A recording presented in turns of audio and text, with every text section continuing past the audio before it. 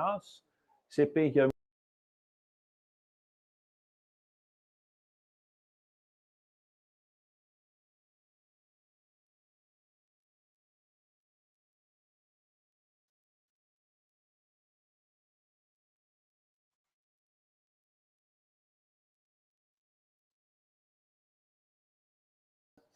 to Franco and Malcolm, also with heaps of technical assistance, and Harvey at the back. Harvey, sonder jou kon ons nie hierdie ding gedoen het nie, hoor. So ons waardeer jou passie en jou kennis. Die dames hier voor by die koffietafel registration, baie dankie aan julle. All right. As I say, we're going to try and keep this program on schedule. Just a quick breakdown of how we plan to run things. Essentially, this morning, I'm going to do a forging demo with some thermal cycling before lunchtime. It is a big knife. They want to see it done by hand, so there's going to be no power hammer. So when asking questions, if I'm out of breath. But anyway, so lunchtime will be 12:30 to 1:30. After lunch, it is essentially the rough grinding and heat treatment. There will be a short talk on metallurgy. I do want to highlight a couple of points which are often misunderstood or neglected. So there's a little bit of theory and sort of technical stuff. Graphs, they always tease me about my graphs. There's lots of graphs. But yeah, so when it's 9 o'clock, we will be starting promptly. Ek weet nie hoe laat is dit nou. Let us just start on all right. Way. I want just to ask you on foot, just to open fast with the very quickly. Ons Here en ons Vader, Here baie dankie dat ons hierdie dag het om te lewe. Ons erken dit as 'n gawe uit U hand. Dankie vir die voorreg om hier as vriende bymekaar te wees met 'n gemeenskaplike belangstelling. Ons bid Here dat U ons sal seën in hierdie dag, dat dit met ons goed sal gaan, dat dit alles suksesvol sal afloop. Bovenal Here dat ons aan die einde van die dag sal terugkyk en U sal eer vir dit wat U ons mee seën. In die naam van Jesus Christus bid ons dit. Amen. Amen. Okay, so sorry for the last things is I want just to ask the chairperson of Goldfields and knifemakers club also just to say a word if you don't mind. Ek kan dit in Afrikaans sê. Hierso. Ag, ek dink hulle sal my hoor. Welkom almal hierso. Die ouens wat vanmôre 4 gery het. Ek dink hulle 2 gery, hulle praat nie die waarheid nie. Welkom almal vir ons hierso. Hulle weet van wie ek praat. Ons waardeer dit dat julle hier is by ons in die Vrystaat. Welkom van al die plekke en vandag in Ooralsrus 'n klein plekkie wat baie min ouens van weet. Dankie dat julle hier is. Ek wil ook net baie graag of van die geleentheid gebruik maak om vir Seppi te sê, nê. Dankie vir jou venue hierso. Ons waardeer dit die courage of wat ook al die woord is op my tongie wat hy geneem het om die geleentheid vir ons te bring hierso. En alhoewel hy nou pertinent ook vir ons gesê het, ja, namens die klap en dit, nee, weet ek, as dit nie vir hom was nie, as hy nie dit gedoen het, sou ons het waarskynlik nie saam met Kevin hier kon gehuisves het nie, nee. So ek wil vir Seppi en sy vrou in die venue en almal wat gehelp het, hierso baie welkom heet. En ek hoop ons geniet die dag, Here, en dat dit lekker vir ons sal saam wees. So ons leer nuwe mense ken en ons gaan dit alles oorlaat aan Kevin wat ons almal baie jare ken. Ek glo hy sal die eiser op die regte warm maak en slaan. Baie dankie Kevin en Seppi julle ook. Ek hoor dit Kevin nou begin ek net vir julle ouens sê baie dankie. Thanks a lot for the support en baie dankie vir julle ondersteuning. Ons waardeer dit baie. Ek dink ons is in 'n as mensmakers ek myself, dit is nogal 'n negatiewe gat wat te hou in is. En is ietsie positief en ek dink ons moet die positiewe uitdra. Ons moet die positief nader aan ons trek en die negatiewe vergeet. Ons weet ons is almal in gevaar, maar baie dankie. Net 'n bietjie 'n paar huisreëls hierso. Ons moet maar elkeen se private ruimte maar Ons gaan nou nie almal maskers aan hê nie, dit is jou prerogatief om dit te doen. Ek vra net die ouens wat hier so voor die kamera is, onthou net die ding gaan wêreldwyd uit nie. Hou net maar net asseblief julle maskers aan sover. Daarso by die deur is daar die badkamer as dit nodig is. Daar's alles wat jy sal nodig hê. En dan net Kevin and Heather, thanks a million. And you guys is always ready to do that extra mile for us as knife makers. I was fortunate to, and Frank and Malcolm and I think many of us sitting in this audience today, that could have spent time with you and learn from you. And it's really a pleasure and a big honor to have you here today. And thanks, Kevin, for everything that you guys do. Just a little small hand for them. Thanks. Thank you. Okay, guys. All right. Let us. It's almost 9 o'clock. 2 minutes to 9.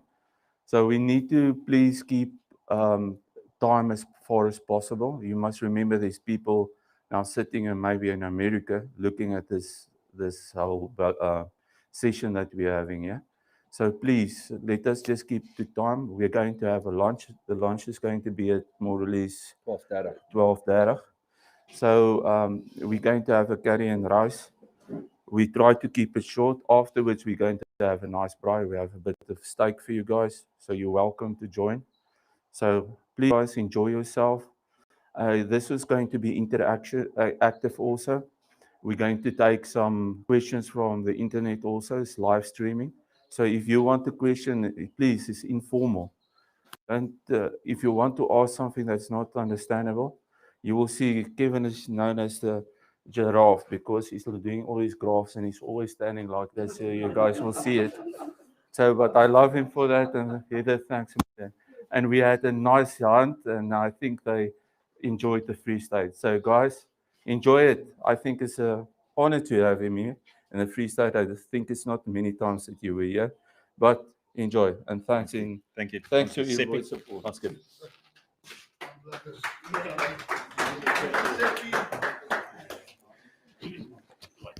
Yeah, the Free State has been very hospitable to us, so thank you for that. Oom Niels as well. Ek moet met u gasvry ook nie vergeet nie. So baie dankie Oom Niels. Dankie. Right. I'm going to light this gas forge now. So just way down.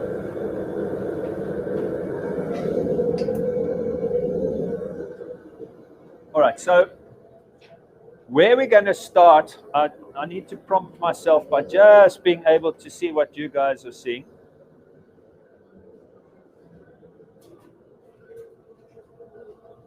All right.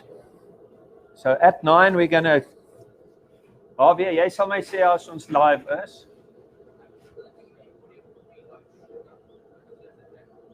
Jy sal my sê. All right, so please guys, as we go along, if there are any questions, you're welcome to ask. I'm likely to cover everything, but don't let me forget.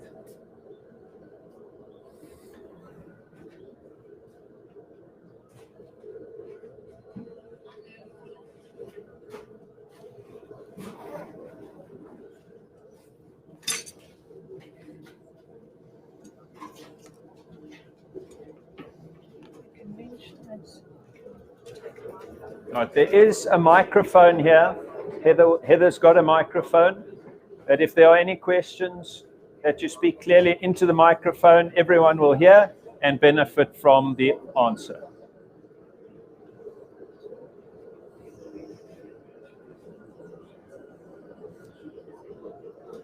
Right, Harvey, is ons reg? Okay. All right, so welcome everyone to the Goldfields Club Hammering Day. The topic for today is the Bowie knife. We're going to be forging, rough grinding, and heat treating this knife using just simple equipment. There's not going to be high-tech power hammers and hydraulic presses. It's focused at the person who's not yet been exposed to much forging, just to put you on the right track, because so often people see forging or forged in fire and start heading off down this wonderful journey of bladesmithing, but without a solid foundation, which particularly refers to your steel choices and the heat treatment, because it does differ from stock removal. And yes, there's always going to be this friendly rivalry between stock removers and bladesmiths, but I want to make sure that you understand my sentiment. We're all knife makers. We all love things sharp and pointy. By the time you've made your blade, whether you've cut and ground a piece of stainless steel and put a wonderful mirror polish on it, or you've forged a piece of carbon steel and you've put a flat grind and a selective heat treat on it, by the time you start making the handle and the sheath, it's still a knife, and we all love knives. So the reason I enjoy forging is particularly because the style of knives I like to make. I enjoy history. So if I want to make a kukri or a battle axe or a dagger, going back in time, all these weapons and blades would have been forged. So I'm trying to make them true to history. Certainly in our own workshop, we've got electricity and lights and mechanical assistance, which they may not have had in simple blacksmith workshops back in the day. But still, you know, the tools that we're using, the hammer and the anvil, a file and fire, essentially remains unchanged for hundreds of years. So that is why I enjoy forging. All right, now we're going to just do a simple introduction. Okay, let's just get those guys sorted.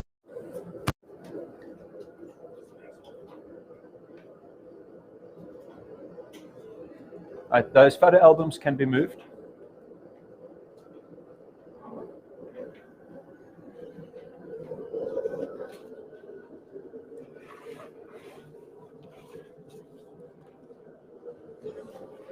Right, this is just our photo albums here if you want to browse through them at some stage. All right, can we put that PowerPoint on the screen, please, Harvey?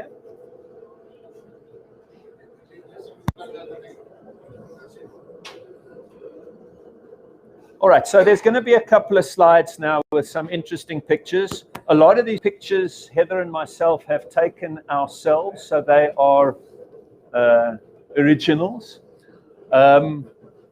So we're first going to start talking about the origin of the Bowie knife. Now, the name Bowie didn't exist before 1827. It was only a man's name. So Jim Bowie is this man who used the Bowie knife in a fantastic way when he was attacked, or not attacked, but he was involved in a duel. So the story goes, and the famous sandbar fight, there's a whole book on it. I have read this book, but all the names and the details and the accounts of the events on the day get somewhat blurred or clouded with history. The written records of this specific event conflict often depending on the eyewitness that was interviewed. So the story goes, Jim Bowie was asked by his friend to be a second in a duel. Now it means you've got your buddy who's now been challenged or is involved with the duel, and he gets a friend to join him to make sure that the strict rules and code of conduct of the duel are followed. And he was just a bystander, spectator. He was never supposed to be involved in any fight. As with any fight, there lands up being an audience, and all of a sudden there's about 12 or 15 people. Suddenly at the end of the duel, these two guys have fired their flintlock pistols at each other at a certain distance. Each missed in turn, and according to the rules of the duel, they get a second chance. They draw their guns on each other and shoot a second time, and once again, everyone misses. The accuracy of those firearms in those days left a lot to be desired. I think Wim Niels will have maybe showed them something back in the day. Our handgun marksman, I've seen all his trophies. All right, but yeah, so at the end of the day, these two guys have shot each other, the duel is over, and the main combatants in the duel shake hands and say, okay, we're still all gentlemen, or I don't know if all's forgiven, but the duel is over. But then the spectators start throwing insults at each other, and before they know it, it's a free-for-all, and they call it a rough melee. That's how it's described in the book. Everyone just climbs into each other. Jim Bowie lands up with numerous wounds. Apparently there was 2 gunshots and seven stabs and cuts. He's stabbed through the hand with the sword stick. He's been stabbed in the chest with a sword stick into his lung. He's shot in the hip with a flintlock pistol. It's just chaos. And he wasn't expected to live. But he managed to successfully defend himself and kill a man in this fight. Suddenly everybody thinks that this knife, that this guy, he was unknown at the time basically, must have been something quite amazing. And then they start going to local blacksmiths and asking for a knife like Jim Bowie had. Now remember, there were no photographs. So there's only just rough descriptions. It was a big butcher knife. That's what they remember seeing. So blacksmiths then start making big butcher knives. And then as time goes by, the knife slowly evolves. Different blacksmiths start putting their interpretation into it. And soon enough, cutlery manufacturing companies in Sheffield, England, start providing knives for America, because remember, America is still quite young. It's a young country still. There's some cutlery manufacturers on the American East Coast. But you've got big cutlery centers in England that are fully operational, and they're suddenly starting to provide knives for this craze that is forming, where everyone is wanting a knife like Jim Bowie's. All right, how are we going to make that slide? Just indicate to us to move to the next one. The forge is quite loud. Are we able to turn it down? Can we maybe just roll that away from me? Now let's just slide that out of the way, and then I think then the sound will be not as intrusive. All right, if you can start scrolling through some of those slides there, please, Heather. So the first picture you're going to see is of Jim Bowie himself, I believe. Okay, no. So that's just a little cartoon that says, before the famous Bowie knife, there used to be the Bowie spoon. Okay, just so. Okay, next one, please.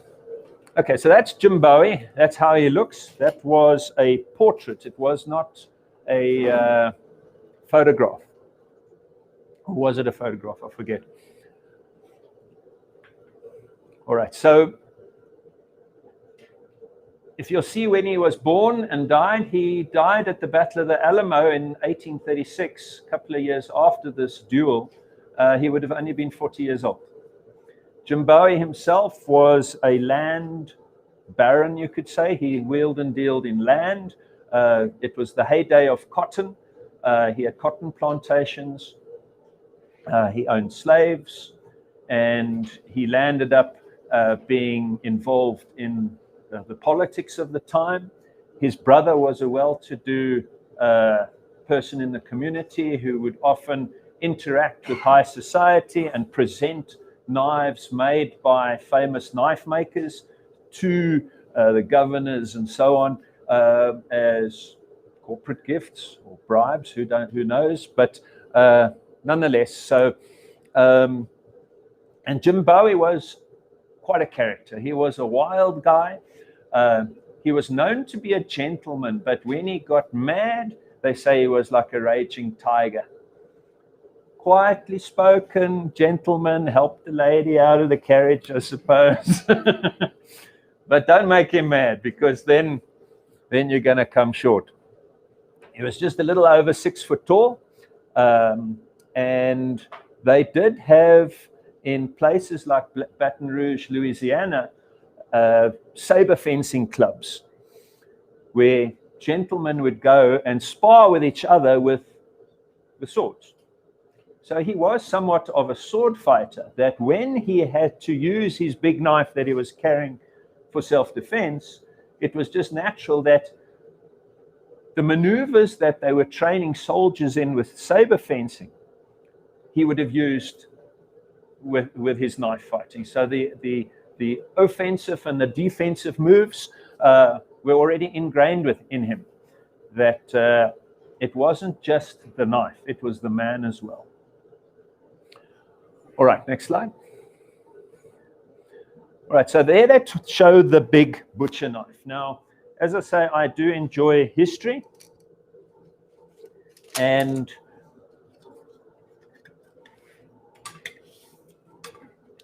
okay, so this is the knife as it stands there. Can pass these around. So this was, I just don't want to hook I'll pass the template around somewhere else. All right, so there were some famous bladesmiths at the time, obviously. Daniel Searles was a bladesmith not too far from where the Bowie stayed.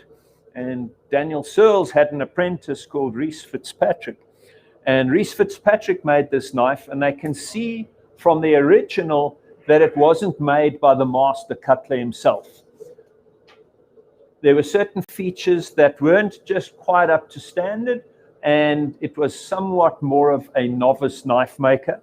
There were certain features of this knife that tie this particular knife to Daniel Searles, who's the master.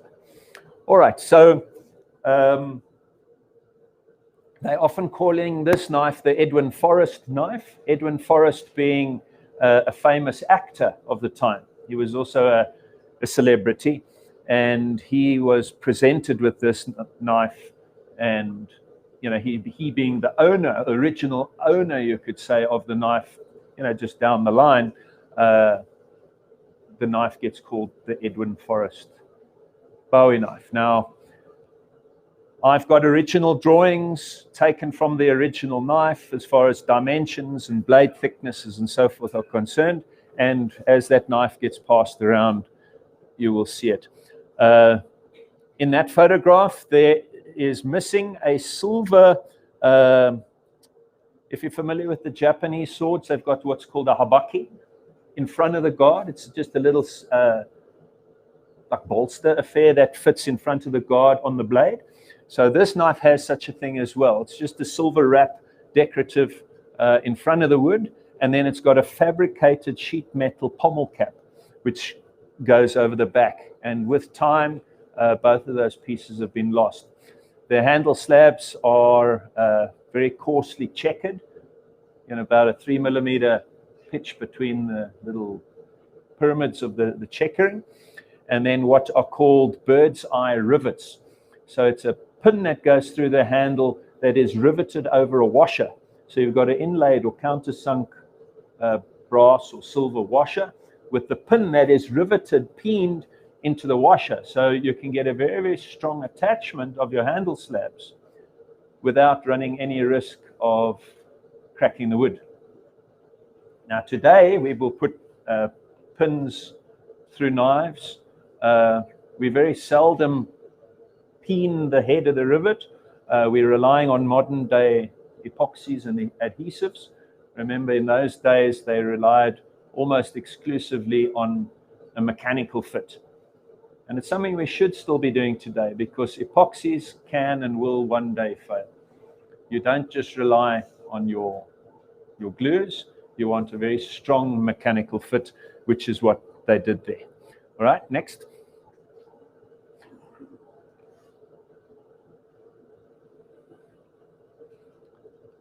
All right, now this guy, he has also been accredited with some of the very, very early Bowie knives, and that is James Black. James Black was a silversmith who went into knife making after he qualified as a silversmith apprentice. And he had his workshop in a tiny little place called Washington in Arkansas. This is southern Arkansas, 32 miles north of the Texas border. Okay, so what has happened in recent times, the American Bladesmith Society have established one of their ABS bladesmithing schools in this little town of Washington, Arkansas. It is now a historical village, so they're calling it Old Washington. Okay, so not to be confused with Washington, D.C. So Old Washington is part of a museum town. From a South African perspective, if you've ever been to Pilgrim's Rest in Mpumalanga, where you've got all these old houses that are reconditioned, and there are people still living in these old houses, but it's like a living museum. So on the property, they've reconditioned James Black's original workshop. They've got a bladesmith operating out of that workshop, and it's where the ABS have their school. So next slide, please. All right, so James Black was famous for making a particular style of Bowie knife. And the most famous one looked like this. Now, we say the most famous one in the sense that it is titled Bowie number 1. And it means its little escutcheon plate on the handle had engraving on it that said Bowie number 1. So everyone calls it Bowie number 1. But why? Who put that there? When James Black made this knife, how did he know it was number 1? He can't predict the future. Somebody down the line has put value and time and context into a particular shape and put that Bowie number 1 on that escutcheon plate after the fact. So the provenance of this being Bowie number 1 is still under debate. And this is kind of what makes the Bowie knife for us such an interesting subject, because what is the original one? What's the knife that Jim Bowie carried at the sandbar fight? What knife did he just carry every day? What knife did he have with him, what would that have been, like 8-9 years later when he was at the Battle of the Alamo? So anyway, this particular knife has got an interesting shape to it. You'll notice the particular style of knife that James Black made had no guard. There was no double guard. Even its bolster is made out of bent silver sheet metal. What looks like a solid bolster is actually sheet metal that has been bent and riveted. It's a full Tang knife, and the exposed high carbon steel around the edges has been wrapped and soldered with sterling silver. These were beautiful, beautiful knives. If you rub them up with a bit of brasso and shove them on the buffer and they went bling again, they would be gorgeous, gorgeous pieces. Certainly to do that with any historical knife would not be what you wanted to do. Just for the record, you don't try and renovate an antique. Stop the decomposition, take off red rust, but don't go and put a flapper disc grinder and a buffer on a knife like that. It will devalue it very, very quickly. Well, typical in many different respects, because we're going to come to some pictures now of other styles of Bowies which are quite different to this. So this is the original dimensions and shape of James Black's titled Bowie number 1. 13. Yeah, it's a 13 and some, I forget, the overall length is nearly 19 inches long, 18 and a half inches long.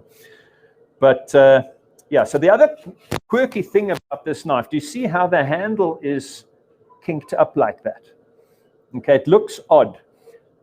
And you'd imagine you're holding your knife like this, but this knife was designed to be held edge up, and you put your thumb in what becomes now a thumb rest right there. And the coffin handle looks a little bit small for such a big knife. But when you hold it like that, the shape of all of this just seems to fit perfectly. It works. So you hold this knife upside down. So this knife being designed as a fighting knife, they would have had various different techniques for wielding this knife. So there were different sizes of this knife as well. So that one is called the Carrigan knife, also by James Black. You'll see they are also coffin handled, also with a slightly upturned handle, and will have been designed for use this way, upside down.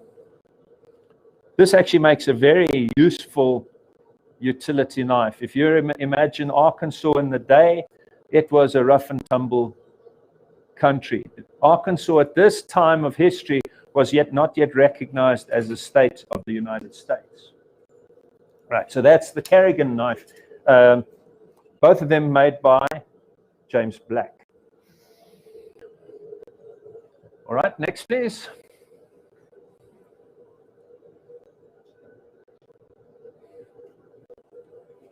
Okay, we've discussed Bowie number 1. So there on the left is myself in the Bowie Knife Museum in Little Rock. Little Rock is the capital of the state of Arkansas. So they've got what they call the National Heritage Museum, and they've dedicated a whole part of their museum just to the Bowie knife. And Arkansas today is, I don't know if you know, they allocate, or what would the word be? Georgia is the peach state. Florida is has to do with the space shuttle. Each state's claim to fame. So Arkansas is called the Bowie state. And what they did, America made a commemorative set of coins, 25-cent pieces, quarters. And on each of these, to make up the full set, there were obviously one for every state, and they will die stamp into the coins the space shuttle and a peach and a Bowie knife. So one can collect all of those coins. So anyway, the Arkansas is called the Bowie state. But back in the day, it was called the toothpick state. And there's this I can just briefly touch on is the difference between a Bowie knife and a toothpick back in the day was a little bit blurred. Calling a Bowie knife your toothpick was just a fun way of describing your knife. The guys were rough in the day, and it was a way to just, I don't know whether it was derogatory or not, I don't know, but they called their Bowie knife a toothpick. So it wasn't as if it was a separate style of knife. Today we have begun to know the toothpick as being a Bowie-styled handle, but with a very sort of straight, triangular, tapered spike, double-edged dagger, as big as a Bowie knife usually.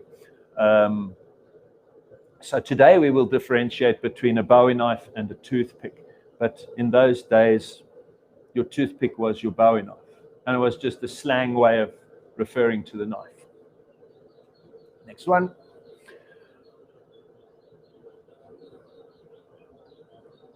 All right, so there's just a couple of other views of the museum. On the left, you've got Master Smith Lynn Ray.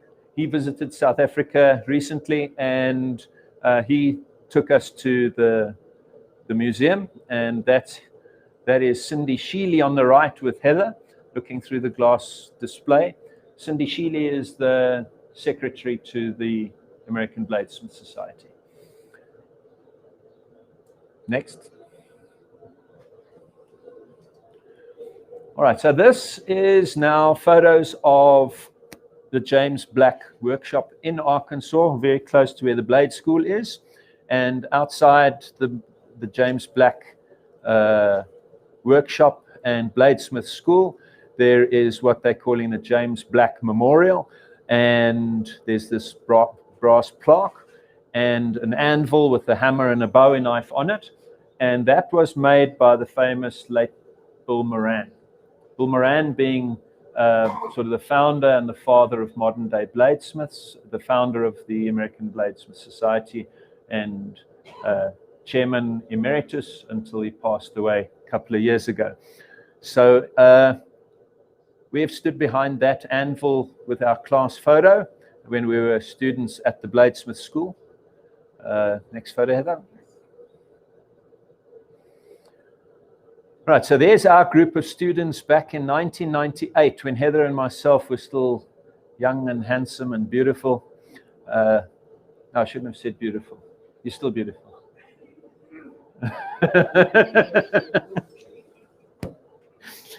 But anyway, yes, I was 28 years old there. So our classmates, and what's really interesting to note is that so many of that group of people have gone on to great things in knife making. So our instructor was Dr. Jim Batson. He was the president of the ABS for a number of years, and he worked for NASA. So whenever he was explaining something to us students, he would joke with us when we couldn't understand and say, "It's not rocket science." Yeah, he was a rocket scientist. All right, so Jim Batson is the author of these books as well. So he is a Bowie knife historian and an authority on the history of the Bowie knife. So both of these books are really good history reading. I've got links to those, or not links, but photographs of those also at the end of the slideshow. All right, next. Incidentally, that photo of Jim Batson cutting the rope, you know, that's part of your final test on the last day as your performance test. So there he is presenting us our certificates, graduating at Blade School. When Heather and I returned from this class, her and I founded the Southern African Bladesmith Society. So SABR, as we know it, was started in 1998. We presented our first hammer in literally, I think, 2 or 3 weeks after our return, and started forging knives. And people didn't know about bladesmithing. They really, really didn't. People were asking questions like, "Are you allowed to do it this way?" Yeah. Not well known at the moment, but we're going to change that. When I presented the first forged knives at a guild show, people didn't know what a hamon was. You know how we etch the blades to make them sort of gray and enhance the heat treat? They're not seeing a mirror polish on my knives or a hollow grind anymore. So one had to start educating and teaching people as to what they were seeing. All right, next, Heather. All right, so the shape of the Bowie knife, we are very heavily influenced by magazine articles and movies and so forth.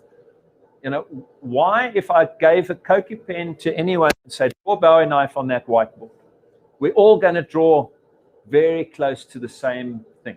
Big knife, clip point, double guard. But I'm going to show you that what we have been led to believe is the iconic or typical Bowie knife wasn't necessarily the case. There were some very, very different knives made by different people. So the famous movie back, I think, gosh, I don't know when the date of that is, but they very proudly say that this movie is in color. So you can, one of the first color movies. So the Iron Mistress. So everyone thought the Bowie knife, as researched and portrayed in the movie, was surely the way the real knife looked. It wasn't the case. So there's the knife that they used in the movie. Next slide. What movie is that one? That quote, that's not a knife. This is a knife. You know, everybody, if you make a Bowie knife and you show it to somebody, they're going to make this joke and think they're the first person to be funny. Okay? Everyone knows the Crocodile Dundee Bowie knife. All right, next. All right, so we mentioned this apprentice, Rhys Fitzpatrick, of a guy called Daniel Searles. So that's the master smith himself. He made this very famous historical Bowie knife that Jim Bowie's brother owned, and there was engraving on the sheath that gives this knife provenance. It's got silver trim on the sheath. It's also a very, very pretty knife. There's fine checkering on the handle, little silver pins inlaid in the center of each checker. So every little diamond, there's a silver pin inlaid there. It must have been a 0.5 millimeter diameter silver wire. So very, very time consuming. I made a replica of this particular knife, and I was awarded the Master Smith Bowie Knife Award at Blade Show for my version of this Daniel Searles knife. I've got a picture of it later. All right. Okay, so knives, Bowie knives are described very often by their blade shapes, but also by their handle shapes. So this is what's called a dog bone. So where it's got the knob on the back, that's typically a dog bone. You'll see how these particular ones have very proud raised rivets. These often are domed washers with a pin through the middle that is riveted. The slabs very often are made with what's called a mortise tang. Do you know what that is? So it's two slabs of handle material where you're carving out the shape for the tang, for half the tang in each side of the handle slab. You're closing up the two handle slabs, encapsulating the narrow tang. Okay? And what these guys have done often is they will close the joint all the way around the edges with a silver strap. So sometimes the silver strap just covered the butt, but more often than not, the silver strap came right down the sides of the knife. Whether to hide a poorly fitted joint, we don't really know. But I wouldn't have assumed that, because these knives just generally are beautifully made. All right, so at the moment, I'm now busy on the second knife, this one here. Okay, so this is a somewhat inspired by that. The blade is a bit deviant from the original. I'll pass this around. Just be aware that the handle is not fixed to the blade. Don't let the blade slide out. What you'll find interesting is that what looks like a bolster is just a silver strap. This is what they call a ferrule. Okay, so it's hollow, and it just keeps the weight of what might be an otherwise very heavy knife down. If that was just solid material up against which the wood fitted, it would be very, very heavy.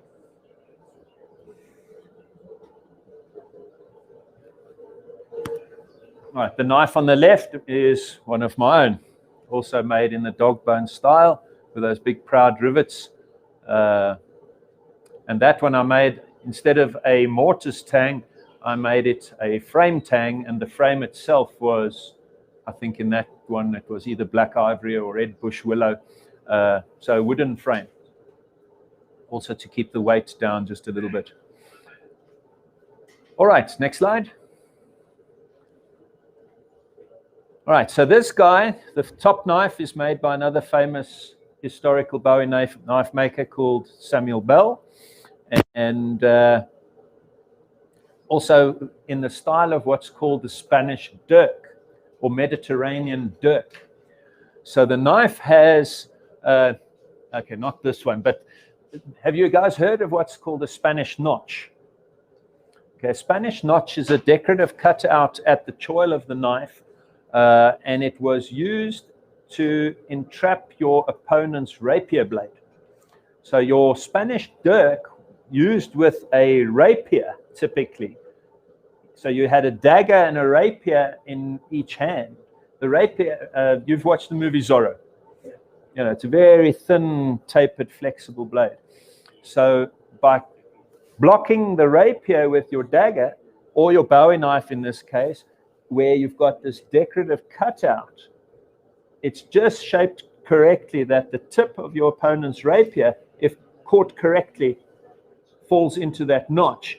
And either you can just hold his blade there just for a moment while you get your own sword blade in, or if you were lucky, just with a twist of the wrist, you maybe snap off the front end of the rapier. So obviously, if your opponent's rapier blade is just a few inches shorter than yours, that's the advantage you need. Heather made the knife on the bottom. It's also a replica of the knife above, and that was one of Heather's Mastersmith test knives in 2003. Okay, next slide, please. There we go. So there's the Mediterranean dirk. You can see they are not what we would consider today typical Bowie knife, but they were Bowies. They had clip points. Whether they were sharpened or not depended on the maker, but their handle styles were unique, slim, elegant knives. These are very, very beautiful knives. They featured that Spanish notch that I was telling you about, whether it was sometimes just purely functional or decorative, depended on. Can you see it on the screen? Not. Okay, never mind. Jammer. Okay, so the top knife is my replica of a Samuel Bell Spanish dirk or Mediterranean dirk. The one diagonally bottom right is obviously the historical one. If you have a careful look at the historical one, he has filed in the ivory. Wait, that's fine, it can just idle along there. He has filed the ivory in little raised panels, and again put checkering in that raised panel. Thanks, Franca. There are little raised panels on the grip, and in each checkering, little notch, the textured grip, there's the finest thin little silver wire inlaid. The time taken to make a knife like this is incredible. The ivory would very likely have been walrus. You know, so they were trading up and down their coast with the local people, the Inuits, I believe, and using walrus on their handles. Elephant ivory, you know, they weren't coming over to Africa too often, but they were sailing up and down their American, I think particularly their west coast, the California knife makers were famous for using walrus ivory. Silver sheaths, so often mother of pearl. So they were very dressed up knives. All right, next slide. Of yours, is it mother of pearl? Mother of pearl. Yeah. All right, so we said we could describe the handles by their shapes as well as their blades. So this is a coffin handle. So the knives of James Black were always coffins. And the fact that it was called a coffin and shaped like a coffin kind of always linked the knife to its nasty deeds, isn't it? So people rather enjoyed the, the connotation between the shape of their knife and what it was used for. These particular knives on the screen now are all made by Sheffield, England cutlers. And yeah, as I say, the English Cutler's jumped on the bandwagon and were very soon providing America with Bowie knives. And I do believe more Bowie knives used in America came from England than were manufactured in America itself. America had small sort of one-man businesses, a couple of very well-known bladesmiths, but very few factories, whereas England had these cutlery manufacturing companies. What is the time, by the way, somebody? Okay, right, let's chivvy this along. It's not too much more to go. Okay, next, please. Now, if you have a look at these Bowie knives, these I photographed on a antique Bowie knife dealer's table at the Blade Show in Atlanta, at the show itself. So you can clearly see the different variety in shapes and styles and sizes of Bowie knives. And because the original knife's design is so lost in history, it gives us all sort of free license to make the Bowie knife the way we think. We have the artistic license to create our version without anybody telling us we are wrong. Does that make sense? All right, next slide. Henry Shively, Philadelphia. He was another very well-known knife maker of the time. And he made a knife of the shape of the one on the right for a man called Davy Crockett. Does anyone know who he was? Okay, I mean, he had the name King of the Wild Frontier. There were songs written about him. But he was a politician. He was into politics. And he dressed in buckskins and had the raccoon skin cap. That was his outfit. He made out to be more of a common man and a man of the woods and so on than he really was. He spoke the gift of the gab and he spoke like common folk did, but he was actually a very clever politician. So Davy Crockett, we don't really know him as the politician. Everyone thinks of him as this frontiersman because of his clothing and so forth. The knives on the left, those are also called Bowies, but those would be what we would call today the toothpicks. All right, next slide. Some more straight back knives, also Bowie knives. So there's the original on the left and my version of it on the right.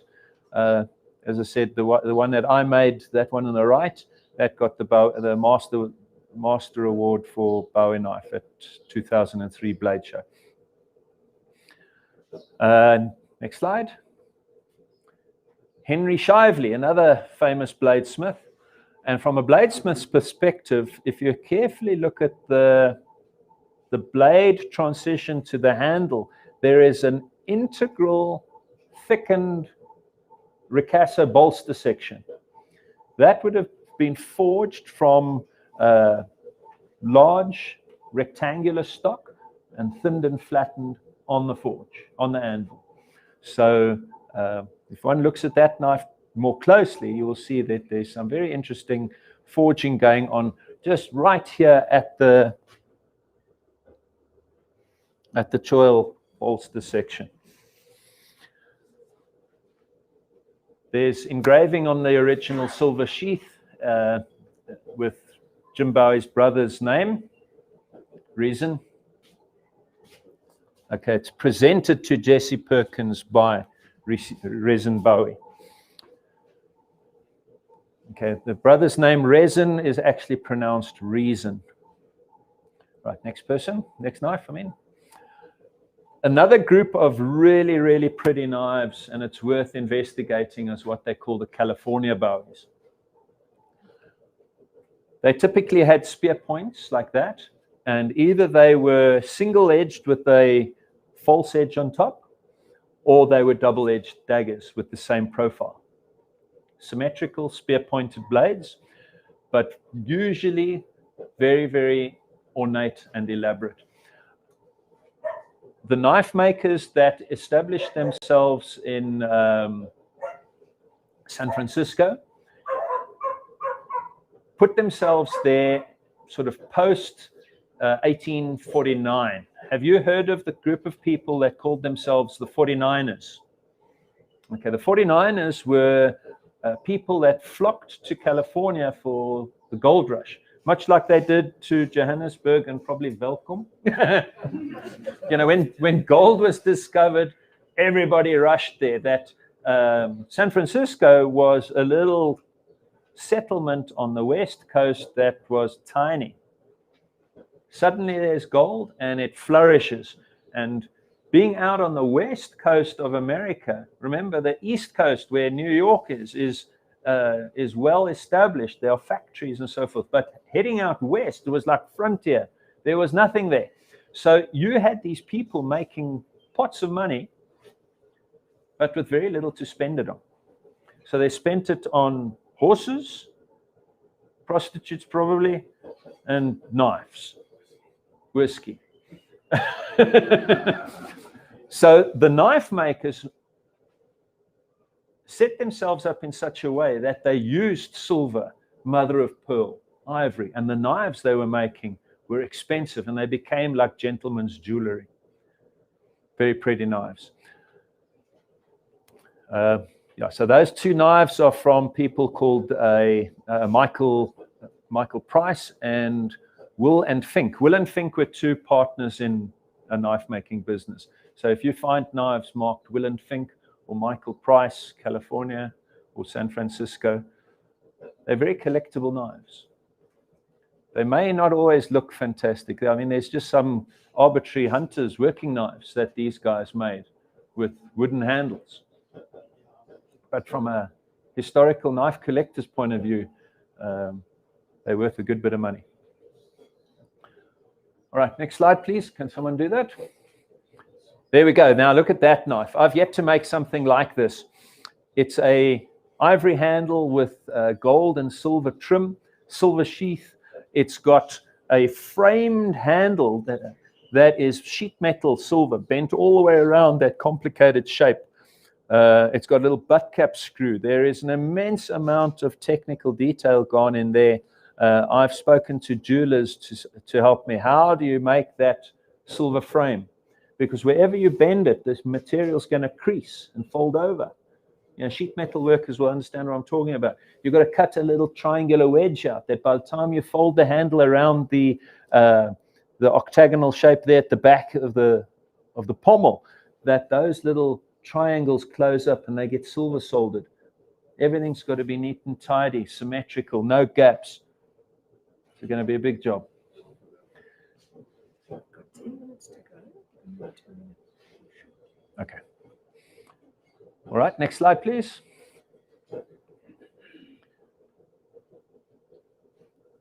Okay, once again, two of my California style Bowies. The one on the right has this double ring guard. Now, people think you put two fingers through those rings at the same time. That's a sure way to break your fingers. But if you just held that grip in a fist and put your trigger finger, you could say, through one ring, now you've got this very strong grip on the knife. But because it's got a double ring, you know, you can hold that knife any way around. As long as you put an index finger through a ring, you've got a solid grip. All right, next slide, please. So again, Yeah. is that ring like a guard? It is a guard. Okay, but Yeah. it's not forged with it.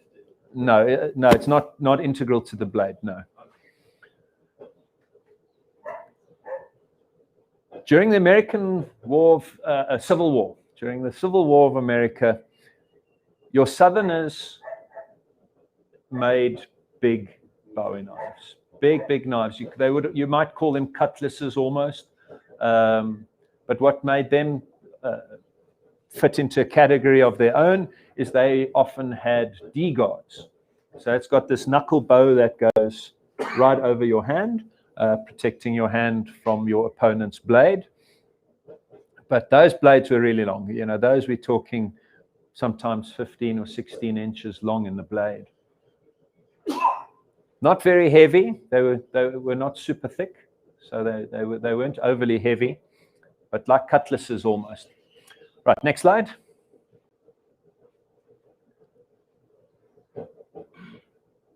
There's just some other spear points. Now, can you see how the bottom right-hand side has those multiple hollow grinds? So that's just some really interesting, challenging blade grinding to make a Bowie knife, where you've divided your blade what looks like in thirds, where the middle third is a big ground-in fuller to reduce the weight of the knife, yet keep its stiffness. Do you understand how a fuller works? Let's just sidetrack for a second. Grinding a fuller or forging a fuller in a blade keeps the blade's stiffness, yet reduces its weight. It's like corrugated iron is stiffer with the ripples in it than if it was a piece of flat sheet metal. Okay, that's the function of a fuller.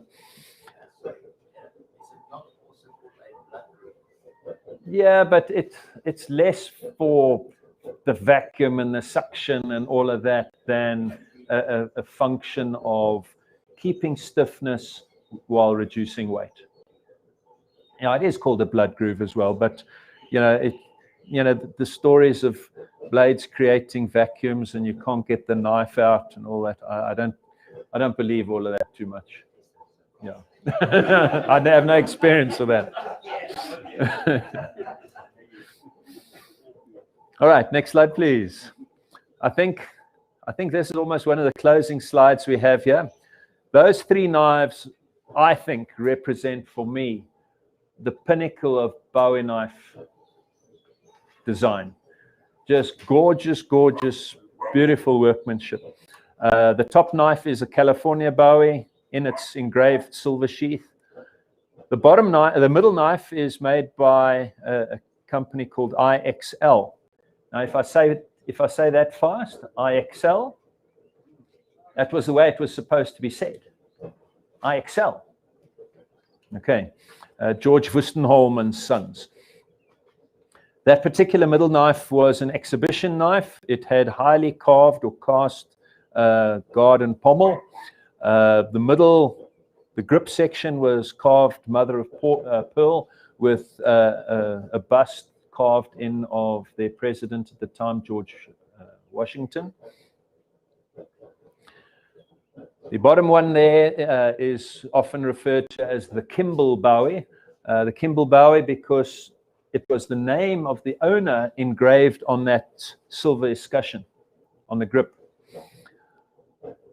It's also in a silver sheath with those raised stud rivets and a dog bone handle. Just a quick touch, talk about an escutcheon on the Bowie knife handles. If you wear your Bowie knife on your right-hand hip, or you wear your knife cross-draw on your left-hand hip, it's the same sheath. It's not a left-hand sheath on your left side. It's still a right-hand sheath, just carried cross-draw. Now, when you draw the knife or take the knife out of the sheath, the escutcheon, whichever side it lies on. Now, typically when you wear the knife, the presentation side will be to the outside.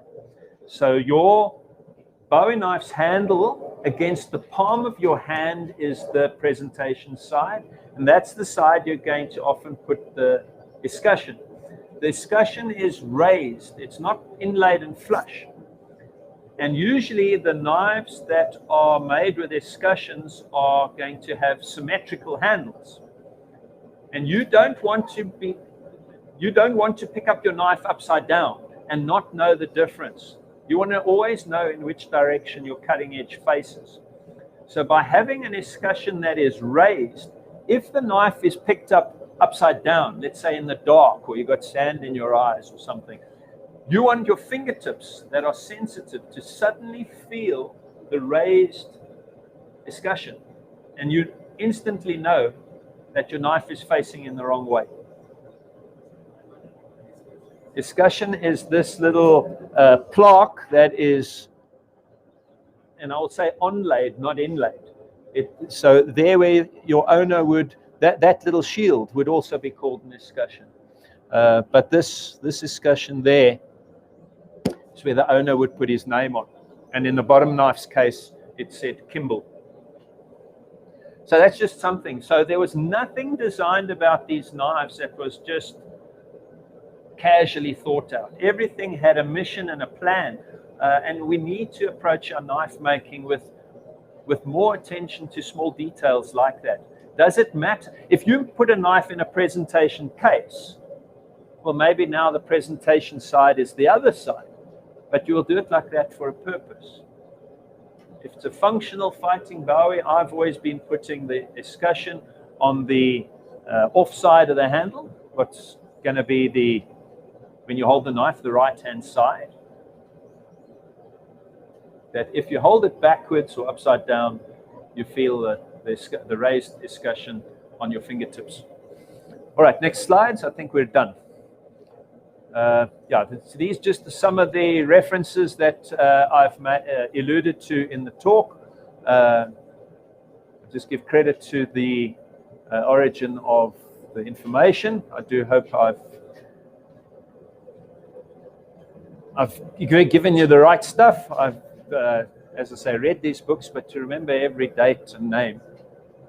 All right, I do have all these books here. If anybody wants to have a look and see, Knife Makers of Old San Francisco, there you'll read about all the California makers.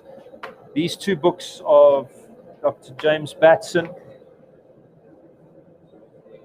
These historical books here with all these beautiful, beautiful old antiques.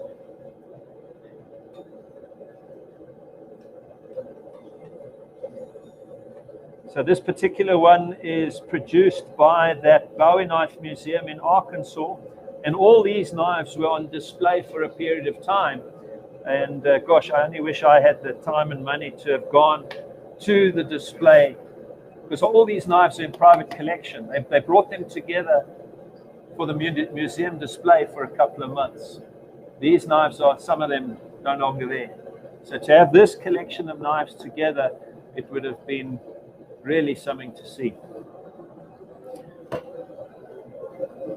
All right, so Franca, all these books can go. I don't need them anymore.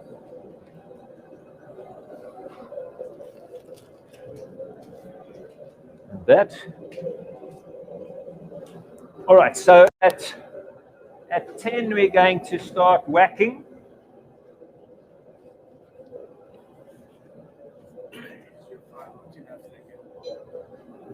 You can rev that, please. This was one of my first forged knives made out of a motorcycle chain. Gosh, that must be at least 25 years old.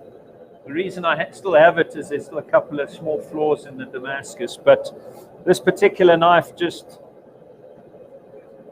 has a great historical flavor to it. There's every kind of leather and skin and feather you can think of. There's jackal skin here, there's deer antler, there's duck and ibis feathers on the decorations with ostrich leather on the underside. So although it looks very historical American, this is quite African in its materials. So hardy-daws, jackals and ostrich. Okay. That can go away. That's maybe just in there. All right, so 10 o'clock. All right, so the material I'm going to be using for this particular knife is salvaged material from a train track. Okay, so this, when analyzed, is very similar to a 1050.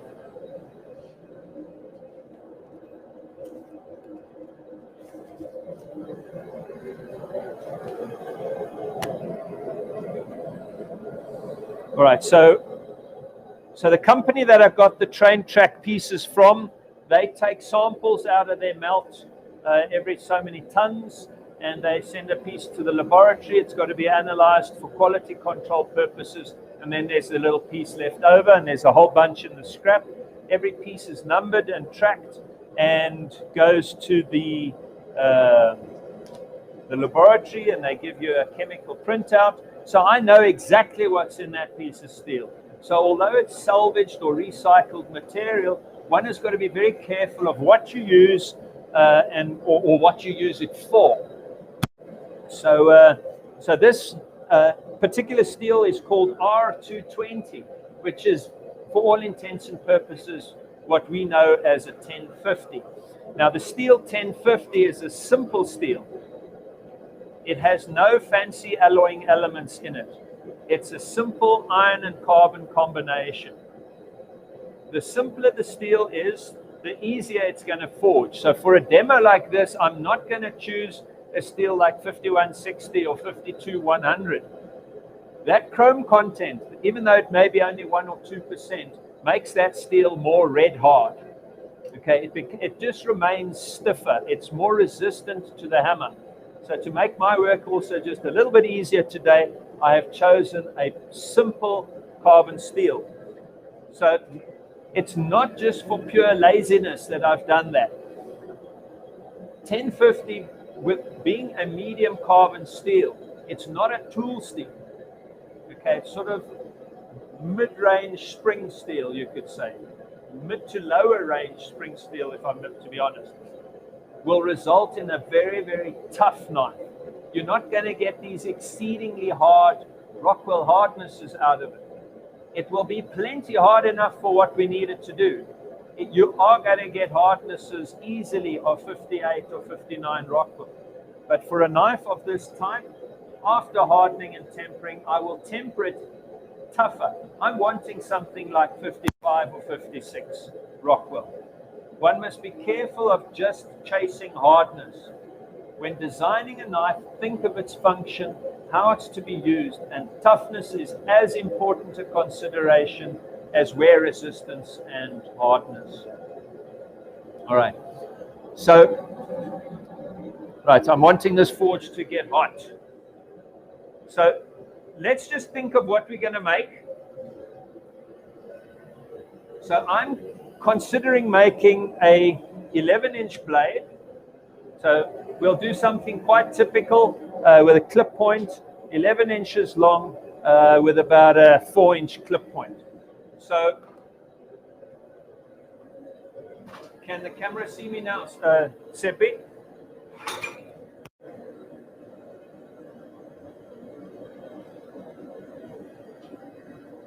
So we currently have a mild steel handle welded onto the knife steel piece. The piece of steel that I've got on there is just over 500 grams.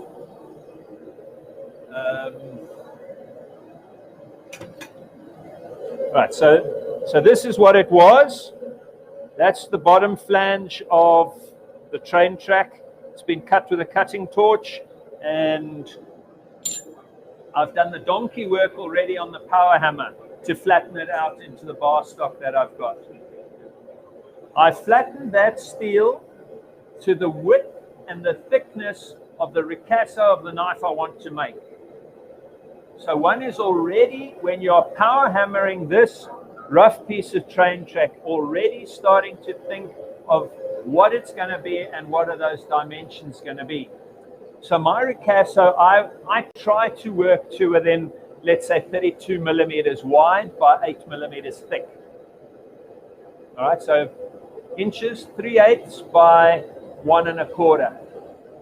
Okay. I'm going to start forging the point of the knife by hammering those corners into the billet. I hammer the billet points in, and I've got to make sure that the direction of my hammer blows is not such that as I start forging the tip, it starts to give me a little hollowed kink here. All right, so if I get that hollowing out, it means my hammer blows are still too vertical. This hollow they start to call a bird's mouth. And if you don't fix the bird's mouth soon enough, you're going to find your steel stretches and folds over onto itself, and you start to get this kind of a deal happening. There's the little beak of the bird forming. And by then, you actually need to go to your belt grinder and just grind those little nubs off the front because that's going to be a split or a crack in the tip of your knife. All right, so that's what I'm going to be doing first of all. So we want, this is bad. What we want to start creating is this, a very blunt, rounded point. Right, let's see how our steel responds. What you will need to know, where's my forging? Oh, there it is, sorry. The color that you see is dependent on your ambient light source. So a blacksmith's workshop is typically dim and gloomy. You don't want bright sunshine falling on your anvil where you work, because the color you're going to see is going to appear to your eyes as much darker. You will need to get used to your color that you see.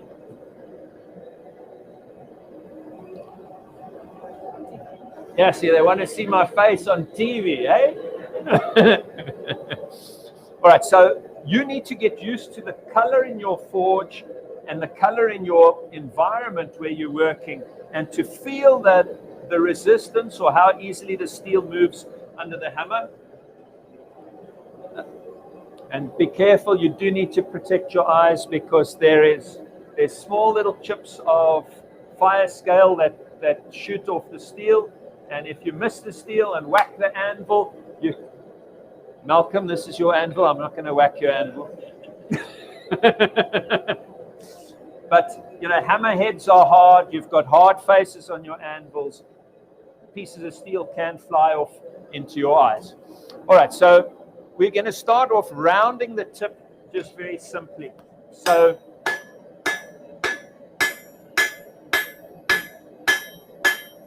I'm going to do it from one side to start with. Okay, we'll sort that speaker out. Now, what I want to point out to you is, can you see the thickening on the edge of the steel? Now, is the camera, are you seeing on the screen what I'm seeing here? Okay. So as I hit the steel on its edge, it pushes out sideways. They call that upsetting. It's a hyphenated word, so it doesn't mean the steel is upset. It's not happy anymore. It just means it's thickened. So the steel is going to get longer and thicker as it gets longer. The width is reducing, so the material has to move somewhere, and it will always move in 4 directions. So it's going to get longer, forward and backwards, I mean, and then it's going to get thicker. It's going to push out sideways.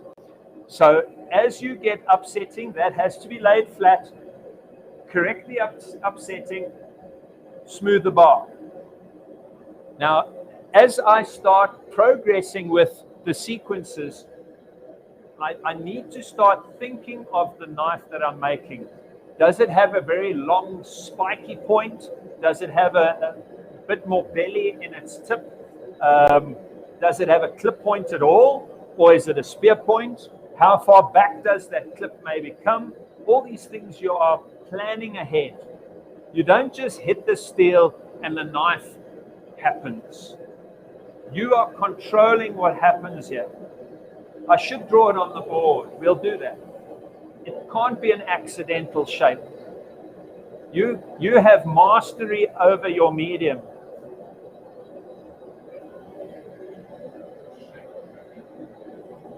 Yeah. Okay, so let me do one more heat. We will talk about that. Can you see there is fire scale on the anvil?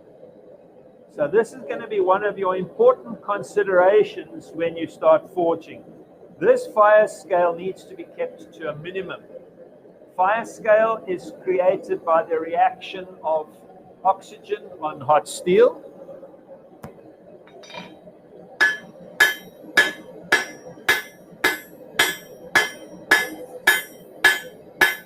Right, so that thickening I'm going to now thin out.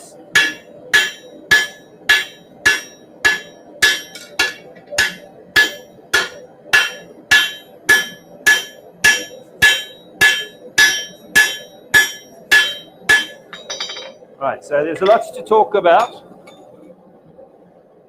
Okay, so firstly now, my hammer head is a double-faced hammer.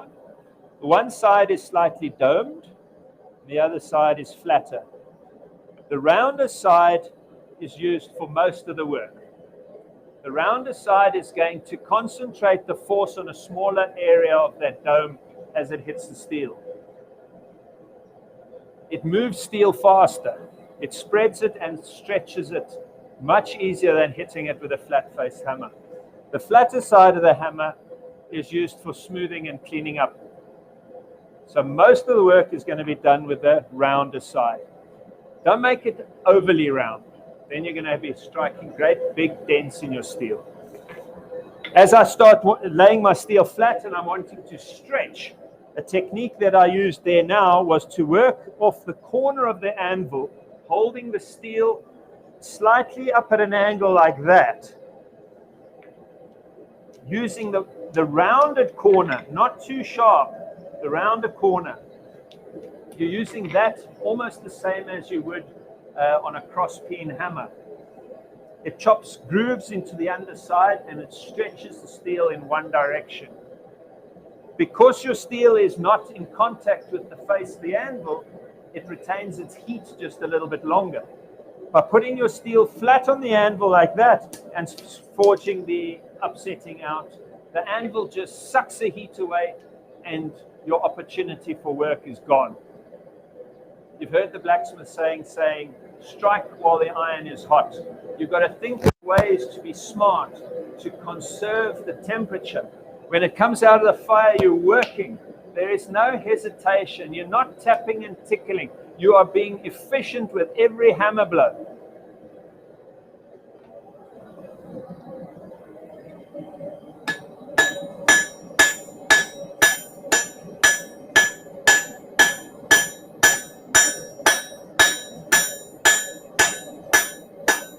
Right, so do you see the position of the tip in relation to the anvil? I can work the tip of the blade right up to the corner of the anvil like that. If the steel was slightly further back, then the chance of me hitting Malcolm's anvil face is greatly increased. All right, so there we have some upsetting that has to be corrected shortly. All right, back to the fire. Now the steel is still thick near the tip. I know that there is a large volume of material that has to still be stretched out a whole lot further. If I make my preforms clip too long prematurely, I'm going to land up with a Bowie knife that is very, very long and pointed with a very, very long clip point. I don't want that. I'm going to turn this airflow down just a little bit as well. Right, you've got to manage your fire. You're going to be looking at the fire scale coming off of your steel and adjust your airflow. If you've got too much air, you're going to land up with flakes of fire scale on your anvil that look like little bits of burned newspaper. So see what's going on there and then adjust your airflow.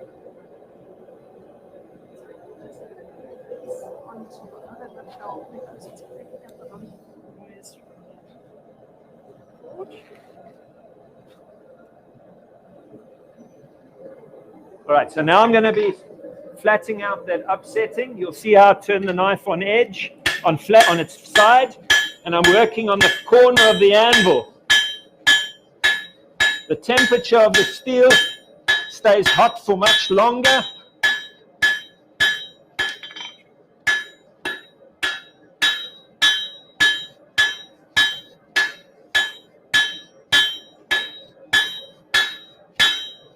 And you'll feel it. When the steel starts getting dark, it's time to stop. So those wicked dents that you see in the steel there, you've got to be careful you don't get fold-overs. And that's why you use the rounded corner of the anvil, not the sharp corner.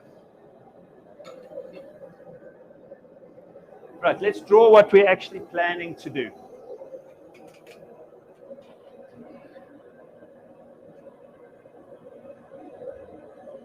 Okay, typically I want the spine and my cutting edge to be parallel with each other.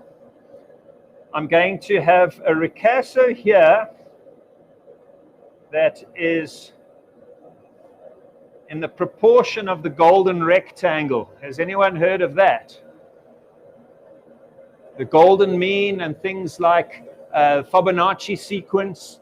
You know, it's a design, it's a mathematical formula, you could say, that is often used in design, but it's found in nature, in things like spiral seashells, in the heads of sunflower seeds, the rate at which a bamboo shoot, how the leaves spring off of a bamboo shoot. All these things are mathematical and have a certain sequence. But anyway, I'll elaborate on the golden ratio in a bit later. I want a nice, big, robust tang, broad shoulders, and the tang tapering out over its length. And then I run an imaginary line parallel to the spine through the middle of the ricasso. And I want to put my tip on that center line. Being a fighter, that's what this is. It's a fighting knife. They call that the line of thrust. Okay, so as you put power behind the handle, driving the tip, if the tip is either too high or too low, you're going to land up with a knife twisting in your hand.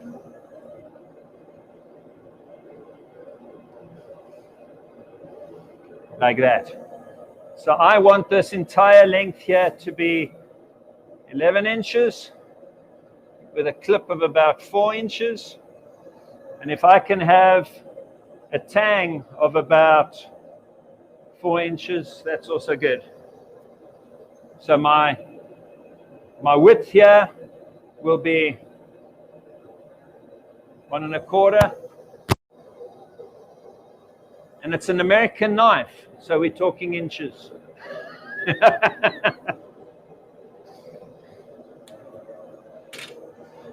I'll put the metric there in a second.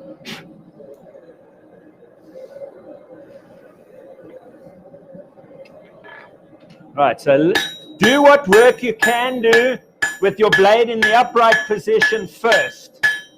Just get the sequence of work correct, that you do the upright work first, and then you lay it down.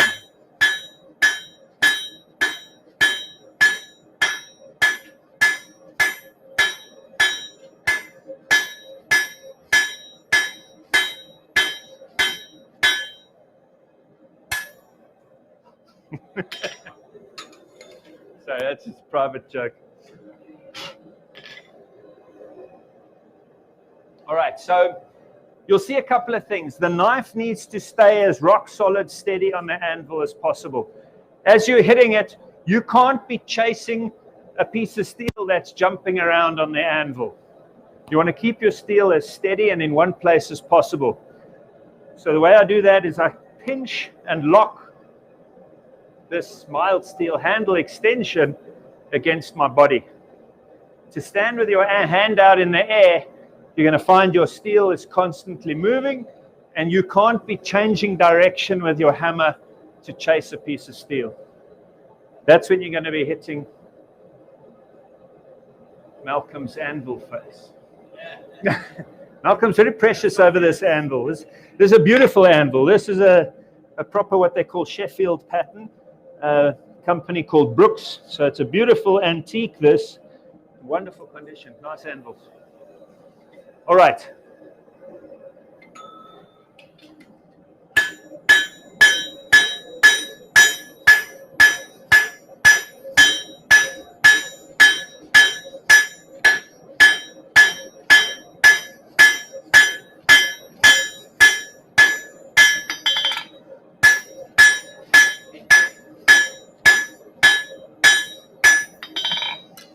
All right, so what I'm starting to think of now is in terms of preform. Now, if I show you the knife like this, or like this. Which way's up? Okay, that up is now up. Okay, the straight side is going to be my cutting edge. Because when eventually I start to forge the cutting edge, the bevels, the steel is going to get longer and wider on the edge, turning the tip upwards. The tip is going to rise up. It's going to banana on us. We anticipate that happening, that by the time it happens, the point is close to being in position. All right, so we're still making what is called a preform. So a preform doesn't have a cutting edge. The thickness on the spine and on the edge are currently still the same thickness. But what is happening is the blade is tapering. I want the knife to taper progressively from the ricasso all the way through to the tip of the knife. So here's a couple of other knives to pass around. This particular one here, you'll see it's got a very nice taper to it. It's got the Japanese style selective hardening. We're going to discuss that after lunch. But that wavy line on the blade, that is as a result of a Japanese method of selectively hardening just the cutting edge. But what I want you to look at is blade tapers. Yeah, here's another one. It's funny, I always seem to have at least 3 or 4 Bowie knives on the workbench at one time. The one knife has got a flat grind, and the other one has got a convex grind. The convex grind makes the knife just a lot more robust, a lot heavier. But I'm going to elaborate on this taper just a little bit more, because that is something very important, and it distinguishes a well-forged, or shall I correct myself and say a well-balanced knife is going to be a knife with a good taper. All right, we'll get there. Right, so it's still thinner on the tip.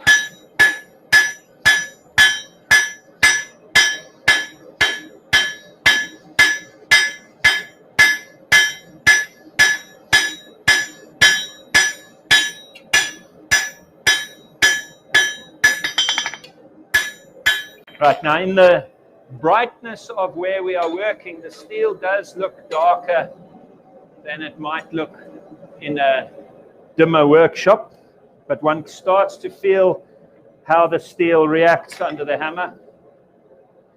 Now, okay, let's talk about the taper. The next thing I want to talk about are forging temperatures.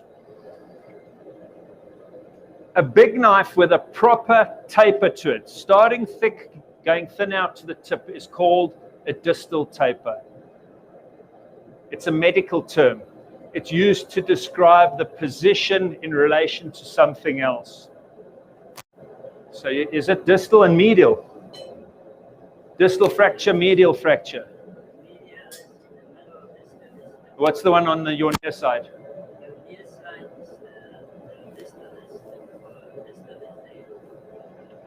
Okay. I forget what the other word is, but we as knife makers use the word distal taper. It means it's tapering away from. It's thick on your side, thinner on the other side. So when you pick up a big knife and it feels lighter than it looked, now you're on the right track to making proper balance.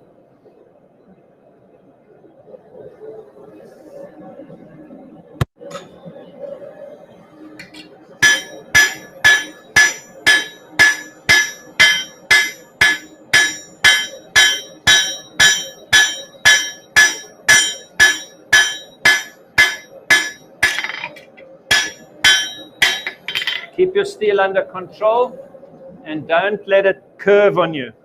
If you find your steel is curving on you, more than likely your anvil is not mounted at the right height. So if you are too tall for your anvil, you'll find your steel tends to hollow away from you like that. If your anvil's too tall or you're a little guy, your steel's constantly going to be bending the other way. So you eventually find the height of the anvil that suits your own body style and forging style. So typically, all the blacksmith books talk about your anvil being at knuckle high. What it really is it's when you're holding your steel and you're standing up straight, your steel in your hand is level on the anvil. It's not this way or that way. There's lots of knives to pass around.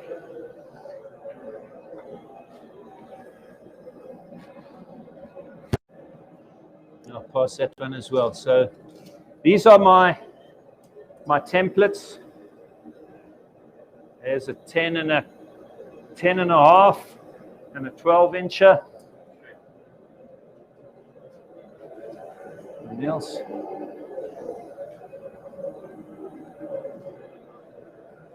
So when the knives are done at the back, they can just come back to the front again. Right, so I'm slowly bringing my taper up closer to the ricasso.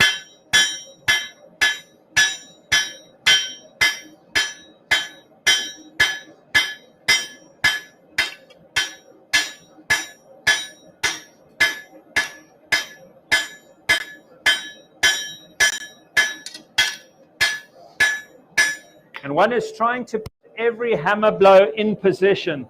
As I say, you are not just hitting random hammer blows. We are working with a mission.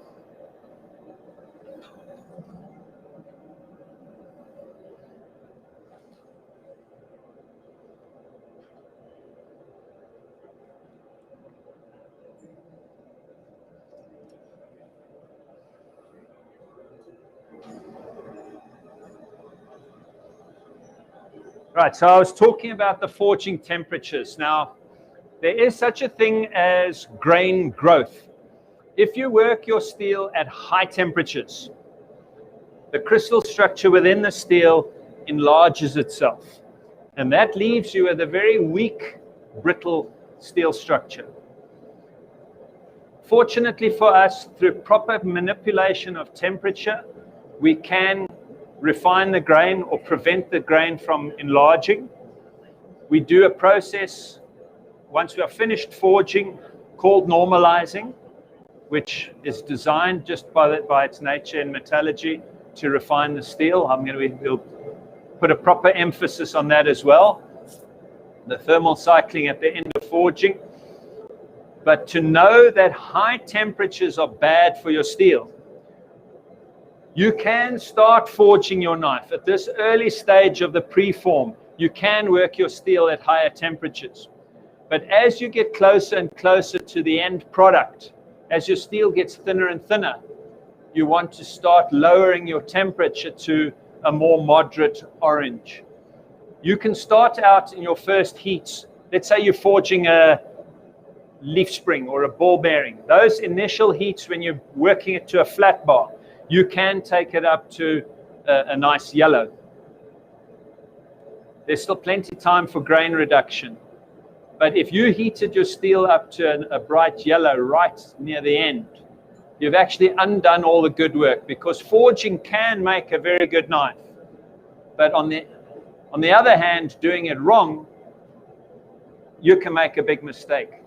By working your steel too hot, too close to the end of your forging sequence, undoes all the benefits that you may have achieved through proper forging.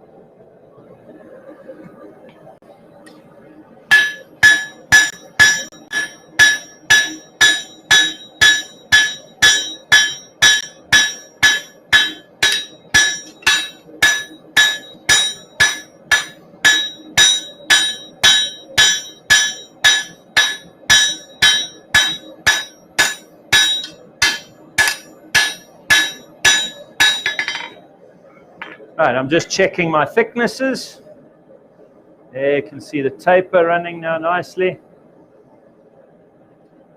And the cutting edge and the spine are still of the same thickness. So the thickness there and there is the same. I have no cutting edge at this time. All right, I'm just going to tidy up there near the tip again. And then we're going to start marking the position of what will be the beginning of the cutting edge, the choil.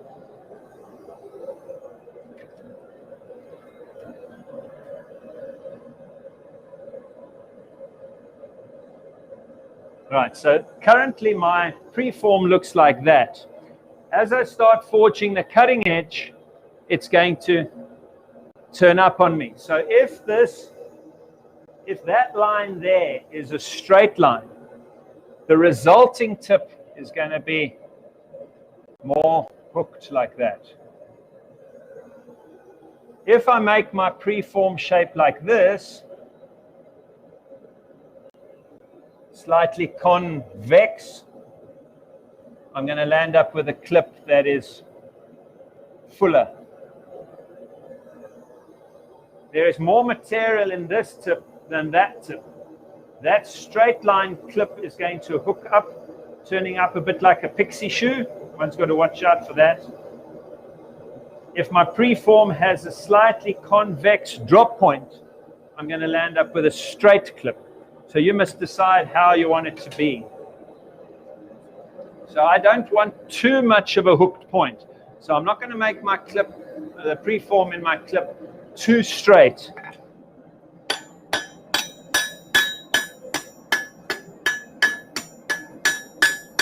I'm just tidying that up at the moment.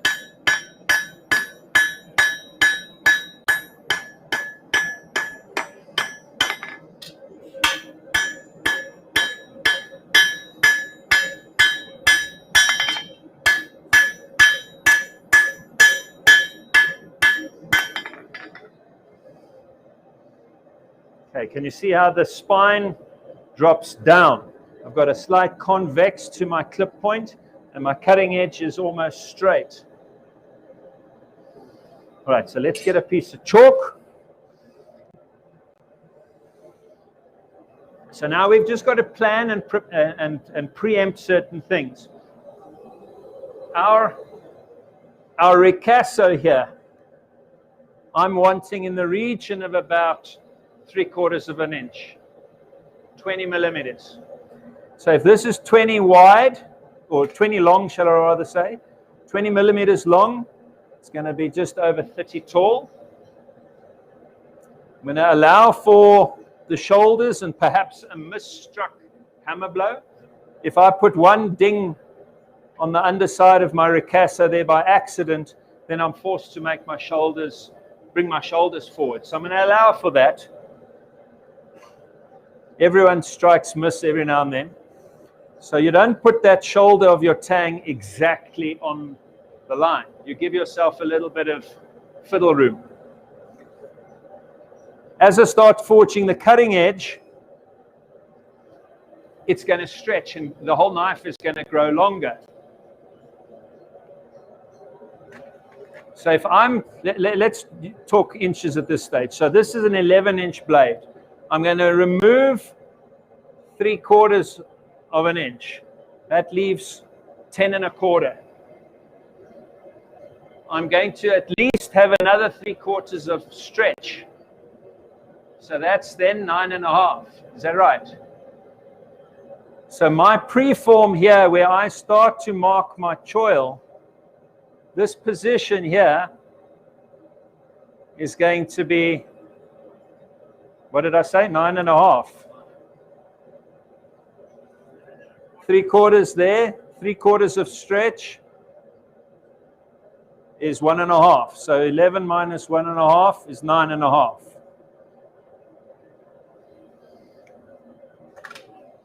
So you're planning.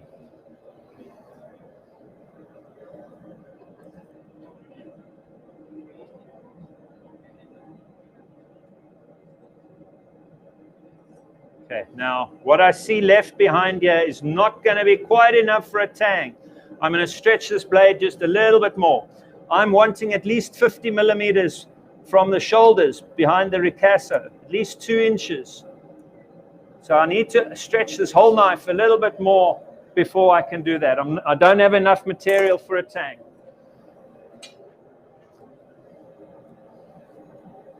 Okay, it's 1 1/2 inches wide.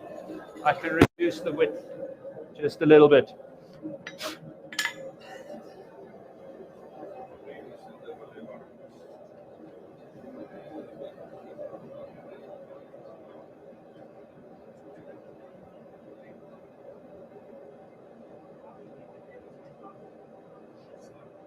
Are there any questions at this time?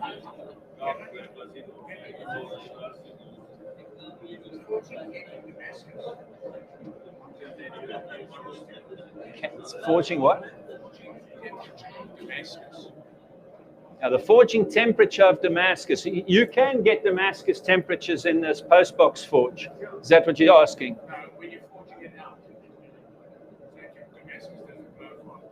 Yeah, if you're making Damascus, all you're working, if this was a Damascus knife, you need to be working it hot. You can delaminate a blade while hand forging it to shape, especially when hitting it on edge. Yeah, this Damascus can delaminate during hand forging. You work Damascus almost all the way to the end at much higher temperatures, and then do proper thermal cycling to refine the grain structure. Now, the forging temperature for most of the carbon steels that we're working at is around 1100 degrees. You'll be forging it down from 11 down to about 800. Damascus making temperatures is about 1350 in that region. You know, it's a bright yellow white. If you look into the Damascus forge, you know, it's a sharp light. Your eyes squint just a little bit, and that's a reason why you're wearing darkened lenses to protect your eyes from that ultraviolet light that comes out of the forge. All right, so we're reducing the width of this bar just a little bit. I want to stretch it by just a little bit more.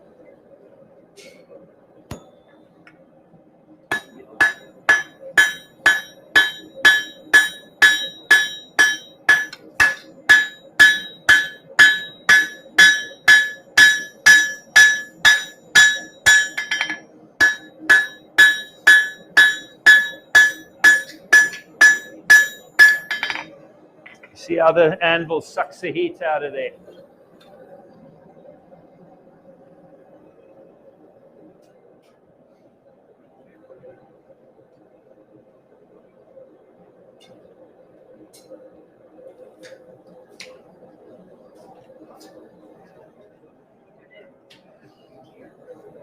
Working your steel at too high a temperature also is bad, in the sense that you can be burning out the carbon content.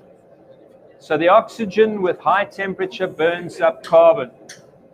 Now we know that wood and newspaper can burn. It's carbon. Charcoal is carbon. Carbon wants to burn. If you give it too high temperature, you're going to land up burning out the carbon content of your steel. So working it too hot is bad, because you may have started with a 1050, but if you land up burning up carbon, what have you ended up with? Right, there's things like carbon migration, which is something you'll also need to consider.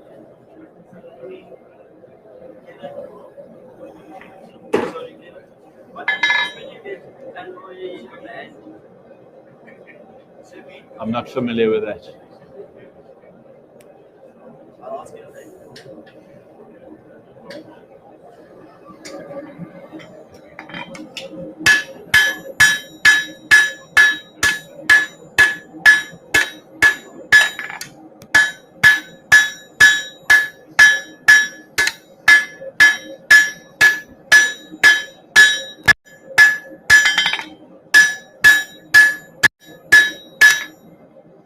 Right, I believe we're good.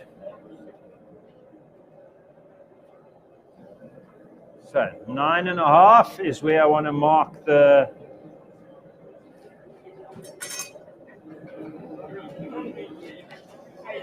So what I'm going to do now, do you see that? I'm going to just fudge that length just a little bit. Whoopsie, sorry.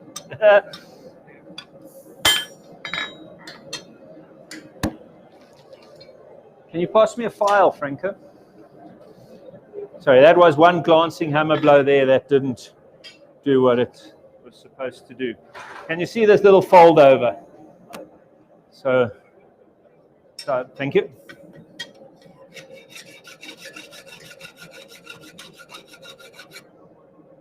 Right, you don't want any of that little fold over to land up back over your blade. All right, so what I've done is I've just made a little indentation there. That's 2 inches back from the end of the handle. So that's going to be my tang. I want a good 2 inches long, 50 mils. But my choil is going to be ahead of that. I've got to account for a ricasso.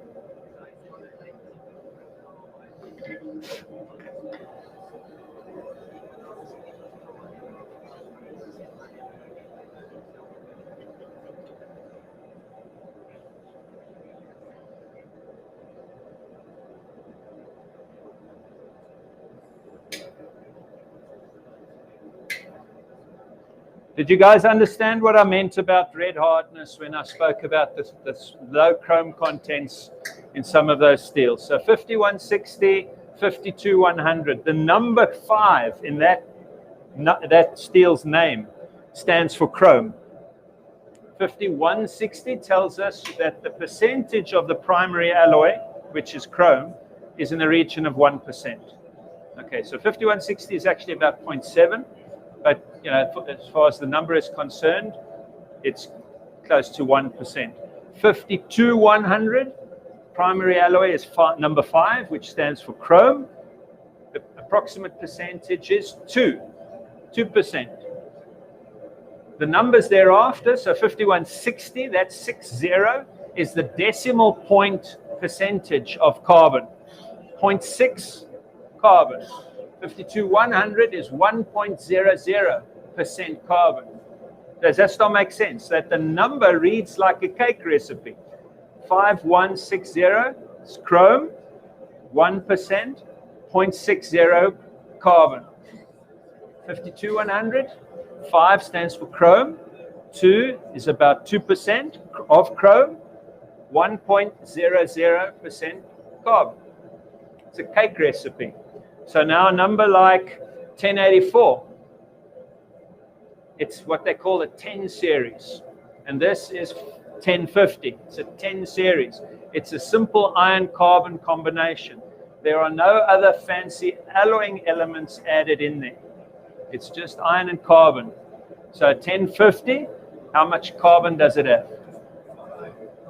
0.50. 1084, 10 series, a simple steel with 0.84% carbon. Reads like a cake recipe.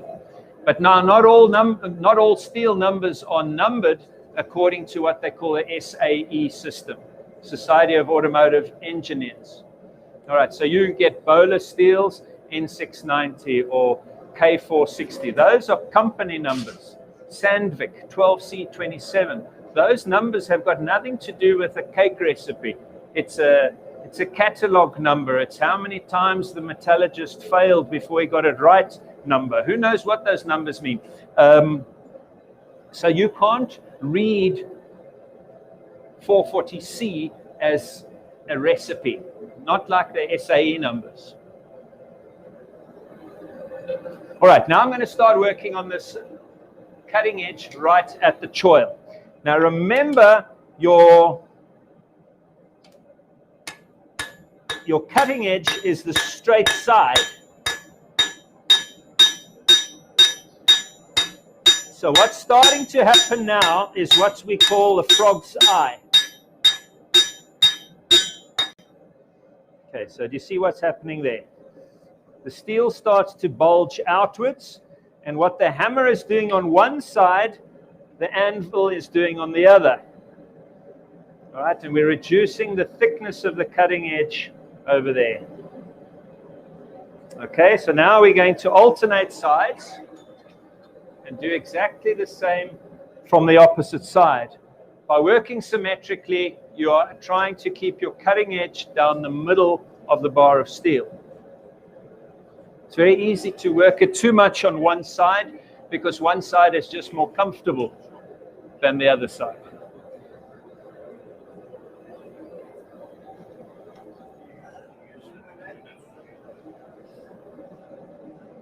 Right, so right right there at the ricasso. This first little bit of cutting edge is the area where we've got to focus the most attention. We've got to be very careful with our accuracy. We don't want the hammer to bounce on the ricasso. We don't want the ricasso to jump up onto the anvil. If you're on course with us, you will hear us tell you time and time and time again, keep your ricasso off the anvil. Because if the ricasso jumps on the anvil and you hit it, then the anvil is going to make a dent from the underside. The hammer pushes the cutting edge off center. All sorts of things start to go wrong, where your blade doesn't lie straight down the bar of steel. Right, so we're going to hold it on the opposite side now. You start to feel where that little shoulder is. Feel it.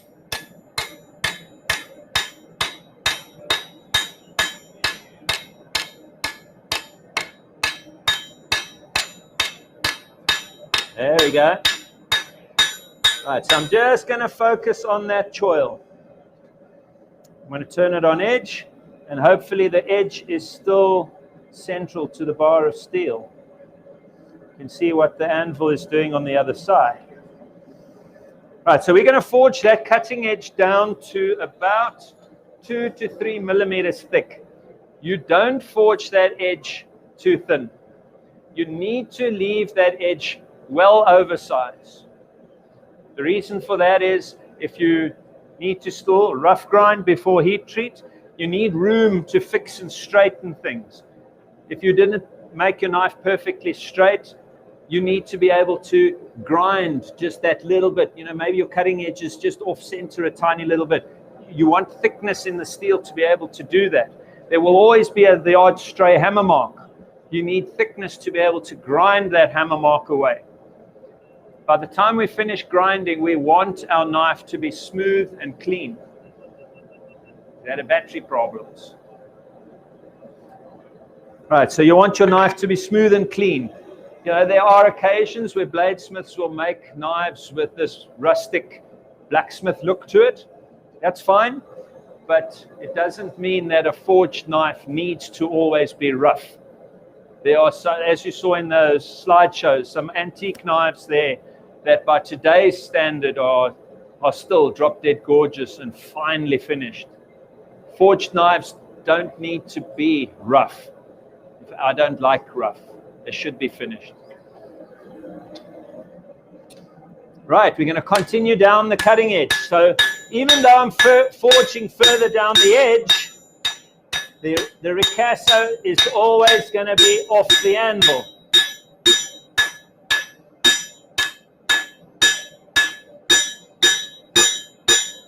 You see how this hand is still always against my body. You're going to get twists and buckles like this. If your steel starts to lose temperature, do not hit that straight. Okay, if your steel has lost color and you've entered into what they call the black zone, the steel is still hot, but it's just lost color and it's entered into the black zone. That is brittle, brittle, brittle. If you tap that straight, you break it. Two pieces of steel. You'll make 2 hunters instead of 1 Bowie knife. Okay. So if you've got a twist and a buckle and you need to tap it straight, do it with color. If that steel is black, it's brittle. After thermal cycling, and you've done grain refinement and all of that, and your knife is still twisted, then you can quite comfortably pull it and twist it in a vise to straighten and whatever you have to do. And it can be cold for that. It will not break if your thermal cycling is correct.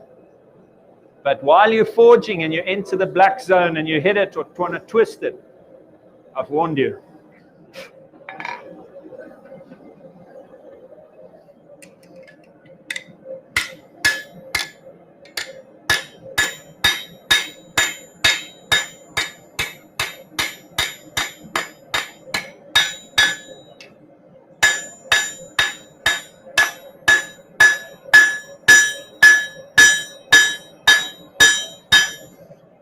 All right, so I'm focusing on the cutting edge half of the blade.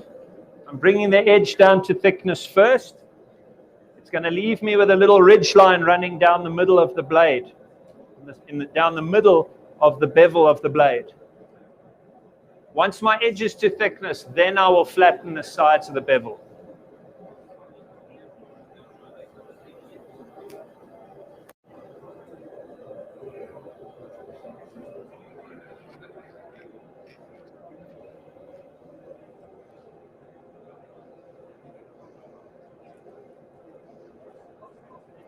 Can you please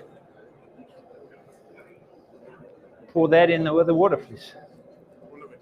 All of it, yeah.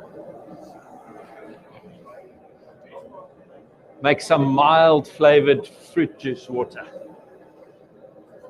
All right, so I'm trying to work systematically and symmetrically on both sides of the knife. I'm trying to keep the profile of the knife smooth. You don't want lumps and bumps. See, I've got color. I can straighten it lightly. Cutting edge is still too thick. Thank you, Frank. Yeah, so I'm looking at the profile of the knife. If I've hit it too much in one place, I'm going to have a bulge. If I haven't hit enough in another place, it's going to make a dip. So I'm constantly looking at the shape of the knife, and by hitting where the dips are, it spreads it wider and the profile remains smooth. Does that make sense?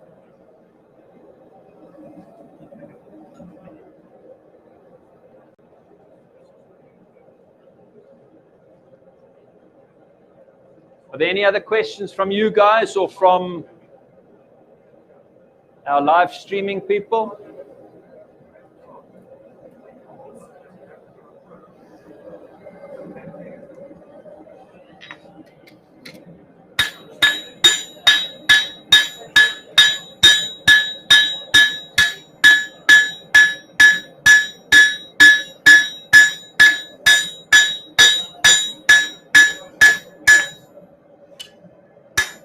Keep your knife under control.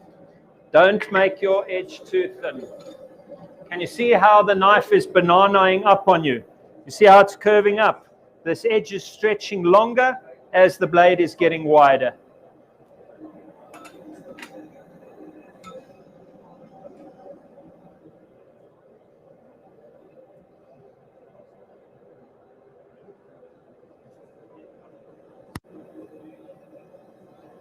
So what I'm doing is I'm overlapping my heats, working my way slowly towards the tip. I'm not jumping around. It makes the reheat time each time longer if you do that. You don't heat the tip and then realize you didn't finish the ricasso, and then you go back to the tip. The tip's now cold.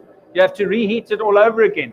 Whereas if you slowly overlap your heats working in one direction, that's what we want. Once I'm finished the edge thickness near the tip, then I'm going to start at the tip, coming back towards the ricasso, flattening the side of the knife. So I've started at the ricasso, working to the tip, and then I'm going to come back to the ricasso when I flatten the knife.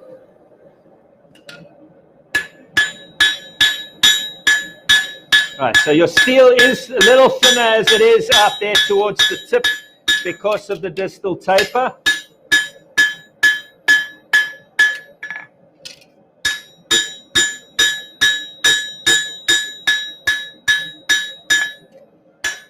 All right, so my edge is on size all the way. I think we're good. All right, but now where I'll be working, is there a camera that can see? Which one do I work to? There's a ridge line down the middle of the blade. If I were to put a straight edge on that, the knife has a ridge down the middle. It's not flat. So now we're going to work the blade flat. When you guys are hollow grinding blades, is your sequence to grind the edge to thickness first and then grind to the width of the knife? You grind the edge first and then you grind up to the height. That's the way I grind, whether it's hollow grinding or whatever. So I'm thinking the same when I'm forging. I forge my edge to thickness first and then I take it up to the height. And you make a routine for yourself. You're not jumping around and every time you forge, it's a different sequence of events. This becomes a ritual, a habit. When you're working in your own workshop and you don't have an audience over your shoulder and you're just forging the knife, you are still following the same sequence. But what I'm doing now is I'm breaking it down for you, step by step by step, and you can see the logical progression.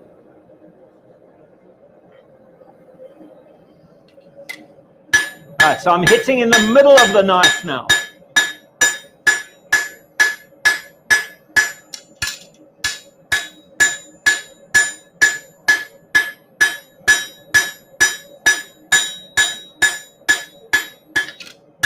Keep your knife flat on the anvil. Yeah, so if I was to put a straight edge over there now, it's flat. If I put the straight edge here, you can see there's a ridge line right in the middle of the blade.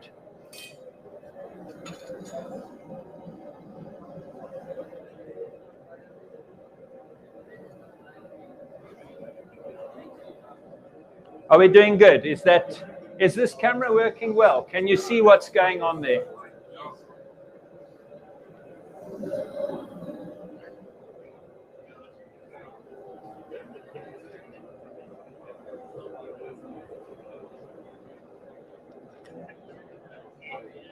Right, we have a question? It's 1.3 kilograms. So it's a slightly bigger hammer than for most work. So this is my everyday go-to hammer, and that's 1 kilo. I don't like a big hammer. I'd rather put greater head speed in the hammer than put greater mass. The power is a combination of the mass and the velocity. So I'd rather just give it velocity than work with a great big heavy hammer. So this 1.3 is, I feel, for me, just a comfortable heavyweight hammer. The 1 kilo is, for most work. 1.5 starts to become just too big.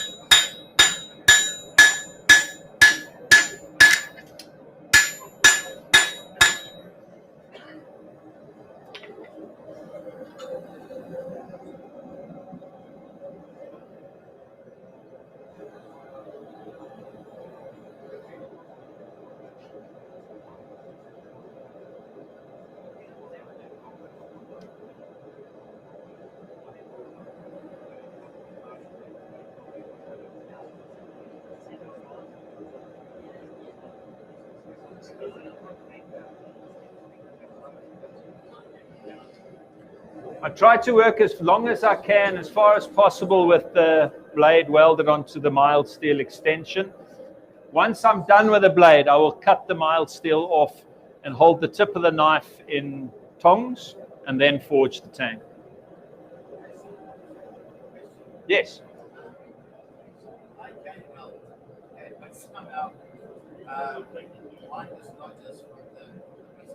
It falls off. But you said you can well.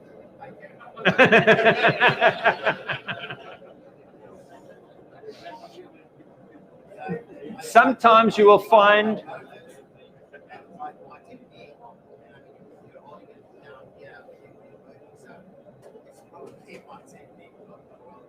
what you're finding is you're probably causing stress. The steel is bending this way and that way at the joint. So I've been keeping that weld section cold, out of the fire all the time. It's not wanting to bend there. If you start to try and straighten the knife and you're hitting it over the edge of the anvil, then you're putting those tearing forces on the weld as well. So it's probably not your welding.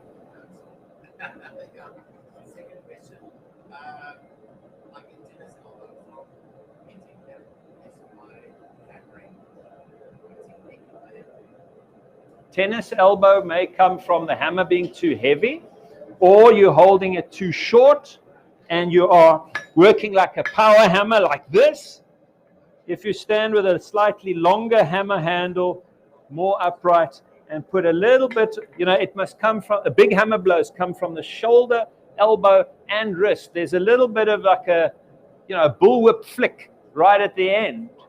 Now, if your hammer is too big, you can't put that little flick at the end. So with a light hammer, let me do one heat with a smaller hammer. You will see that there's a flick at the end of it. So big hammer blows come right from the shoulder. Medium hammer blows are going to be sort of elbow wrist.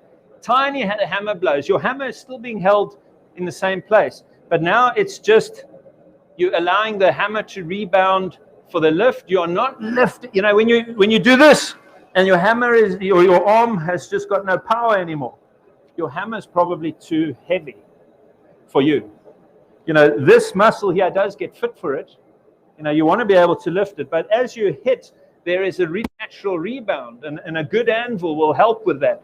The natural rebound helps you lift your hammer, that you are not physically every time lifting your hammer up. You're just keeping the rhythm going, keeping the hammer moving, and it's like jumping on a trampoline.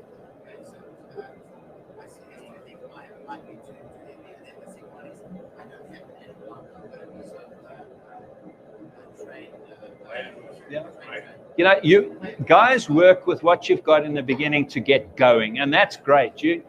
People limit. I'll start knife making when I get a belt grinder. I'll start forging when I get this, that, or the next thing. We've had people start forging with a hand crank forge and cattle dung as a fuel. You can do that. Just get going. And once you get going, you will refine your methods, your techniques, your equipment. Yeah. Okay, keep that shoulder off the anvil. See, so like a hammer, you can keep it going much easier than a big hammer.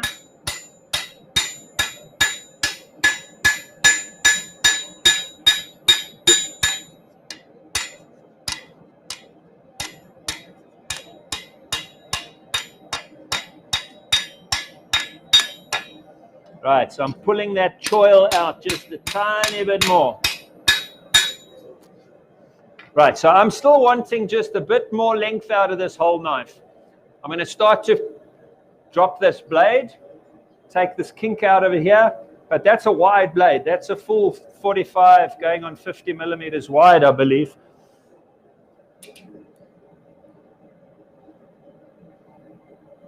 Yeah, that's just shy of 50 millimeters. So that's a wide blade. I can narrow this whole thing down just a little bit, give us a bit more length.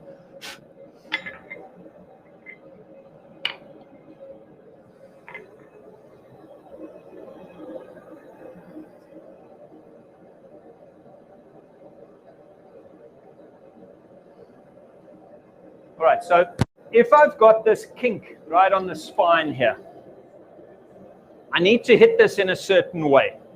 So there's a couple of different ways of doing it. This blade slap technique, it's a little bit wild and out of control for me. You do see it on TV from time to time. It's not my favorite method. By hooking the choil across the corner of the anvil and then selectively heating just ahead of the kink, you can tap it out here. That's going to put a lot of stress on that weld. Okay, now another way is to turn the knife upside down, laying it on the anvil, supported at the weld and on the clip. And then you'll want to hit it right there on the cutting edge. Now, can you see what's going to be the problem now? If I strike that thin cutting edge and the edge has got heat, especially with the ball of my hammer, it's going to put a great big dent in my cutting edge. And that's going to be hard to fix. So hitting it with the flat of the hammer might be a bit cleverer, but still not ideal. So what I've begun doing with this kind of hammer is I turn my hammer sideways, and and I whack it like this, it distributes the blow over a longer section of the cutting edge, and you don't crush your cutting edge as much. All right, so when I use the wide surface of my hammer, I call that a slap. You know, there's a difference between a slap and a punch, isn't it? Okay, so you can use the slap technique with the broad flat surface of your hammer. If your hammer is like that, you know, you get rounding hammers where you've got contours and shapes across this hammer here, which maybe doesn't lend that hammer so much to this technique. But now there's another technique, and the caveman knew this tool very well. They use this to collect wives. Okay. So they didn't know baseball in those days. So this was to collect wives.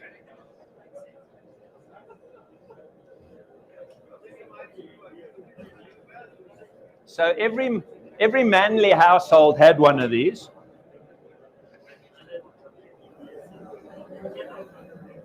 All right, so what I'm going to do now, we call this thing a thwacker. This is just our name for it. It's not the technical name. I've got no idea what this thing is called. But anyway, it's called a thwacker in our workshop. It comes from the noise that it makes. And you can hit on your hot cutting edge without any deformation. So it needs to be hot in the place where it needs to bend. So I'm going to lay it across the anvil like that. And as I hit the steel, I'm looking at the airspace underneath. I'm going to whack it down until the spine touches the anvil. And I can hear that as well. It makes a cluck, cluck, tick kind of sound. You know, whack, whack, thunk, or I don't know. You'll hear it. All right. You're good for it. Right, so I lay that on the anvil. And I'm going to smack it there. Listen. There we go. So my spine is now straight with very little deformation to the profile. Yes, it's kinked. Don't be scared of that. That's normal. But don't try and fix that wrinkled cutting edge when it's lost temperature. You'll end up with a piece of your knife coming out. All right, so we're just bringing things back into alignment. I want this knife still to be extended by a good 2 centimeters or more.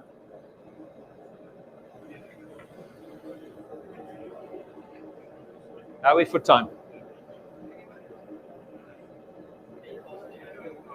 11:09. Okay, so 20 minutes, I must be done.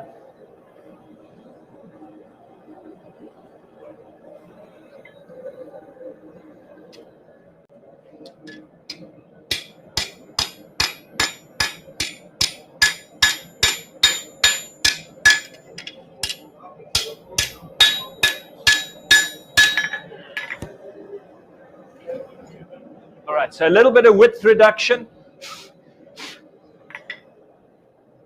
As I reduce the width, obviously the cutting edge is going to thicken up. As I thin the edge again, we get some more length.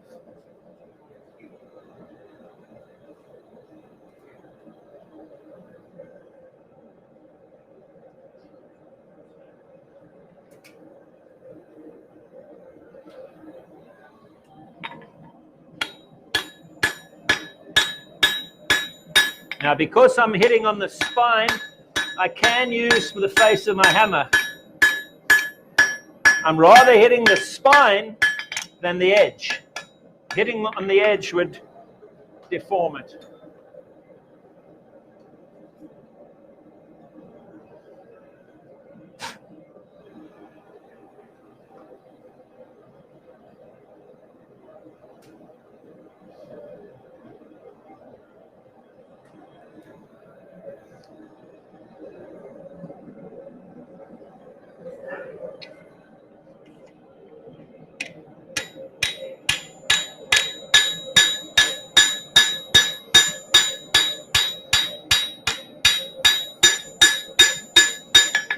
Right, so obviously by narrowing the knife width, it has compressed the steel this way and the steel has pushed out sideways again. So you'll end up with a little bit of upsetting on the cutting edge, which I've now fixed. I'm going to tidy up that profile of the preform because soon enough I'm going to get to the point where, no pun intended, where I have to position the point. Right, and that is a lovely maneuver that one performs on the anvil, where from your preform where the tip is down and a straight cutting edge, you lift and hook and put that clip point in the blade. It works just really nicely. Right, so we still are reducing the width just a little bit.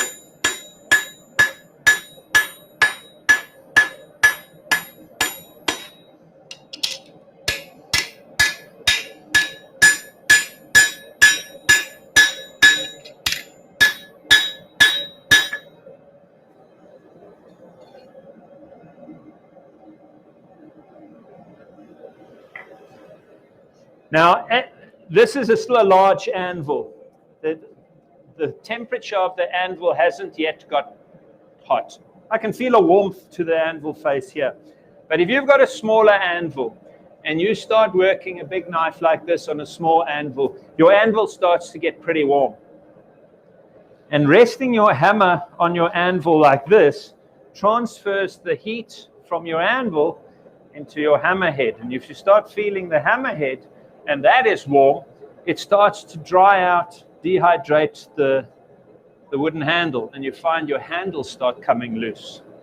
It's just because you are resting your hammer on the warm anvil. So when your anvil gets warm, don't do that.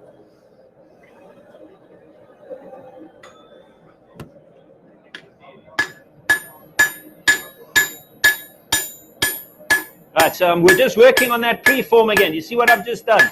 I've dropped the tip once more. The edge is straight. There where I've hit it on the spine, I have to smooth out upsetting. The edge thickness also has to be thinned just a little bit.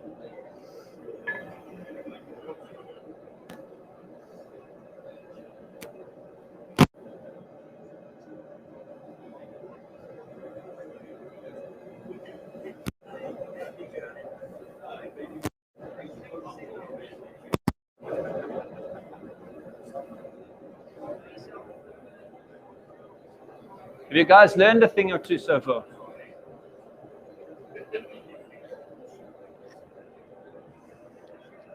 You know, everybody's going to have a different method of approaching something. There's no right or wrong way. There are smarter ways.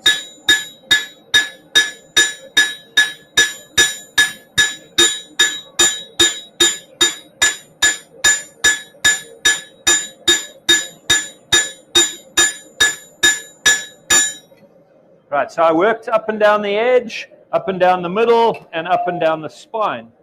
Starting at the edge because that cools down the quickest. If I started at the spine, I would only work the spine because by then the edge is cold already.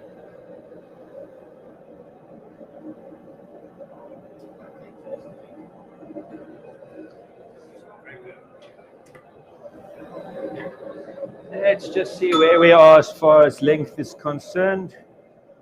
Yeah, we're still a bit short. Small power hammers do spoil you.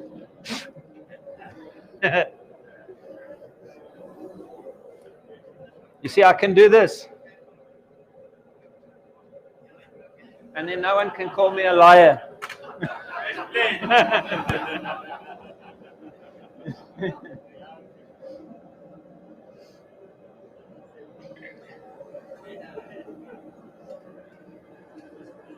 Right, let's reduce that just a tiny bit.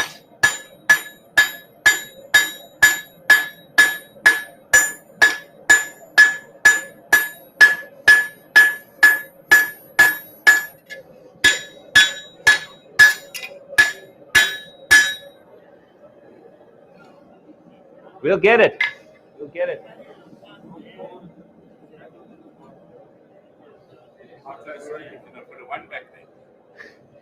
I'm a good in short still.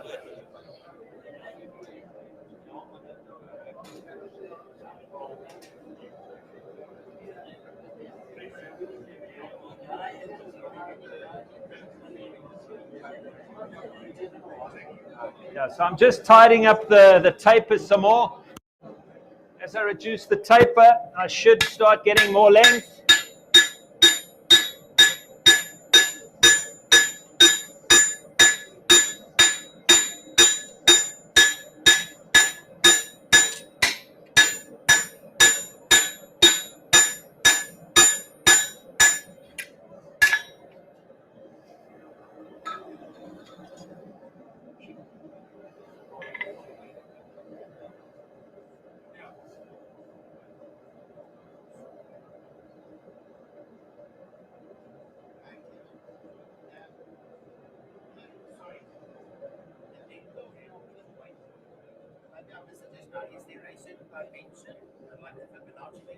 Yeah, there can be a ratio. A third is good. 2/5 is a better ratio. Yeah.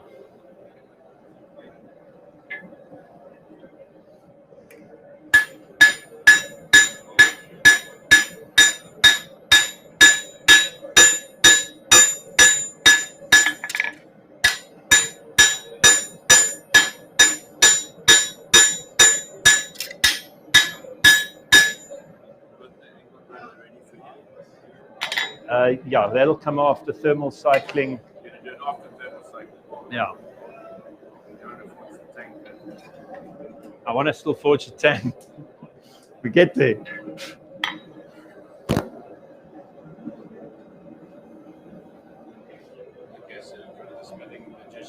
Anyway, we've got an hour for thermal cycling, which is plenty of time.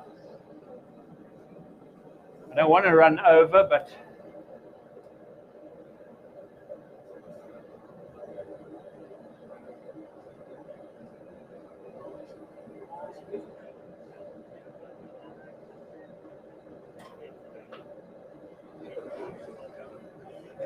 see, one can spend a little bit more time on your preform. If your preform is stretched, by the time you forge your edge, you should be very close to on size. What's happened here is that I stopped short with my preform.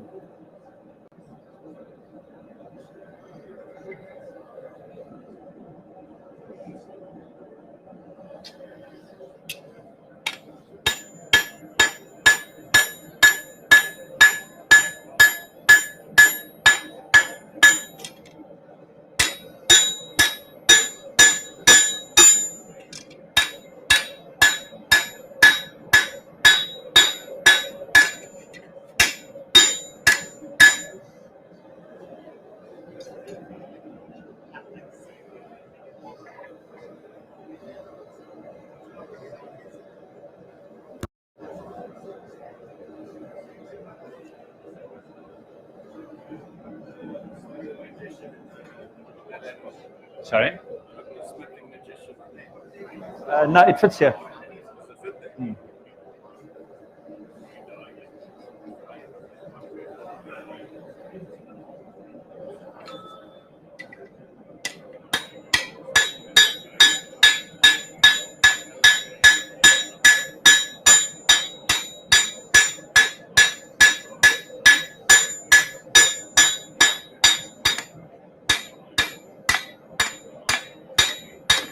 Carefully up at the choil, don't smack your ricasso.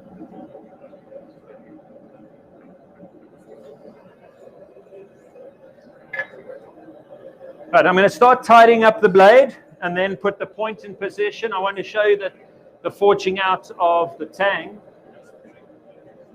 just to keep up with the program.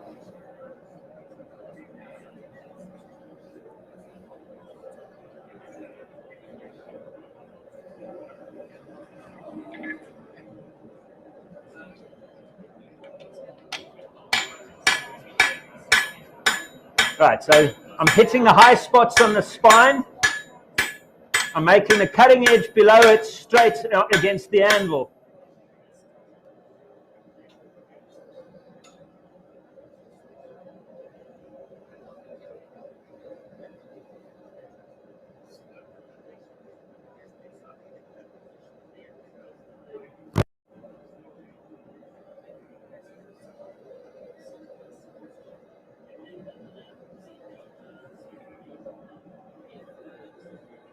See, I'm trying to work at slightly cooler temperatures at this stage. It makes the work progression just a little bit slower. But at the same time, you're pressed by time with the program.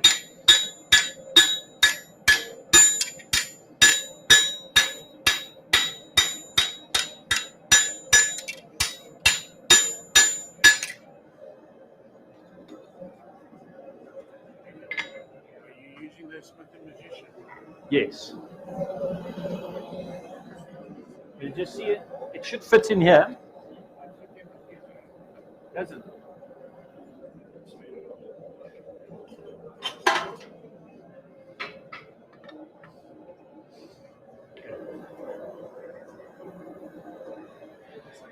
Wanted to cut it off. Not now. Could I take this line? All right. And then will you just get this plugged in as well for cutting the handle off?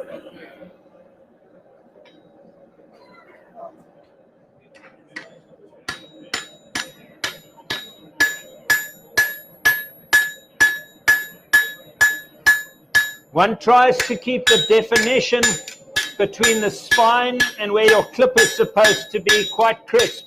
When I'm hitting like this, you never hit on the break over point. You're either hitting on the clip or you're hitting on the spine, but never on that little point there. All right, now, Malcolm, get a nice side profile view, because what I'm going to do now is I'm going to curl the point of the Bowie knife up. One makes your preform as I've got now, where the tip is down and your edge is straight. Using the anvil and the hammer as a lever, one against the other, I'm going to raise the point up. You can do it over the horn of the anvil, but it's not the way I do it. All right, so the whole clip of the knife now is hot. All right, so it's quite cool, and if you get it right first time, it's really a good feeling. There's typically one or two tidy up steps after. All right, you got it. All right, so watch what happens here now. Using the anvil as a lever.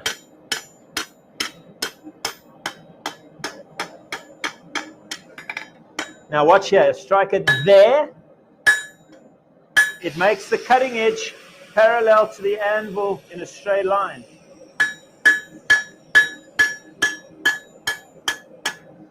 So what I'm wanting is the tip, if I sight down the blade, close to the middle line, right through the middle of my anvil. So that turned out actually quite nicely. Got a good shape.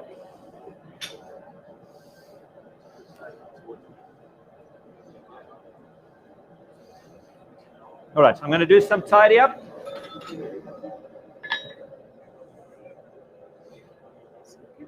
The idea now, don't hurry this because you can run a bit over, and then you can have a read, and then we can combine the slideshow for the heat treatment, then you're normalizing, because a lot of the guys are wanting to leave a bit early.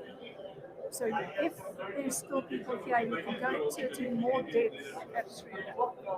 But for now, there's going to be a lot of dead time.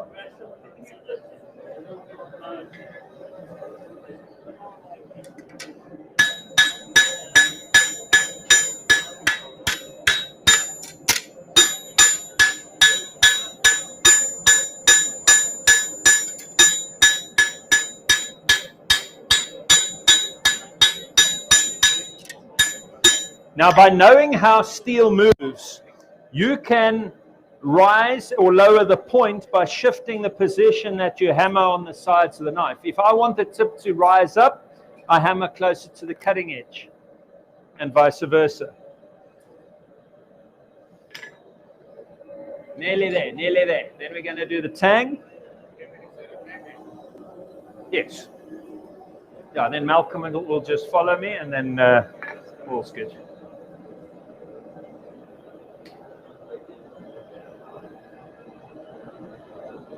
You want someone to whack the magician, or you're going to whack it yourself? I'll whack it myself. Yeah, it'll work fine.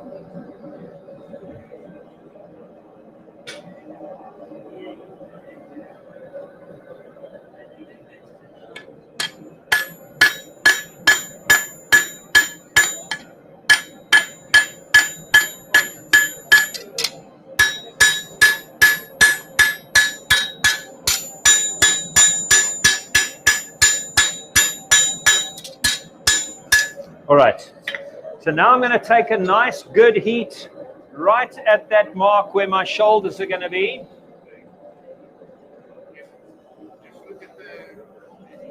Yeah, so that's, I'm going to put the slope towards the ricasso. No. Swing it around. All right, now this gadget that we're using here is called a Smithing Magician. There are plans for this on the internet. They sometimes call it the blacksmith's helper. There's another tool, a Harvey tool, which takes little flatters and fullers and notching tools. You can put a chisel on the top one and a flat work table on the bottom for chopping off. You can put all kinds of little tooling in this gadget, and it can make some steps in your knife making a lot more convenient. So as I said, I'm going to make my ricasso just a tiny bit longer than I want it to be. I don't want to be forced to make a short ricasso just because I've got a misplaced hammer blow.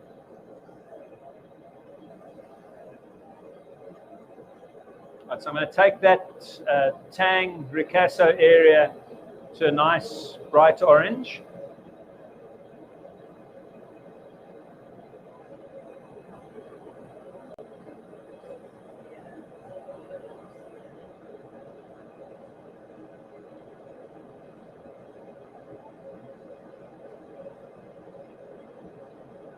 Nearly there.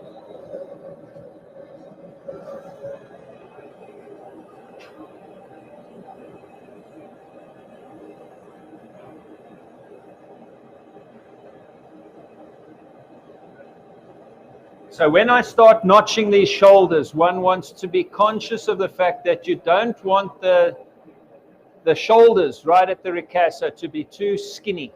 You don't want a narrow little tang joining the ricasso. That's where your ricasso and tang join needs to be strong. These knives that give narrow tangs a bad reputation for being weak are doing it wrong. Your tang needs to be strong and robust. It must be as thick and as wide as possible at the ricasso, tapering in width and length all the way down the tang. Make it as long as we could say practically possible. Now, if you're making a narrow tang knife, usually your limitation is the length of your drill. If you are drilling into a solid block of wood, you are normally limited by the length of the drill. But that shouldn't be a limitation, because you can make what's called a mortise tang, where you actually split the wood and carve it out to fit over a long, proper, strong tang. Or you get things called long series drills. You can get drills that are longer than just your regular hardware store drill. Okay, we're ready.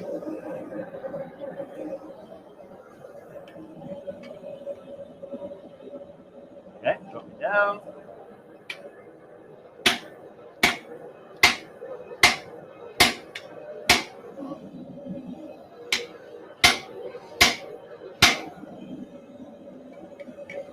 Okay, that should be fine. All right, I'm going to have a bathroom break now. Franco's going to angle grind the weld off, if you don't mind. You can put the vise in here.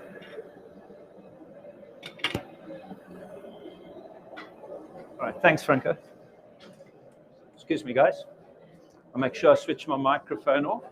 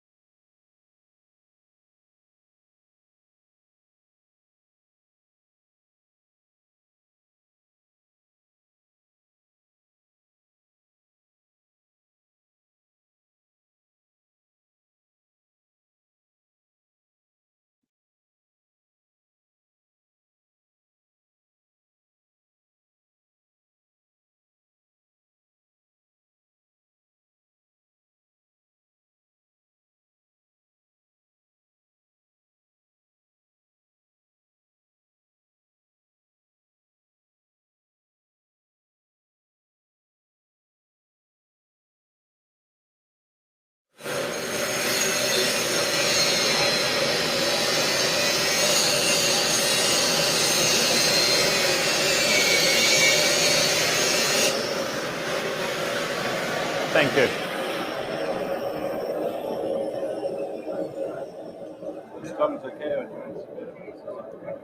I've got these here.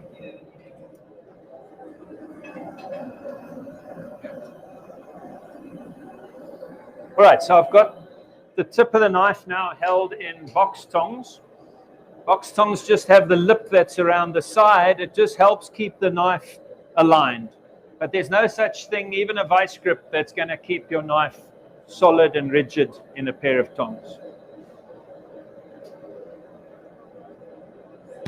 Right, so there's a lot of stretching that's going to happen now on that little block. So that little piece there now has to be drawn out good and proper into a decent geometry tang.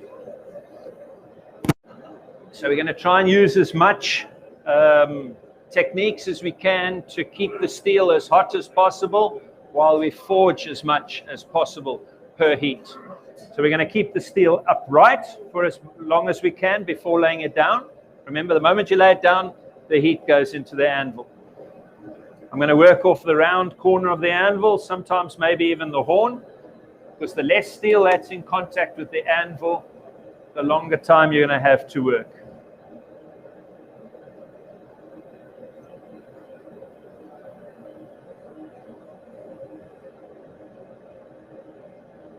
Right, make it nice and hot. That way we can make the steel as soft as possible. I'm not saying bright yellow, but a nice bright orange.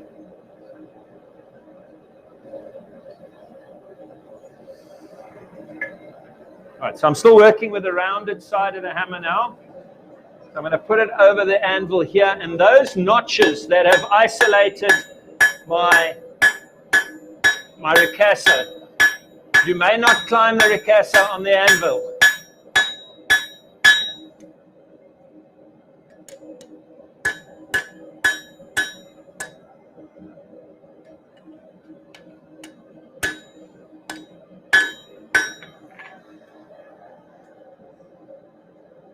And get a slightly wider boxes.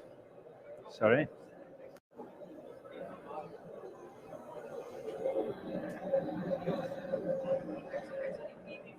Remember those box tongs that we just had now? They're there. Is it those?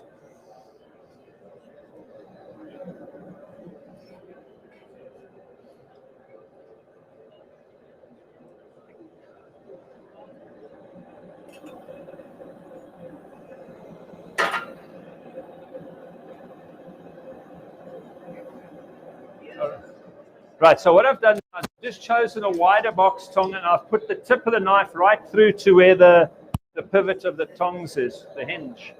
It's going to help prevent the knife from swiveling a little bit.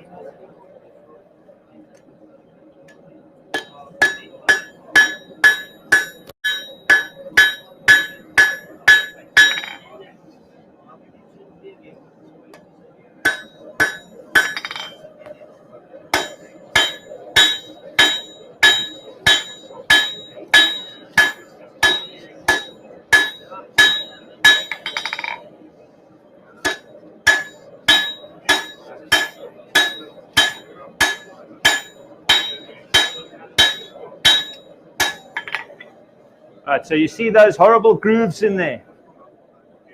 You've got to be careful that those don't get too deep or create foldovers.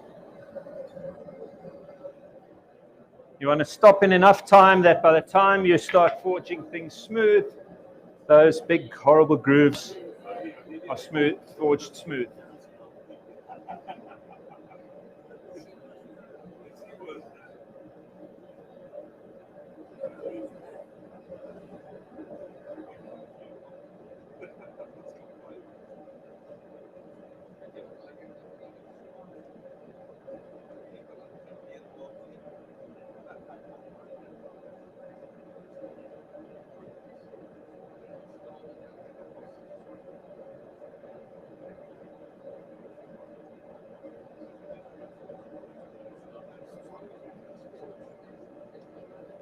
Any questions?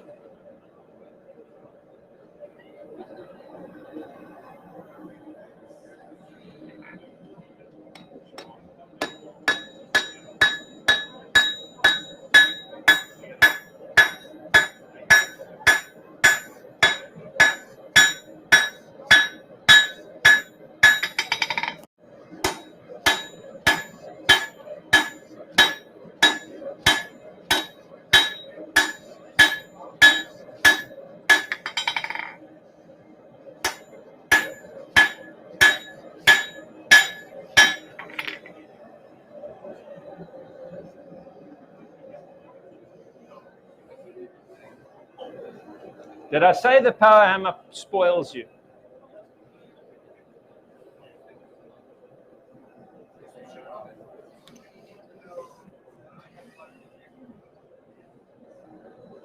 Not far to go.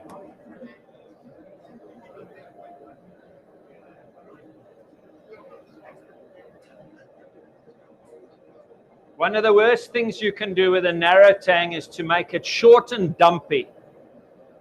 That's not strong.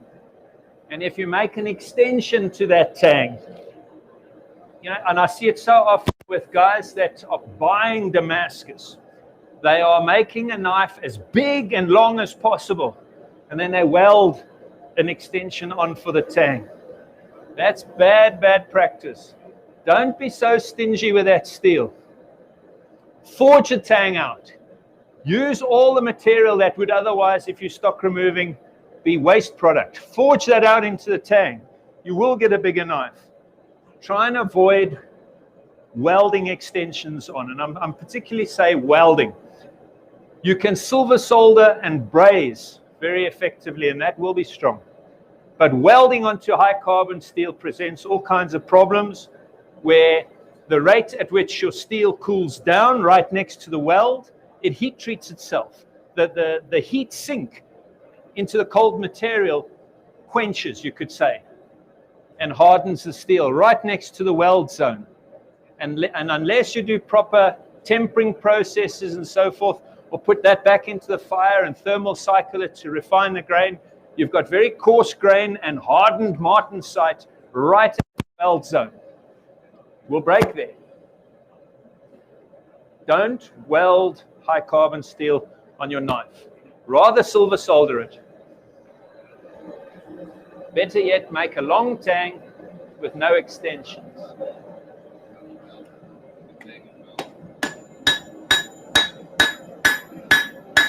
Right, so carefully up against the shoulder, and then I can start putting some power behind it.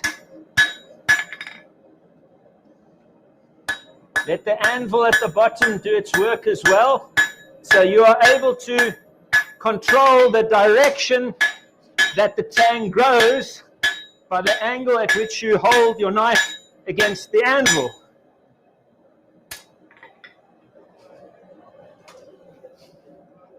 Yeah.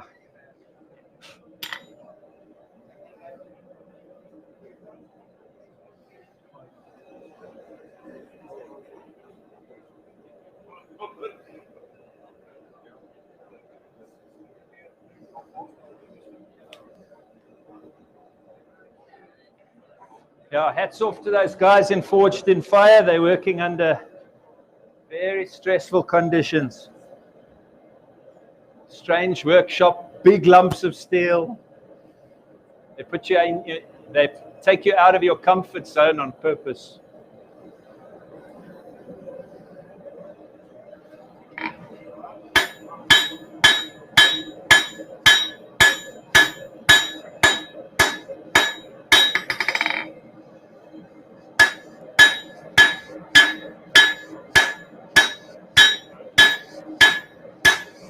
See how that tang is just growing, growing, growing in one direction.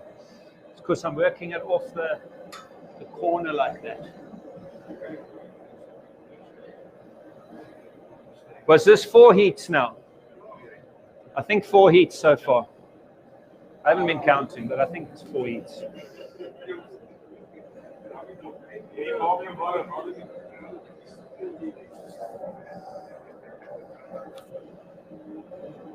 But your tidying up and refining can take equally long. You know, we joke and we say the last 5% of the work takes 20% of the time. You know, and that'll be with any part of your knife making.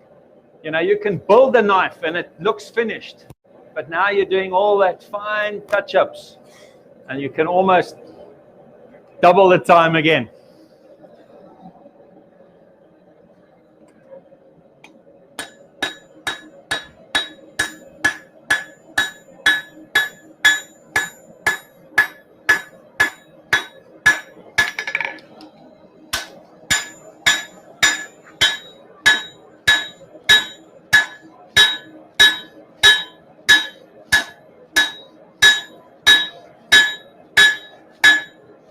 Yeehaw!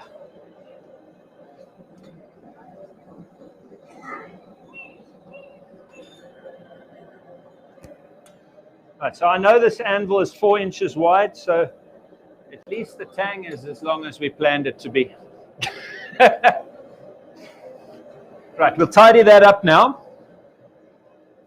One needs to also consider what kind of handle we're going to be putting on this knife, because if it's a fighting Bowie, typically the tang is in a straight line with the blade. It's like a dagger. If you want your Bowie knife to be somewhat of a working camp knife, bush knife type of thing, you're going to more than likely put a slight drop to the handle. It just presents the blade in a different way for chopping. Turns that slicer stabber into a little bit more of a chopper. Same sort of thought process as a kukri. See how the blade and the handle are kinked in relation to each other. It's all about design and purpose. Oh, what I also wanted to show you before I get too close to finished. This hammer here, that's called a diagonal peen. You can't buy these, but what I did is I just reforged a regular hammer. So you'll see now, if I use this diagonal peen, I can stand straight in front of the anvil. I don't have to cross my arms. A normal cross peen hammer, the peen stands at right angles to the handle. You have to work like this. Whereas the diagonal, I can stand more open-bodied, more comfortable. Let's do one heat like that.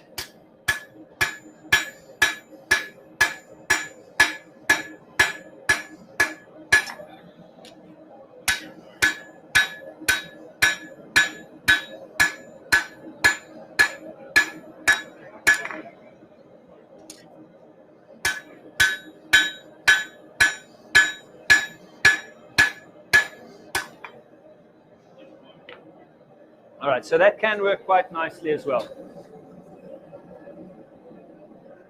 Right, so now we're going to do one tidy up heat. Put the tang in the right direction. Make sure your tang tapers as well. Now, something to do with strength of materials and so on, so forth. if something is designed to flex, think of a fishing rod or think of the arms of an English longbow, the Empire State Building, the boom of a crane. All these things have got a taper in it. They are designed to yield under the load, and when the fish comes off the hook, the fishing rod comes straight again. When you pull the bow, the arms flex, and then they will come back straight again. So if your blade has no taper, it's going to be stiff. Besides the balance, which is heavy, it's going to be stiff. It's going to resist flexing. So some people would say strong. But it resists flexing until the force applied and the yield strength or the ultimate tensile strength of the steel equalize with each other. And your blade snaps. It either is going to kink or it's going to snap. But either way, you get what they call catastrophic failure. It happens all of a sudden without warning. Whereas a blade with taper, it's going to flex. It's going to yield, come back straight again. And that's what we want.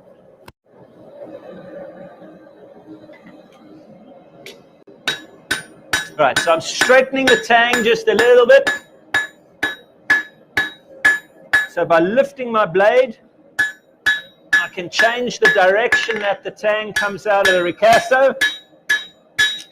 All right, I want to drop the tang just a little bit so there's airspace underneath. Give it a smack. All right, that looks much better. All right, it's getting a bit cold. We're going to warm it up one more time. So if I sight down my blade, my tang is in a straight line with the center line of the blade.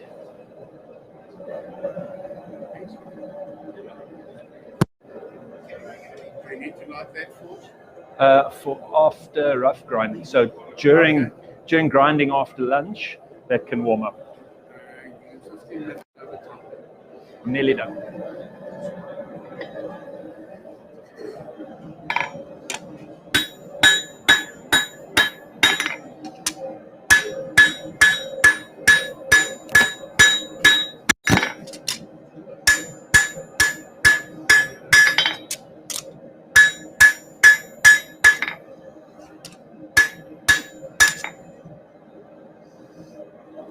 All right, so my timekeepers are saying it's time's up.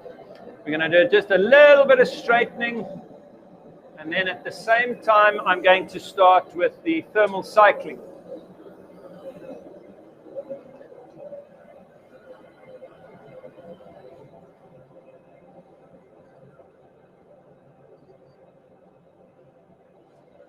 All right, now thermal cycling, we're going to cover it during the metallurgy talk. You know, there's graphs and all kinds of stuff that I want to share with you. But from a practical point of view, we're going to heat and cool this blade 3 times. Each of those cycles, the heating and the cooling is 1 cycle. Each cycle does a specific thing. All right, so each cycle is cooler than the one before. Okay. What's that? Use the board. You can rub the drawings out, yeah. Right, so I'm just going to... See, now for the first time, I've put my ricasso on the anvil on purpose. And you can hear when your knife is straight as well. You get that sort of bouncy feeling. And then when it's straight, it comes into contact with the anvil and everything makes a different sound. All right, so I have a seriously kinked cutting edge right here. All right, so we'll be smoothing and straightening the cutting edge out. You got it? The knife is generally straight, but it needs straightening. Now, your straightening sequence also needs to follow a recipe. My cutting edge is wrinkly, but I'm going to straighten my spine first, the thickest part of the knife. Because if my spine is straight, then the middle of the blade should come straight. Once I forge the middle of the blade straight, it should pull the cutting edge straight. The thinner stuff kind of does what the thicker stuff tells it. I can straighten the cutting edge, but then my spine is still bent.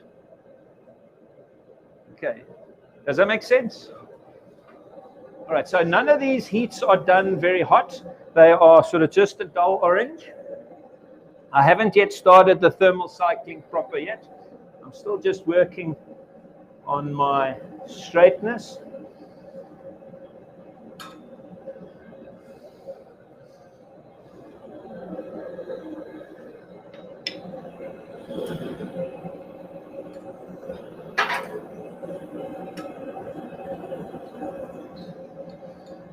All right, so once again, I'll turn it around. I'm going to tap the ricasso, and I tap the spine, flipping it over regularly, the ricasso and the spine. And I'm listening and feeling for flatness. There'll be a certain vibration down the tongs. There we go, I can hear it.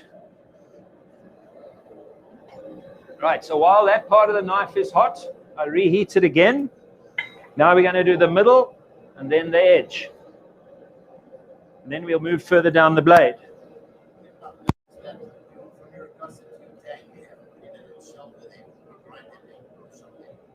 The ricasso to the Tang. Yeah, you can't forge that perfectly the way you want it to be. So right now, I've got a Tang and kind of rough and horrible thing there. Yeah, it's doing its thing. There's the ricasso, and there's the choil and the bevels. Later on, we're going to put a filing guide here. And we're going to tidy this up. We're going to put radiuses in corners. And eventually all that will be neat and tidy. But yeah, you can't forge that to precision against this surface here. The side that butts up against the front of the guard. Are we on the same page? Yeah.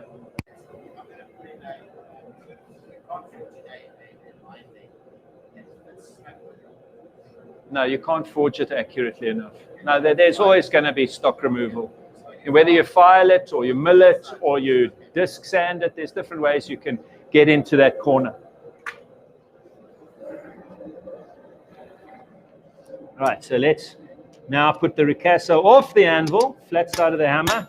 Now I'm on the middle of the blade and the edge. Can you hear the sound changes? Middle of the blade and the edge. I can feel and hear that that's solid. All right, I want to move that edge over just a little bit. That's still slightly offset.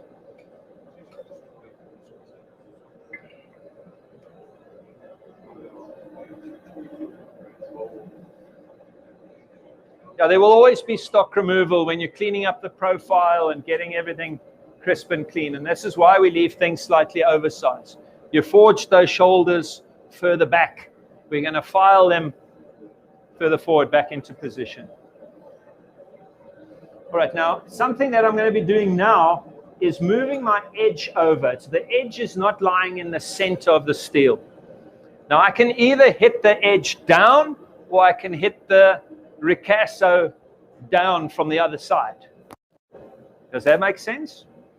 I can either hit the edge down or lift the ricasso up, and then they will come into alignment.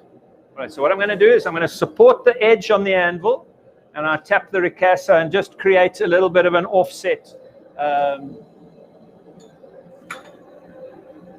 Right, so I'm going to support the blade and tap the ricasso. You got that?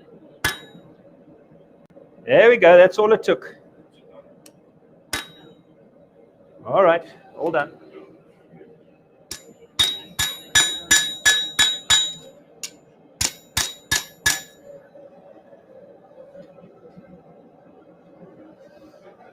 Did you understand what I did there? Could you see on the screen clearly?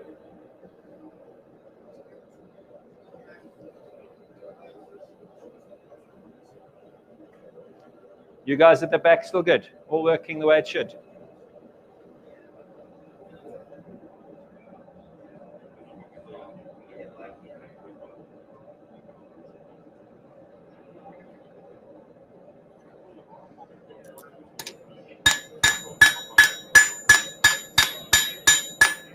So I forge the spine side, the middle, and the edge.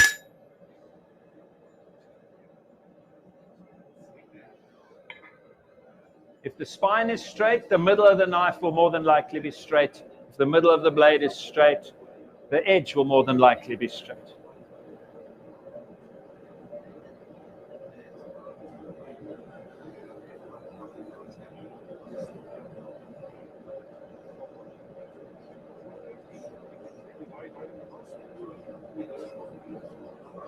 Right, William, Seppi, can these lights be switched off in a little bit?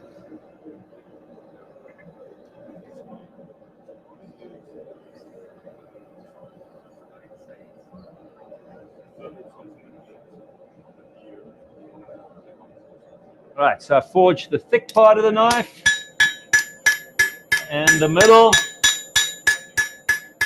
and the edge. Near the spine, near the middle, and near the edge. And if you check it out, there's no chasing your tail.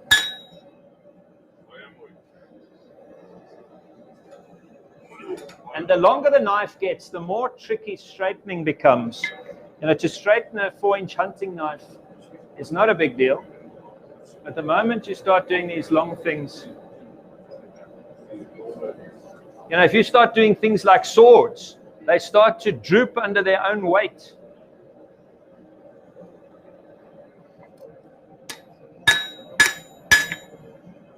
There we go. All right, Seppi, if you can turn those lights off for me now.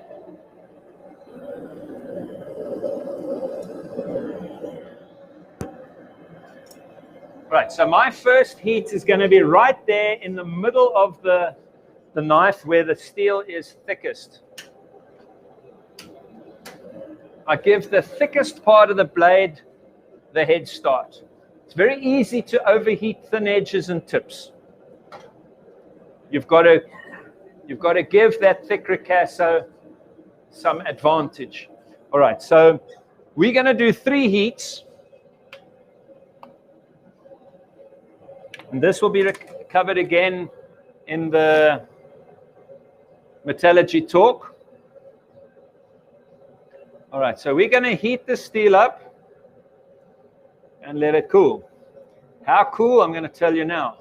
And we heat it up and we let it cool. We heat it up and we let it cool. Now, can you see how this trend goes this way? Okay. So your first cycle, number 1,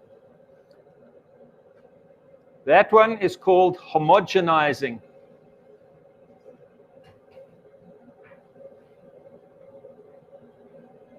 All right, second cycle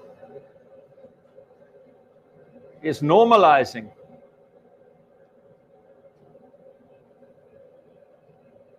And then the third cycle is called spheroidizing.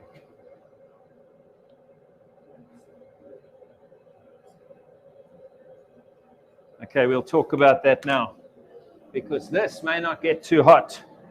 Okay, so what we are wanting to do now is to heat the steel up. Now, in the dark, you will see this a lot clearer. The steel is magnetic there and non-magnetic there. Somewhere in between, you're going to have a phase change. Somewhere there. Now, it's difficult when it's bright. I love doing this in the semi-darkness of late evening. You turn the workshop lights off and you're working in semi-dark. You've got to look where you walk that you don't fall over your equipment. So we need to find out what is the lowest temperature where the steel transforms from magnetic to non-magnetic. They call that the phase change temperature or critical temperature. Okay, so that horizontal line there represents critical temperature. So we needing to heat our first cycle up to non-magnetic plus about 50 or 100 degrees. Okay, this puts us in the dark to a color that's starting to approach yellow. Okay, so this is, there it changes. In the dark, that's critical temperature there. This is gone beyond, and that is what we want. But not crazy beyond, because then you are enlarging grain structure. We don't want that. So now I'm just overlapping heats, and I'm going to take it to the same temperature right at the tip of the tang. What is happening now during this stage of homogenizing is, what do you suppose it means? It comes from the word homogeneous.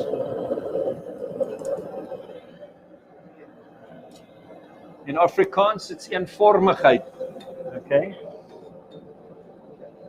It's made all the crystal structures the same size. It's got nothing to do with grain structure just yet, grain refinement just yet. All we've done now is we are making everything uniform. Okay. So we heat it up to where it changes phase, where the magnet no longer sticks, plus a little bit. Don't overdo it. All right, so we're still busy with homogenizing.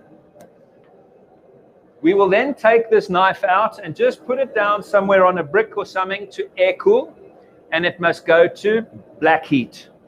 I can put that straight there. All right, so we cool to black heat. Sorry, because we're now running on time, we've got another half an hour. Do you want to do the slideshow now or save it for 3? No, the slideshow must happen when advertised. No, this is the practical of it. I'll cover that again. Right, so in the shadows of the fire, you can see the phase change of the material. Now, we use the word phase change because your steel, the molecules start to change the way they bond with each other. They go from what is called body-centered cubic arrangement to face-centered cubic arrangement. Okay, one will have to spend more time on that, but we know phase change every day in our lives. If you have a whiskey on the rocks, you put some ice in. It's H2O. Some guys prefer it with no rocks, they just want water. It's still H2O. If you boil your kettle and out of the spout comes steam, it's H2O. But they have changed phase, solid, liquid, vapor. Okay, it's the way the molecules bind with each other. Now, during this time, you must take advantage of the temperature you've got. And if your knife is warped or bent, buckled or something like that, you're going to give it a couple of taps if it needs it.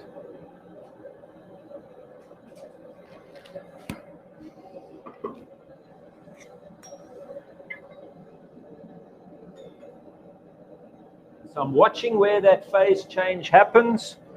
And then just going a bit beyond.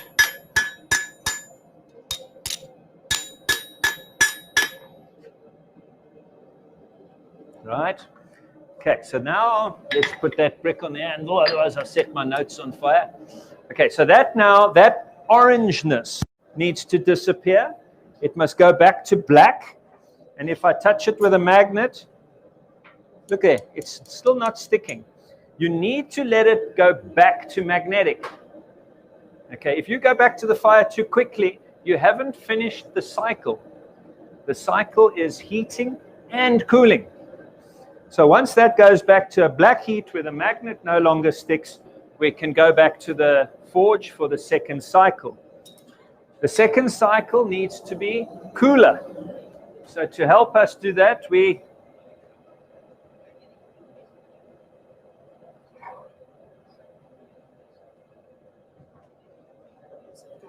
okay. All right, so what Heather's done there is we've just got a dark box. You can hold the steel in the darkness, behind a machine or something. You can check the color of your steel in a gloomy part of your workshop if your workspace is a bit bright. All right, so this second cycle is now cooler than the first. But as you can see, we are still just above the phase change line. Okay, so normalizing is still going to be non-magnetic, as was homogenizing, but it's cooler. So you're heating up to where the magnet just no longer sticks, and that's enough. not plus a bit. Homogenizing was plus a bit. Normalizing, you're watching the shadow. It's the lowest temperature where the magnetism disappears, but you'll need to recognize what the shadow is. What I mean by the shadow. Your steel goes through a little darkening phase while it's warming up in the fire. Okay, they call that the point of decoalescence. It actually takes a slight dip in temperature before it climbs again. It's in the forge, it should only be getting hotter. But as those molecules rearrange themselves into non-magnetic, austenite is what it's called, your temperature drops. The steel requires energy in order for it to change phase. And it gets that energy from the emitted light and temperature. So it steals energy from itself, it makes a little dip, and then it goes hotter. So you need to very carefully, in the dark, try and find that very careful, that's why they call it critical, it is important, that temperature where the shadows disappear and the steel becomes non-magnetic. And the temperature at which it turns non-magnetic and where the shadow disappears are not exactly at the same place. There's a slight delay or a lag in the shadows. You'll touch it with a magnet, it's non-magnetic, but you're in that shadow phase. Wait for the shadow, and then that's enough. Does that make sense? Once you've done it and you've become aware and you start paying attention to some of the YouTube videos you watch, it will make more sense. All right, so this time around now, we're going to do the normalizing. Once again, I put the blade in the forge, give the thick ricasso a head start. Okay, that'll work. Give the thick blade, the ricasso a head start, then we'll do the tang. We turn it around and then do the blade. You can overlap the heats, but once we put it on the brick, it needs to be allowed to cool back to black, where the magnet sticks again. Don't be in too much of a hurry to go back to the forge. Okay, let's talk about what normalizing does. Normalizing now is a grain reduction step. Okay, so very often people are talking about they will normalize 3 times.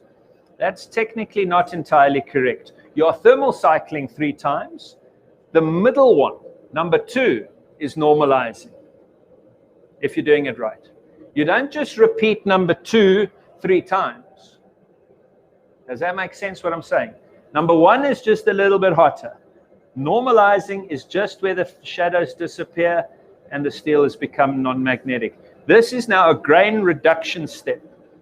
If you do little heat treat experiments where you, quench a piece of steel that has been quenched from a too high temperature and you fracture it, either by smashing it off the edge of your anvil or breaking it in a vise, you'll see the grain structure is very coarse. In our slideshow after lunch, you will see a picture of that. After normalizing, the grain structure is fine, fine, fine, and it's so much more difficult to break. Even though it's fully hardened and quenched, the sample, the experiment I'm talking about, you can clearly feel a difference in the force required to break that little experiment off. Right, look at that color.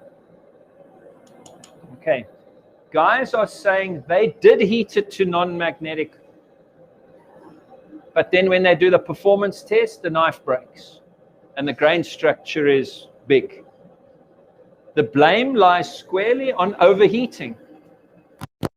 Look at the forge, the way it's running. It's now semi-idle. The temperature is not yellow, it's orange. The steel, look at this. It's reddish. It's not orange. So if you overheat your steel during these steps, your grain structure is not going to be refined. Malcolm, what? What are we looking at? Oh, have you found the photo? Okay, sorry, I didn't know what you're pointing. I thought there was a hummingbird or a... Malcolm was falling asleep. I didn't know what you're pointing at. Yeah, so that little slide, that picture on the screen there is of a steel sample that we have broken before and after grain refinement.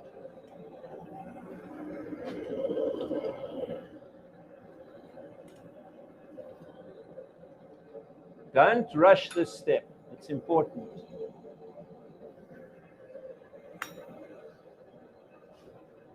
Now, often in Forged in Fire, I have students saying they don't see the guys thermal cycling. Very often there's no time to do it like we're doing. By dedicating a separate session for thermal cycling, there just isn't time for that. So either it's ignored or, you just can't do it. But if those guys were doing things properly, their final straightening, they're tweaking it and tapping the edge straight and so forth. That final straightening phase, if done with careful temperature control, could double up as what we are doing.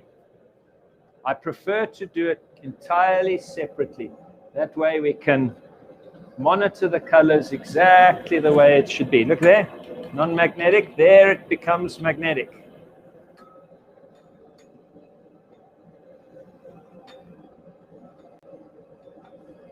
For who was this magnetic, non-magnetic an interesting discovery? Who never knew that before? Lovely, well done. So this is snake belly digital thermometer readouts. And this is another reason why the old-fashioned blacksmith shops were very dark and gloomy. They could see these shadows, the phase change happening. Maybe they didn't know about the magnet, but you can clearly see the colors once you get used to looking for what you're looking for.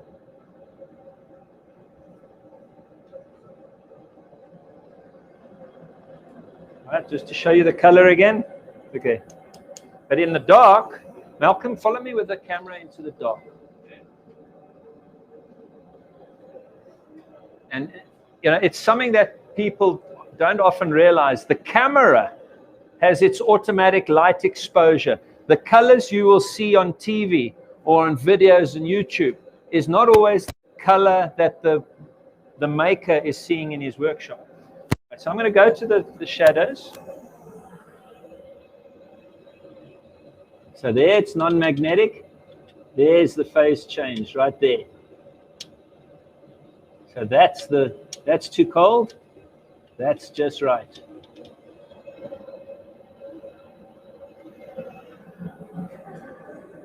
I don't know, could you see that there?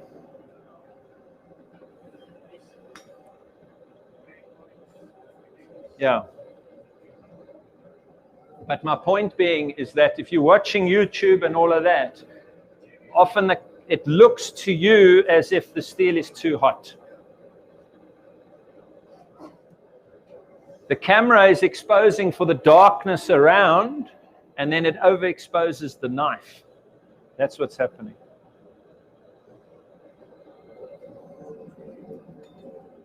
Similar thing happens when you're photographing knives on different colored backgrounds.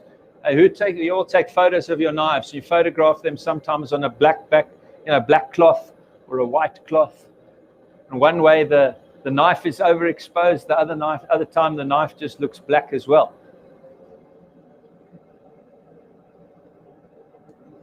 Knife photography is another interesting subject. Or photography by itself is an interesting subject.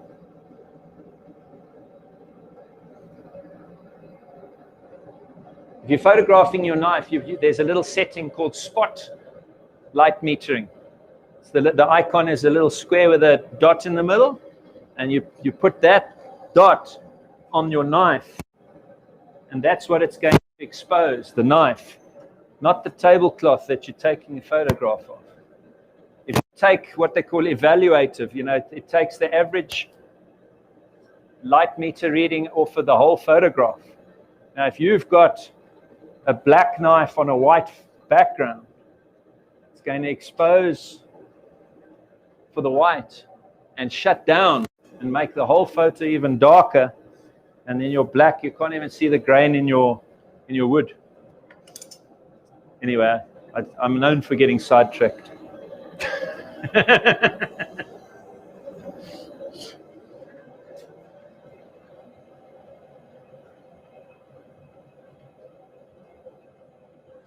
All right, so now the third cycle, you see how I've set the forge even more down. You are idling that forge. It's just ticking along. Your knife cannot get hotter than the forge is hot. So to prevent yourself overheating thin edges and tips, you set the forge temperature down. Don't have your forge running too hot and rely on the fact that you're going to take the knife out soon enough. That's risky. All right, so this knife needs to go back to magnetic and black. We should be good to go again for the last cycle. Okay, the third cycle now is called spheroidizing, coming from the word sphere, spherical. Okay, so what is happening now? All the little carbon graphites, what they call ferrites, in your steel clump together. If you look at your steel under a metallurgist's microscope after spheroidizing, it looks like someone took black pepper and sprinkled it on white paper. The ferrites, the carbon component, is tiny little black speckles, the little round dots. Prior to this, your steel under a microscope has little stripes, little streaks. The dots are elongated. Okay, they call that lamella. Okay, streaks. So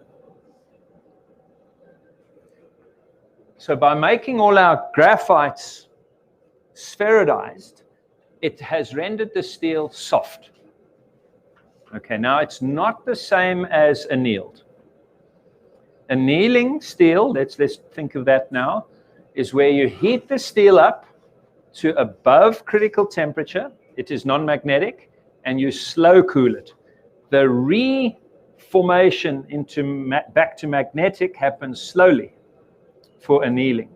You're burying the knife in ash, or you put it in an electric furnace, you bring it up to temperature, and you just switch the furnace off, let the knife cool down in the furnace. So the converting back to magnetic happens really slowly. That's annealing.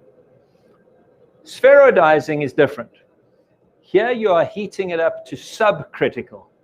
It is still magnetic, and it's an air cool. Okay, so the process is a lot quicker. You don't have to wait for the slow cooling through the phase change zone. Does that make sense?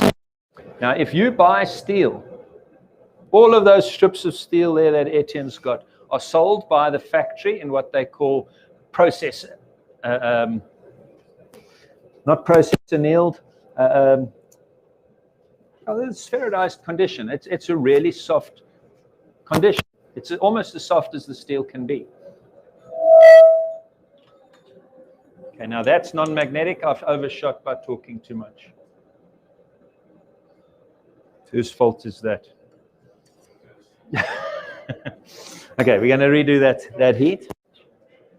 Okay, so spheroidizing will leave our steel nice and soft.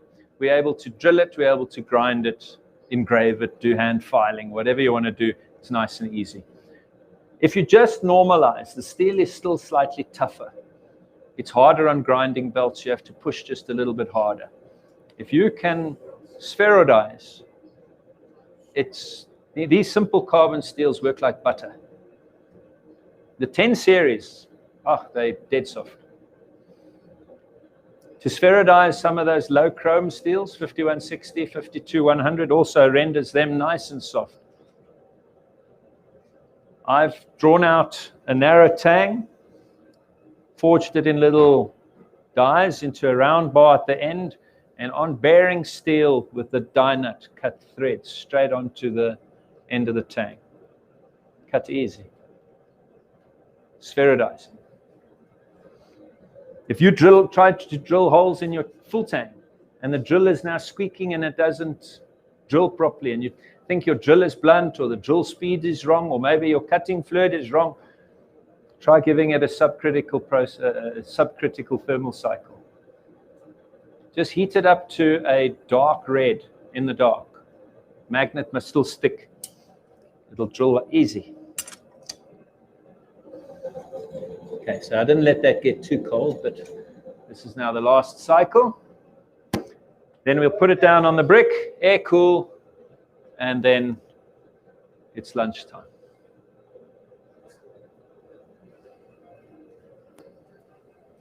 How it's for time now? When is lunch? When is 12:30? To 12:30? Okay, perfect.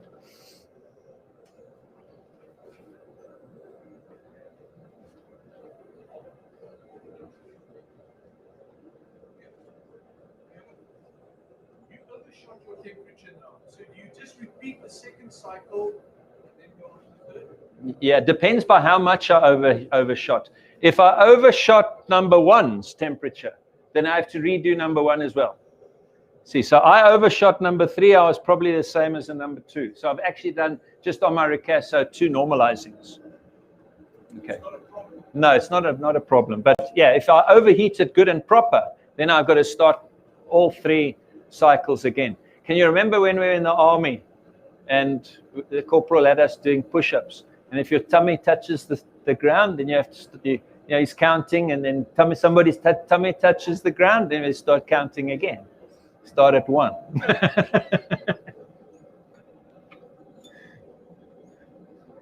All right, so cameraman, we're going to go to the dark. All right, so here, look, that color is still sticky. See there? Almost too hot still. There we go. Did you see that?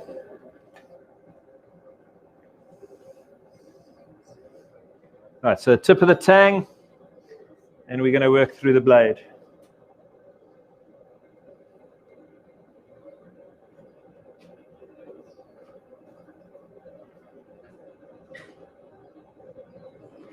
Now you can get the temperature specifications for each of these steps from the internet or the steel manufacturer, and you can put your knife in your digital furnace that you're using for regular heat treat.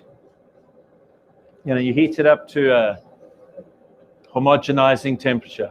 You heat it up to a normalizing temperature. You heat it up to a spherodizing temperature. You let it air cool each time.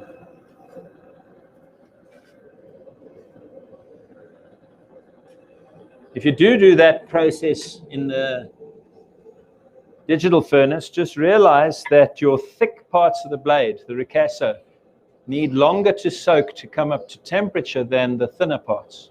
So you need to make sure that it lies in that digital furnace long enough that the thickest part of the knife has reached temperature.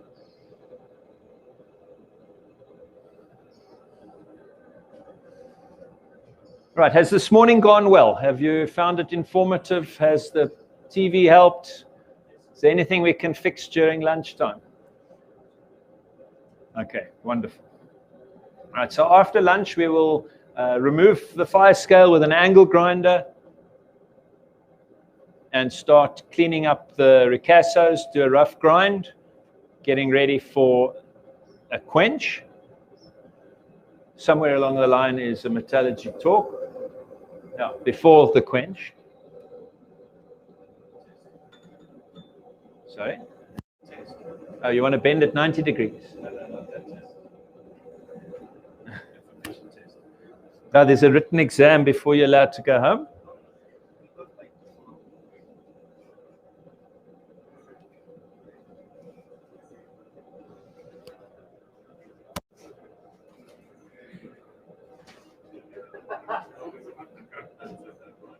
All right, so this is just the last cycle, subcritical heating, spherodizing. I'll put it on the brick to air cool, and we're done for this session.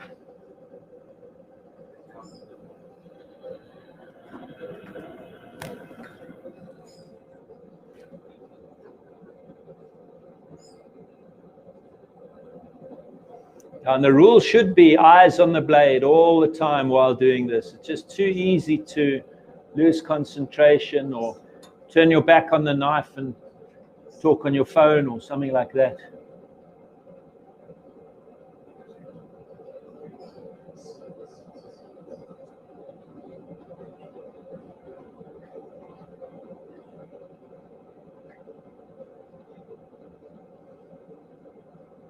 Right, so just be careful during lunch. This forge chamber will still be hot, obviously. And then I have another knife here, this one here in the zipper bag. It's a finished, complete knife. It's already owned by someone and sold. So I'm going to open the zipper bag. You can have a look at it, but I'd prefer you not to handle it. So I just borrowed that knife back for the weekend.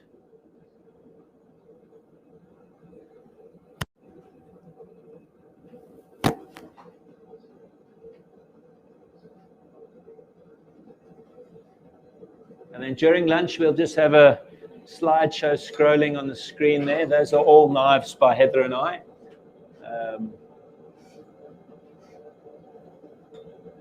There we go. Right, so that's still very clearly a red. If I go into the dark, it's got a very clear red color. See that? All right. Thanks, guys, for your patience. All right, dismissed for lunch.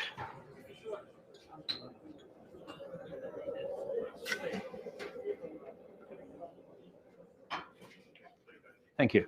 Thanks, Malcolm. No problem. Thanks, Renko.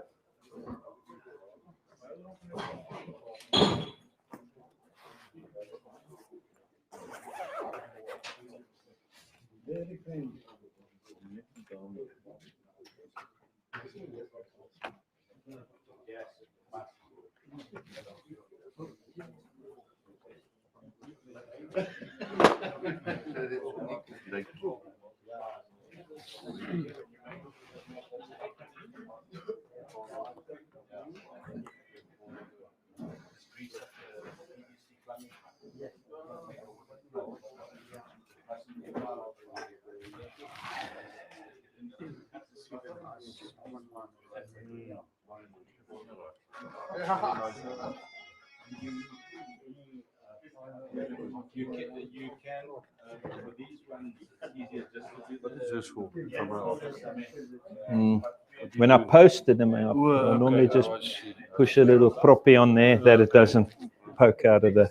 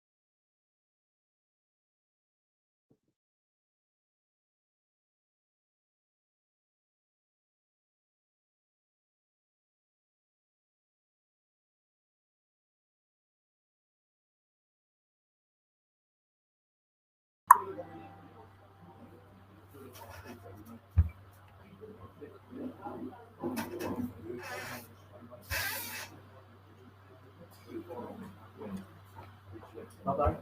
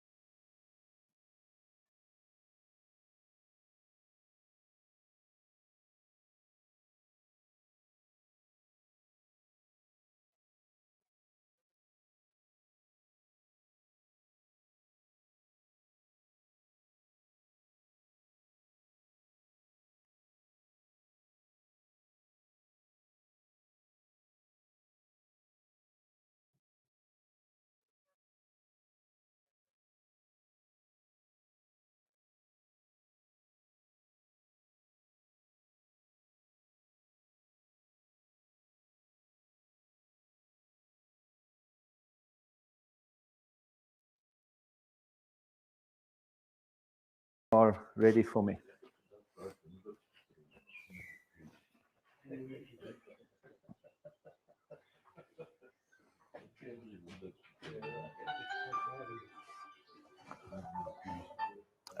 Is there a Seppi?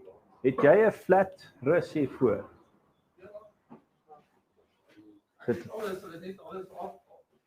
Well, sorry, it's a great time to suddenly wake up with them 30 seconds to go.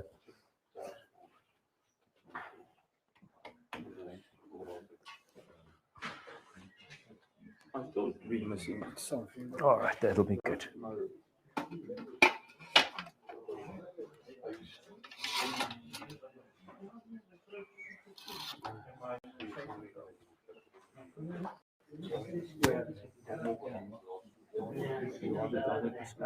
Yeah, but that'll be fine. Okay, are we good to go? All right, so what are we going to do first of all is just some simple layout, and then we can remove the fire scale. We can do it the other way around. The method that we're going to use today to remove fire scale is just a simple angle grinder, little 4-inch baby grinder. If you've got the time, you can have a bucket of swimming pool acid, hydrochloric, okay, muriatic acid, they're calling it in America. Okay, so you can put it in a neat swimming pool acid, which is already, is it 30%, I think? Sorry? Yeah, 30%, something like that. So when we say pure hydrochloric acid, it's not 100% proof. It's already 30 something. All right, so you would put your blade in the pool acid, leave it there for a couple of hours, depending on the temperature of the day, how strong it is, how old it is, and so forth. And every now and then you'll just check on your blade, give it a light scrub with a nail brush under a tap, and the fire scale comes off as a black sludge. That's the least labor intensive. But anyway, you'll see removing fire scale with the angle grinder is really quick. What you want to be careful of when you're using the angle grinder is that you're not rounding over corners. You're not chasing dips in your steel and removing fire scale with an angle grinder and chasing dents where the fire scale remains. That's just going to make your grinding on the flat grinding attachment more complicated. I'm going to flat grind this blade. I'll discuss my other attachment that I've got for my machine at home. It just has a slightly modified flat grinding attachment on it. And all I have done is I've, on my big contact wheel, I've ground a very slight hollow in this platen. I don't know what you're telling me.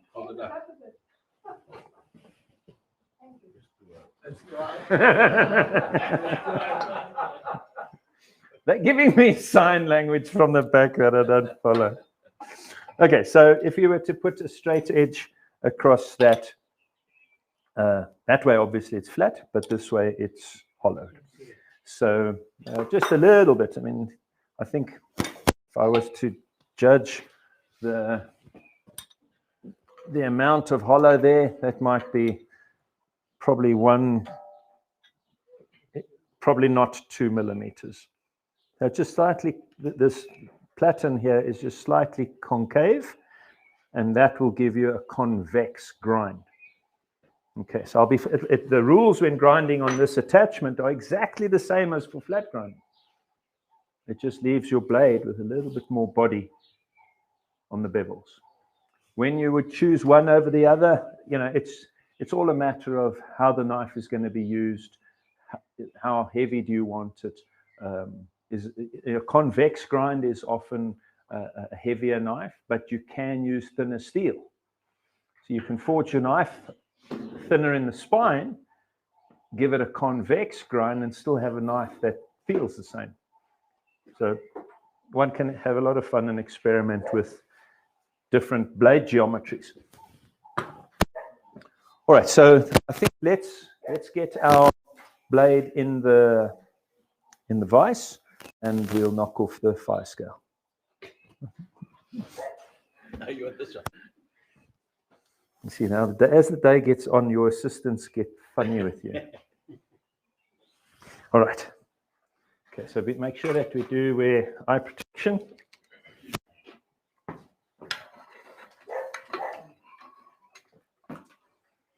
So this is nothing scientific about what I'm doing here.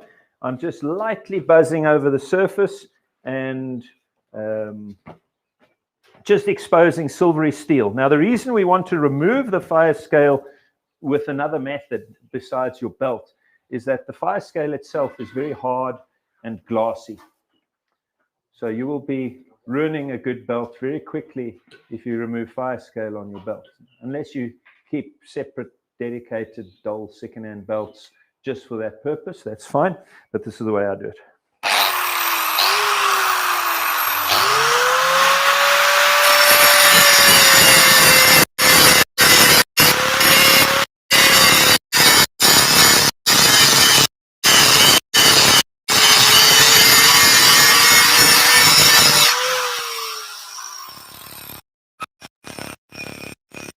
You will very quickly see how moving fire scale highlights blade forward.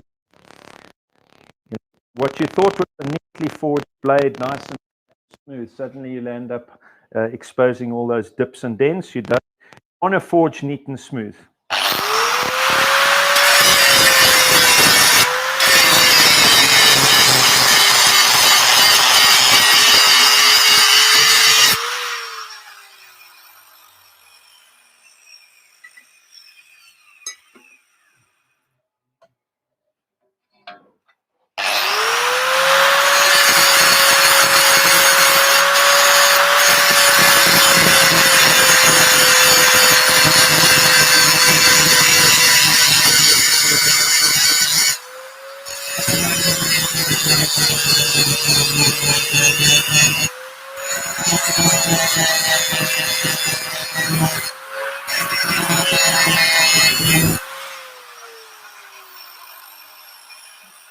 As I say, be careful of rounding over the corners and don't bump into your plunge line there at the ricasso. You've tried so hard to forge that neat and crisp, don't go and blur it out with your disc grinder.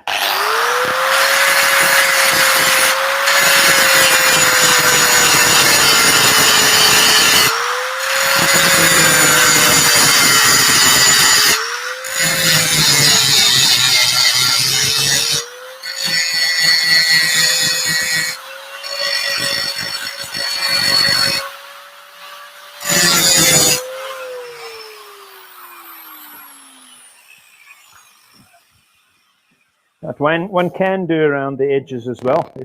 Let's do that real quick. Around the profile.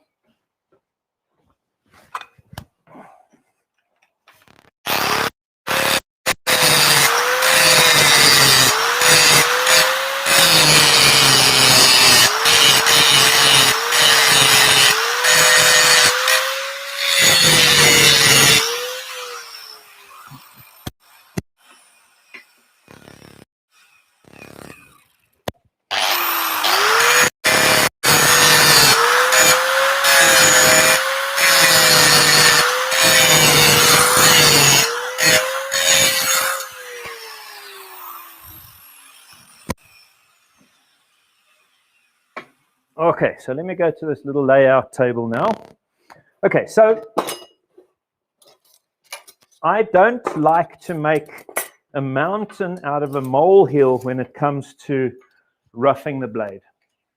Just get one pair of glasses on at a time. Our objective is to get the knife to heat treatment. This is kind of a step that is in our way. I like to get rough grinding out of the way. You know, don't spend so much time fussing over your rough grinding that it takes unnecessary time.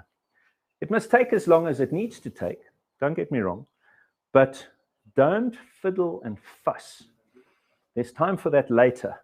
Your finish grinding is exactly that. This is rough grind. Rough grinding is exactly that. It shouldn't take forever.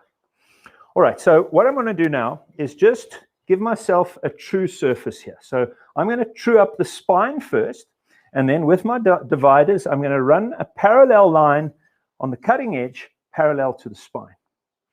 I'm then going to decide how wide I want my ricasso and measure that, and then measure the width of my ricasso and pull a line straight forward, putting the tip of my blade on the center line running through my ricasso.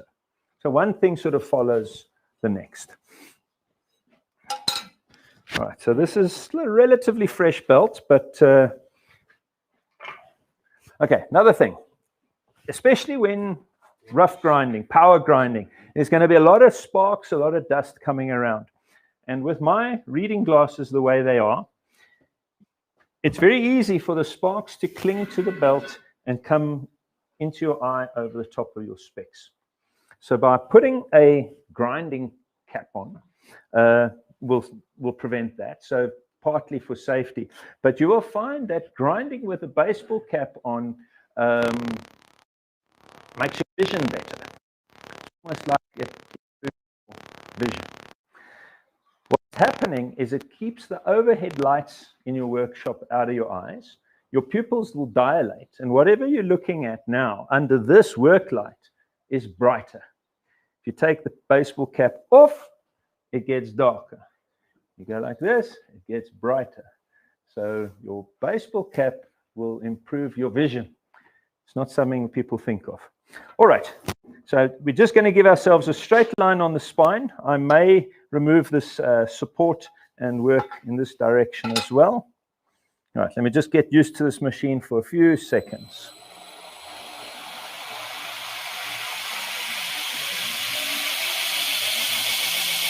Okay, perfect.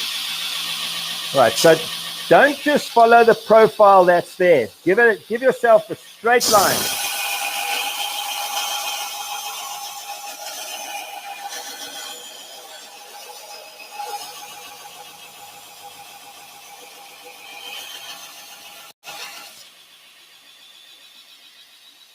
You can start to see the taper that we forged in earlier. All right, let me just see where we are as far as width is concerned. We are so close to parallel. That's just almost 41. That's just over 42. So I can take material off here.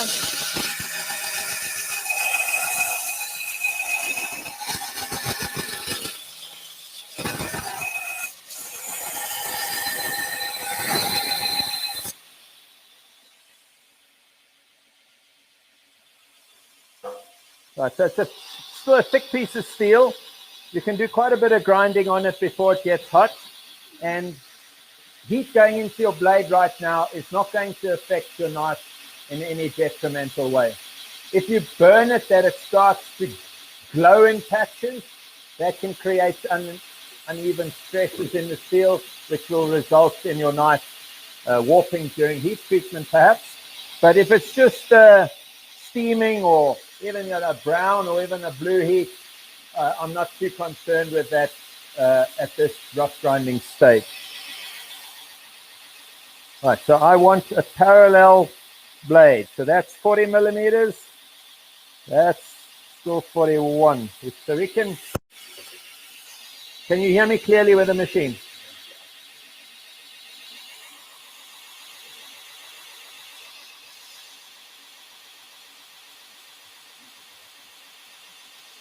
So I can do that.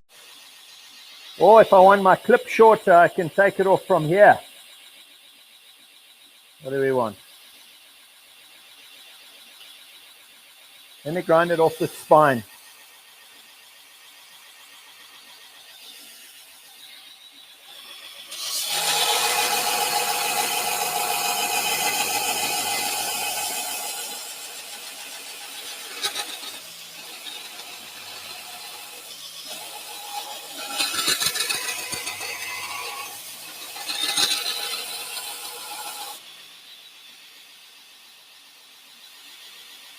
There we go. So I like my spine to be parallel with the cutting edge.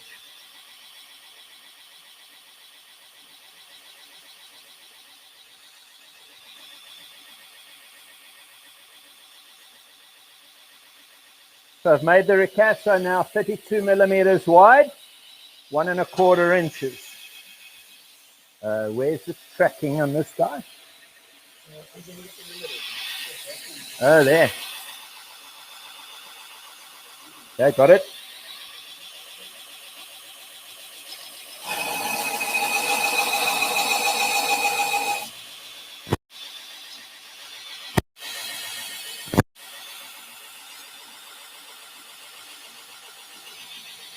Right, so I'm just pushing my choil forward. Can you see that? Now I can leave this choil right there. Are we good? I can leave that square, or I can round it over. I can make it rounded convex or concave. That's up to you. I'll tidy that up later.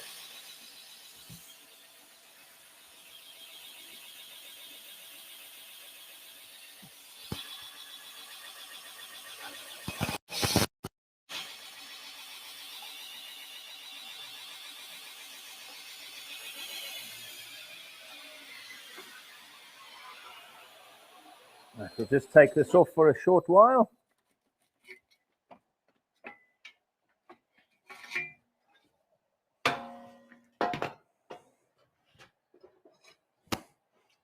Still hot.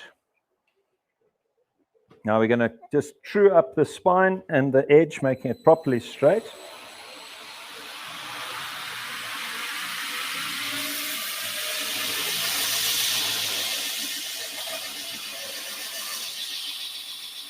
Okay, so there's still a couple of little uneven sections in the spine, but can you see how the blade tapers already? So that's forged in, not ground in.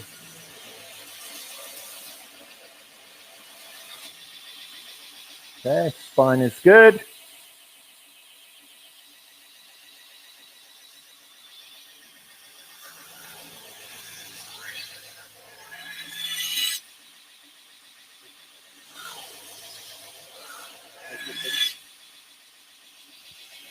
All right, now just a brief discussion about what I've done here. I have ground the cutting edge that the scratches run in the long direction. It seems like an unimportant thing. But if you profile your knife horizontally like that, that the scratches run across the edge in the short direction, if you don't skim those things in the other, that they run in the long direction, the scratches I'm talking about, when you quench your knife, there is a chance that you land up with a crack propagating out of a scratch. Now, you've seen how glazers, when they're cutting glass for windows, they take a little carbide tool and scratch the glass, and then they crack the glass, and the crack runs along the scratch. That's called a stress riser. So something can happen when you're grinding your blade like this, both sides. You'll end up with these scratches running across the blade, and your profile grinding marks are running across the blade. And it can be that the stress just falls in the right place at the right time, and you'll end up with a crack propagating into your blade. Now, just because we've put the scratches in the other direction to confuse the stress, so to speak, doesn't mean your knife will never crack. Doesn't mean if you don't do that, will always crack. But it's just one of those little things that I do to just swing the odds in your favor. All right. All right, so now before you start getting too carried away with grinding your ricassos and your blade, just double check things. Make sure that your knife is straight. I do see a slight kink in my knife. I'm hoping I've got those 3 little blocks. Have you got those 3 blocks for a vise handy while I look maybe for mine? I'm not sure if I brought mine.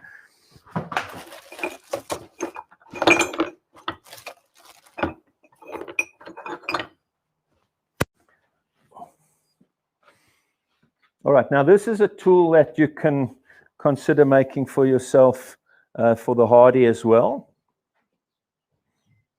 Okay, that's just a twisting fork, and that can go in your anvil. And if your blade has got a spiral, if your blade has got a spiral twist in it, a corkscrew, you must untwist that blade. And you're going to do that by holding it in the forks and using an adjustable wrench, a shifting spanner, and you're going to unwind the corkscrew. A corkscrew is not something that's very easy to just forge out on the anvil. If it can be found without too much mission, I could use it. So the bending forks is used for untwisting. Now, excuse me. When you are analyzing your blade for straightness, you need to look in a number of different ways. So if your knife might be bent or you're looking for a bend, you're going to aim down the knife as if you're aiming a rifle. You know, you're looking for a bend like that. You look at it from all directions. You know, just double confirm. If you see a bend from one direction, see if you see the same bend from the other direction. See if it reveals itself in the cutting edge. So my cutting edge has also got a slight bend like this. When I turn it this way, it's got a bend like that. So I do need to give this a tweak. Now, you can't just go ahead and grind on a blade that's crooked. You can't grind bends out. Oh, shame. Okay. I didn't, unfortunately. All right. Now, the spiral twist, there's a way of looking at that as well. So what you do is you're aiming the cutting edge straight at the bridge of your nose. You face the cutting edge straight at your face, and both eyes are open. And as you move your eyes up and down the knife, if your blade is twisted, one side of the blade will hide behind the edge. Does that make sense? As the blade twists like this, you only will see one side. So you aim the cutting edge straight at your face. One eye, a bit like a chameleon. One eye can see that surface. The other eye can see that surface. And as you move your knife up and down the blade, if it's twisted, one side will disappear from view. Right. It's not very bad that if they don't find that little bending jig, I can get away with it. I'll grind it straight, which is what I'm trying to teach you not to do.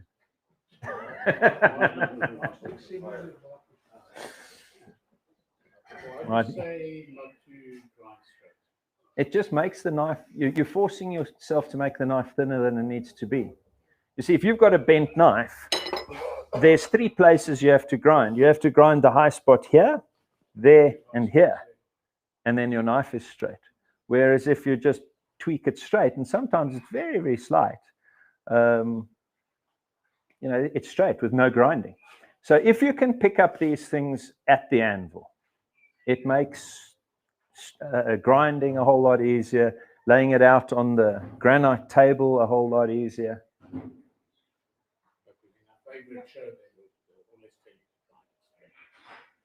Actually, I grind it straight. Okay. Okay. Tell Seppi not to worry. We'll deal with it.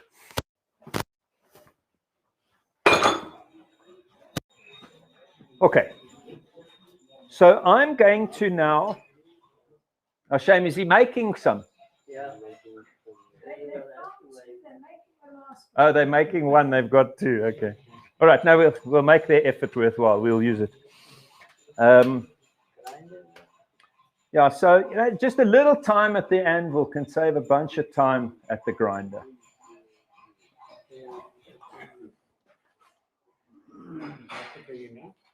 .5 thick.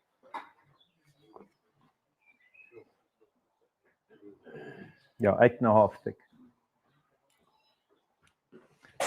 Thank you very much. Okay. Wonderful. Thank you for that. Okay, let's see if this little vise will do it.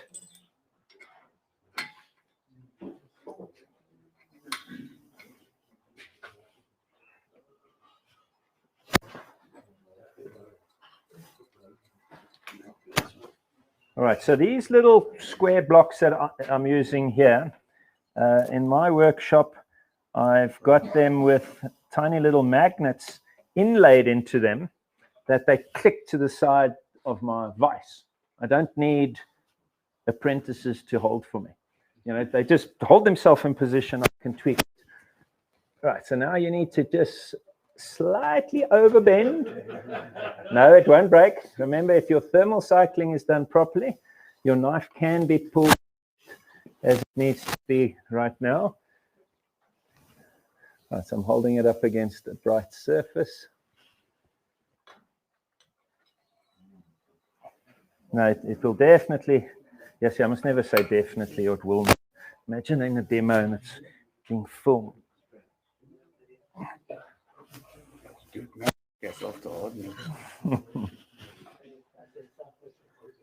Right, let's get to the bigger vise there. It's not a big kink, but it's a thick blade.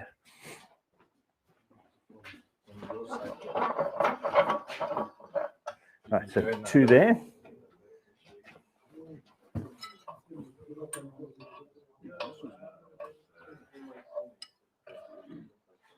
Okay, so nice and wide apart from each other. Okay, just lift this guy up a little. Oh, what's going on? There's a magnet. Oh no. All right, we're all good. What's this? His magnet jumped out. This one's got a magnet in it. Okay, so I think we're doing it wrong. It should be that way.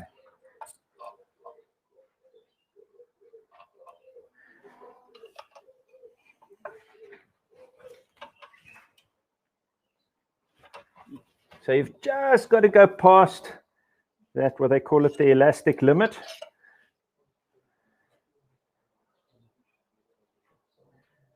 All right, one more time.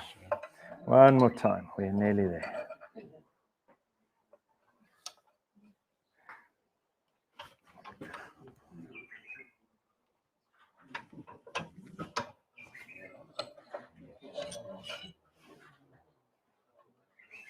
Okay, let's just double check on this table here. Yes, it's in the light this side. So I'm just using a rough steel plate at the moment. It's not a marking table, but it just gives you a better idea of what's going on. What I'm looking for, Franco, just step out of shot there. What I'm looking for when the knife is laid on a true surface, if the knife is bent, the tip will touch the table on one side, and when I flipped it over, it would be up in the air. Does that make sense?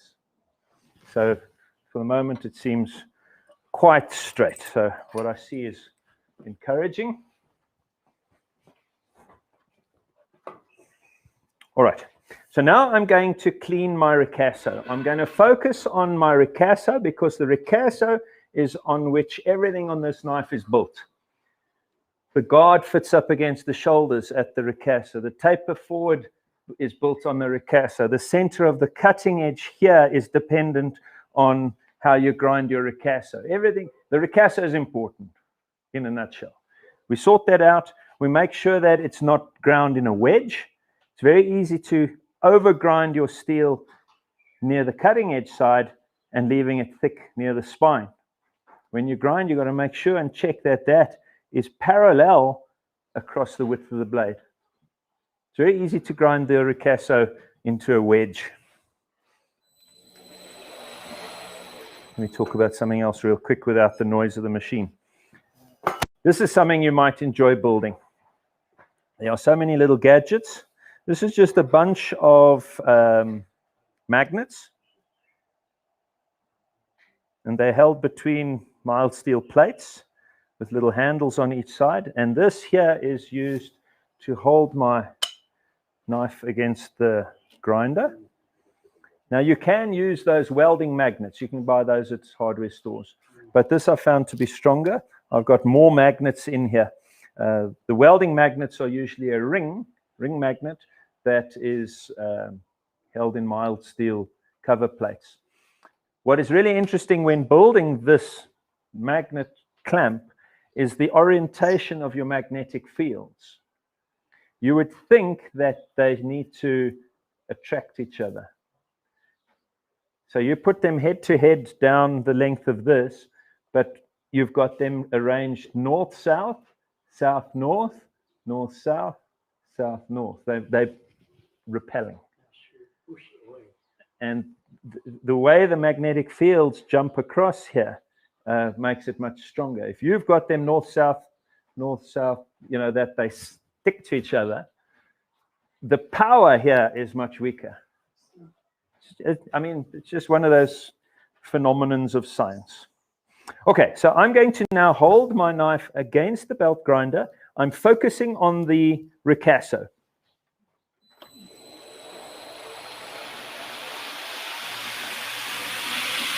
All right, you all good? Can you see?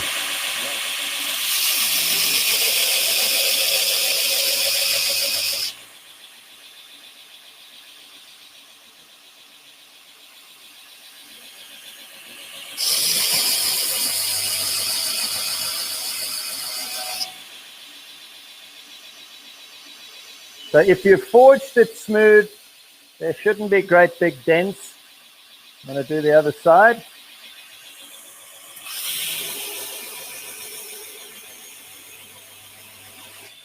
Is that a big motor? Can I push?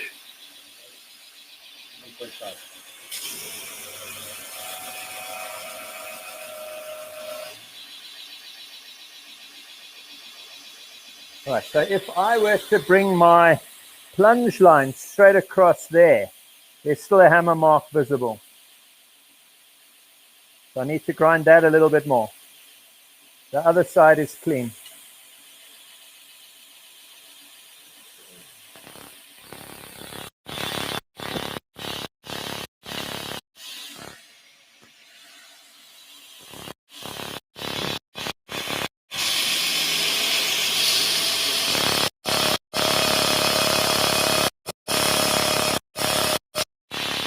There we go.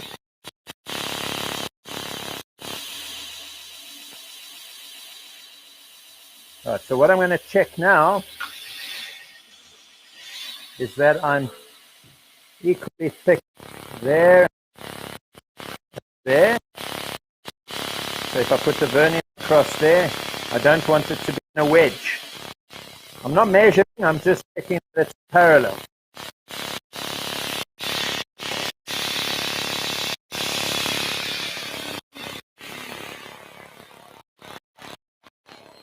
Okay, we'll put the Picasso more on the disc sander shortly. But what I also want to make sure of is that my disc taper is smooth and progressive. I'm setting my tapers, setting my blade up for successful flat grind. So I do something, I think, a little bit unconventional. I'm going to hold it with that, but I put my spine, not the whole flat grind, not the whole bevel, but I put the spine against the flat grind. It just makes that line straight line. What I'm trying to do is turn that straight. Does that make sense?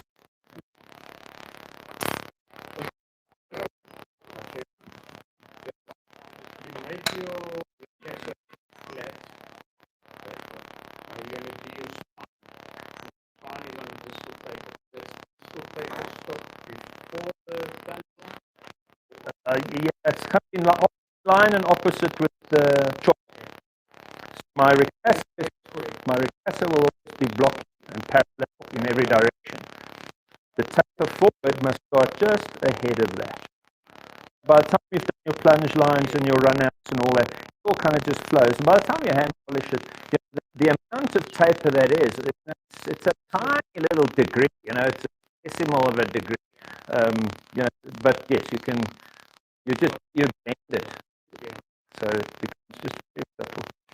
All right, so I need to be careful that when I do grind this spine section in a straight line, I'm not grinding and messing up my ricasso. Don't touch the ricasso. It's very easy to lay the whole bevel on the grinder, and then let me turn it around, let the camera see what I'm seeing.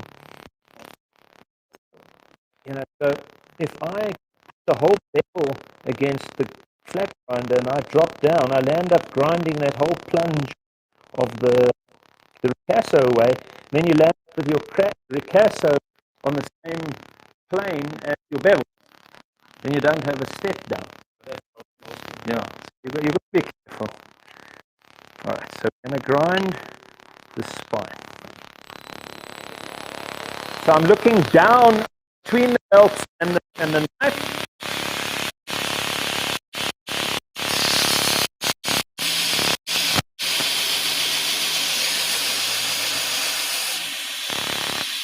Right, so can you see there's a hump there?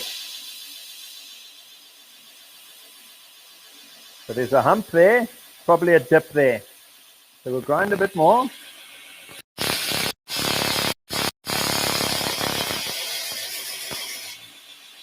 There we go.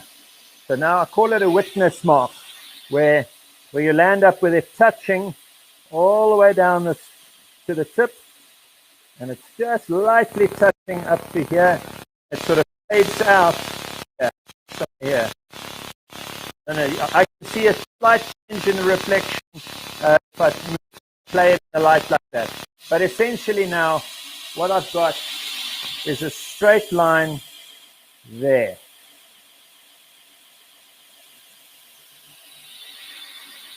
I'll do the same on the other side. And you put your support behind the blade where you want to grind. It doesn't help you put the magnet up there or down there. It's got to be in the right place. So I'm looking down between the belts.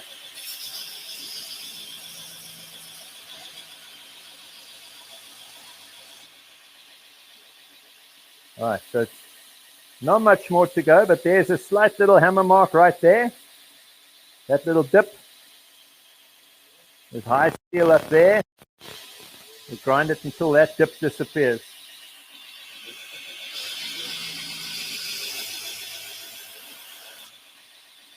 Okay. All right.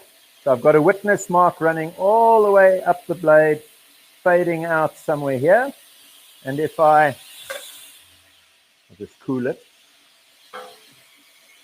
Look how beautiful that taper is now. Now if I angle it towards the camera, I don't know if the depth of field is right, but can you see how nice and progressive that taper is?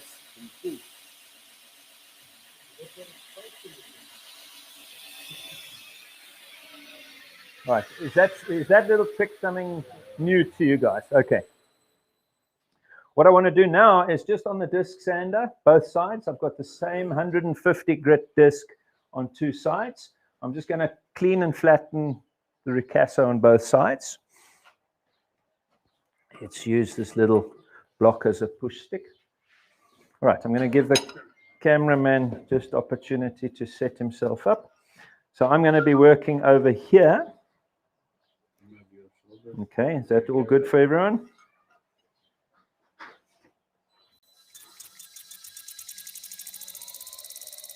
Okay, it's not exceedingly fast. It doesn't need to be.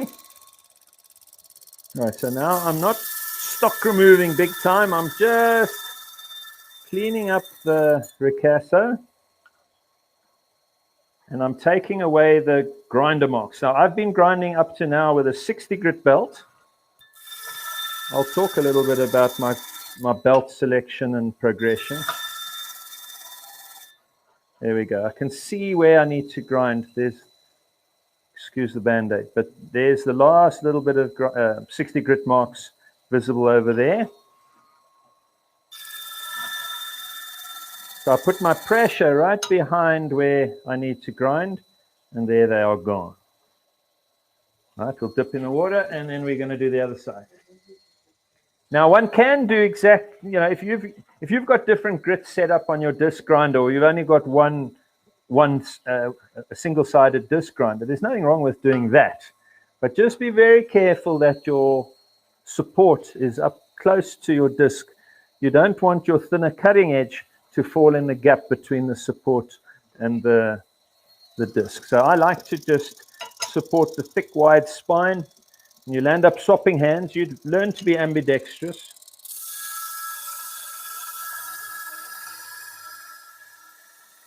You see how I move the knife against the disc. I don't just shove it into one place. Right, so there's a couple of witness marks from the 60 grit up there near the Tang.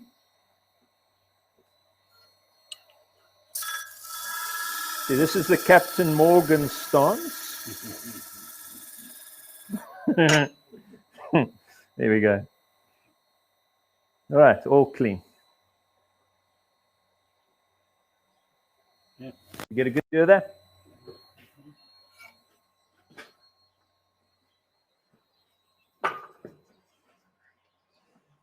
All right, so I think Malcolm, come over here now. So what we want to do is I want to lay out my shoulders, and I want to lay out the position of my tip. I haven't yet ground the clip point. So we wanted that to be 32 if I'm right. Okay, so we'll just set that divider to 16. Half of the ricasso width. All right, so I don't want to put a great big scribe line in the middle of my ricasso. I've just cleaned that. Now to go and put a scribe line there would be silly. Anyway, so I run it down the blade here up to where the clip begins, like that. Now obviously in your own workshop you've got a proper workbench and you're working comfortably.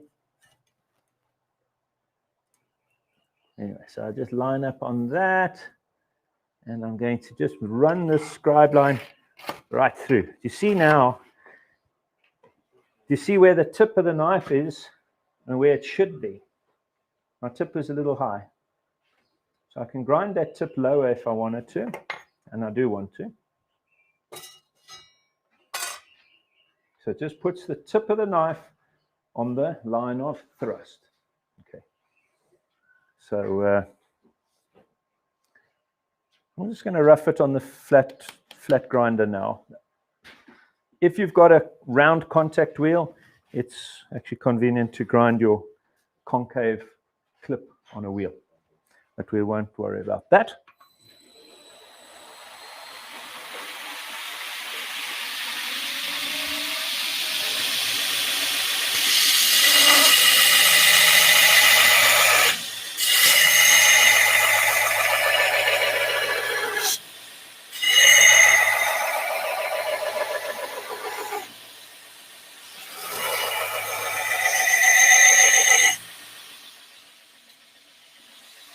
So a tiny little blue tip like that at this stage doesn't bother me.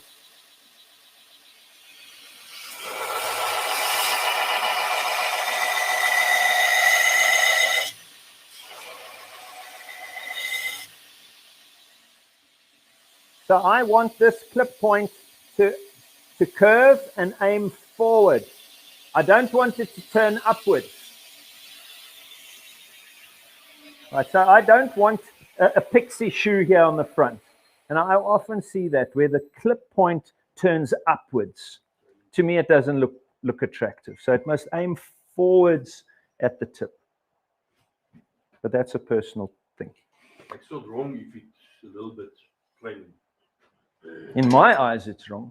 No, I'm just asking. But you know, if you're making it, then it's your knife. So, and like I said this morning, you know, the fact that no one really knows the original Bowie knife, it gives you freedom. But you know, there's enough reference of antique Bowies that are attractive and good looking to reference to. And I would suggest anyone interested in making Bowies to research the old stuff. Don't look in modern day magazines at what people are doing today. Look at what they did 200 years ago. There's some really wonderful inspiration out there. All right, so now, Malcolm, back to here again. So I'm wanting to lay out my shoulders. So I want my guard to lie square to my spine. Now, there are always alternatives to every rule. What I do sometimes do is I may choose to lean that guard forward ever so slightly, maybe 1 degree. I don't know if it is 1 degree, but just off of square, that the top part of the guard leans forward. I may choose to do that. But what I will never do is have my guard leaning backwards the other way. That just doesn't look right. You know, if you have your guard leaning forward, it's like a city golf with GT stripes. It makes it go faster. It just looks right. Okay. Okay, so it just looks attractive when you have your guard leaning forward there. But typically square is correct. All right, now I can do a number of different things on those shoulders. I can file them. I can try and grind them as close as I can and then put them maybe on a milling machine. Guys do that, but let me talk about a milling machine just really quickly. A common mistake is to take your end mill and mount your knife like this and come in here like that and make that corner neat and tidy. But the problem is that corner where the tang joins the ricasso, it's a perfect square. Now, if you've got a little stop bar here, you can turn that over and then keeping your milling machine set up in exactly the same place, you can clean up there and your two shoulders are exactly opposite, but you've got square corners. That's not very clever. We've spoken about stress risers before. The square corner is a problem. So if you do want to do your shoulders on a milling machine, rather than hold your knife flat, and now you come in with your mill here, this way, with a small diameter cutter, and let's say 3 millimeter, 2.5 millimeter, something quite small. You come in here and you just clean up your shoulders. You lift up, you come across to the other side, plunge, and you just come in there and witness in there and touch. That way you've got your cutter giving you a radius corner. That's wonderful. That's what we want. Not a square corner this way. Okay, so I'm going to set up a filing guide. As I say, this is just simple. We're not making it over complex for ourselves here for a demo.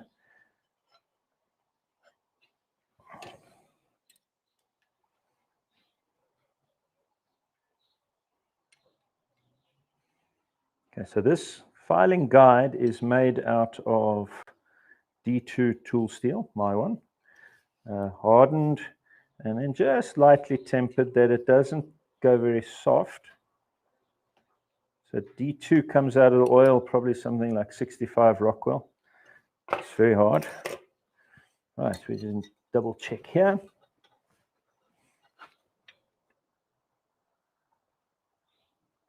Is that good? I think so.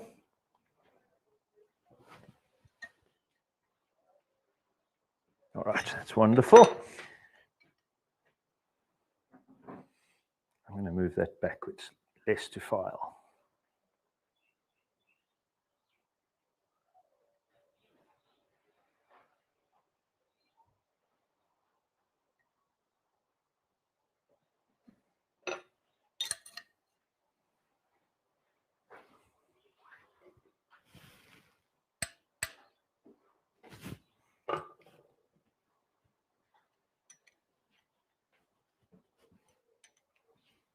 Okay, don't over tighten those bolts. Screw threads are immensely strong, but make sure it's nice and parallel. Now, if you over tighten those things, you can actually break your heat hardened steel. So now I'm going to hold this in the vise and file the little bit of steel that is protruding here. This little small amount of material here. Okay. Both sides sticking up just a little bit. So I haven't given myself too much to file. Now, the reason we use the filing guide is that you can line up both shoulders, both in all directions. They are opposite like that, but then they are also lined up in a straight line.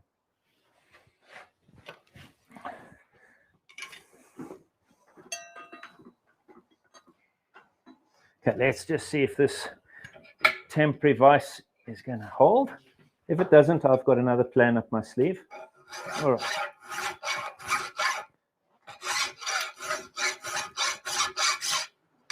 Right, so you file up to the filing guide. It helps you keep your file flat and square.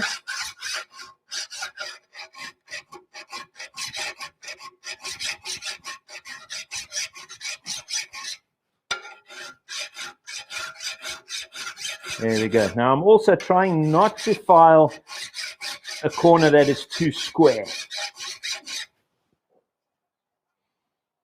Right, I think that works. Zoom in there and see if that looks right on the camera. You might be seeing stuff that I'm not seeing.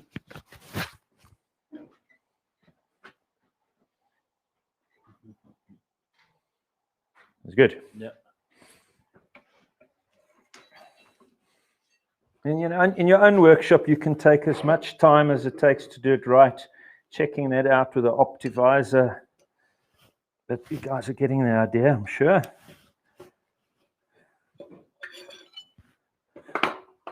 What one can also do is make sure that this is set up perfectly square. And then you can carefully feather. Okay, now this machine is a bit different to mine. This part of the machine here is in the way, or my tang is way too long. I want a long tang. But you can very carefully come onto the corner of your disc sander like that. And if you've got your layout lines done properly, you can just carefully grind those in. You might even clamp a locator bar with a vice grip or G-clamp there to make sure that that is square to the disc in that direction. All right, so there are many different ways to do things. All right, now we want to lay out our plunge lines. So I want my plunge to come straight out of this corner here. Any other position will not be right. Okay, so it's got to come right out of the corner there. So when I'm grinding the knife, I'm going to stay on the safe side of the line for just a tiny little bit, maybe a millimeter, and then sneak up to the line after heat treat. So let's just measure that just for reference. I'm locking my vernier. Now the reason I'm trying to do it this way is I need to mark a line on the other side as well. I can use the file guide. I can use the height gauge on the marking table.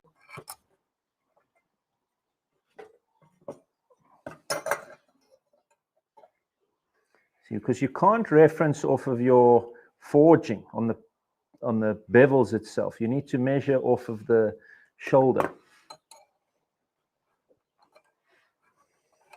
All right, now I've made a mark, but I haven't scribed right up to the spine because there's going to be a tiny little radius there. And once again, I don't want a scribe line on my ricasso. Otherwise, we're going to be forced to clean a scribe line out of the blade.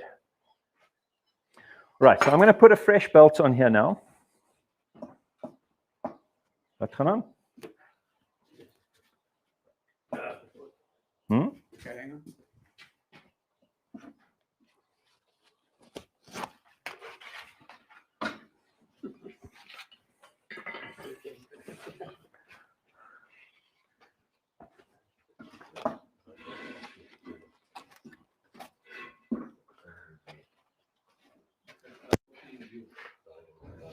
Is that going to work? All right. You want it up?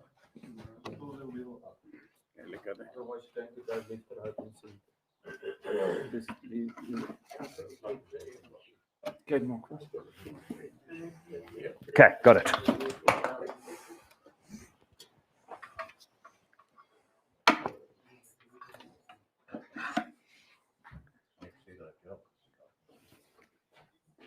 All right.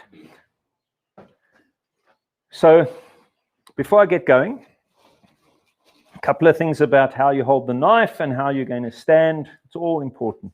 You need to be comfortable and steady. So stand with your feet slightly apart, and I put the cutting edge upwards with my thumbs on the side of the knife. Now, it's the thumbs that are going to help you to maneuver the knife, leaning the cutting edge into the grinder as you need, or moving your thumbs lower to the spine and grinding the bevels wider. Yes, so it's like a push stick. Your thumbs are going to do the controlling as to where it's grinding. What I don't do is twist the knife.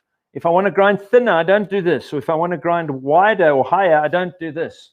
Every time you grind, you're putting the knife down onto the belt in the same position every time.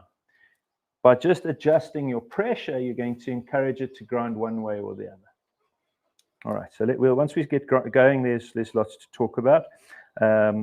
We need to make sure that the shoulders are opposite, the cutting edge is in the middle, but first of all, we're going to try and get our cutting edge close to the thickness we want prior to heat treat. Still oversized, everything is still thick.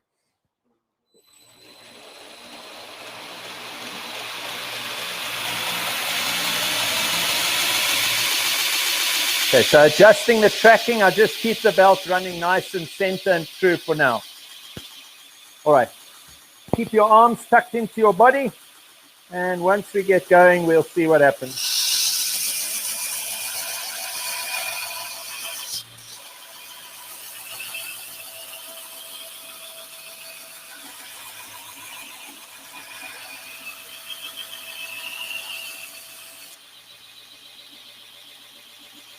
Okay, so I'm encouraging the edge to go thinner. I'm not just going to my height straight away. So we'll do a little bit from each side, step by step.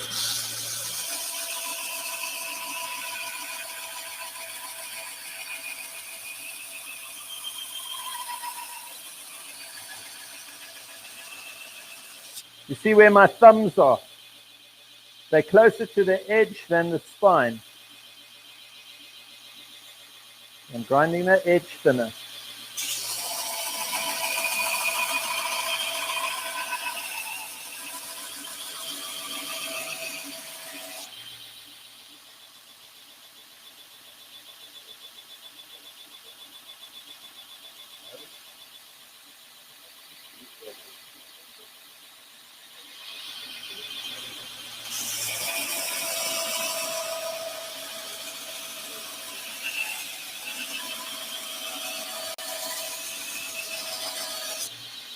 So if I can grind the edge to about 1.5 millimeters thick now, that'll be nice. The 16th.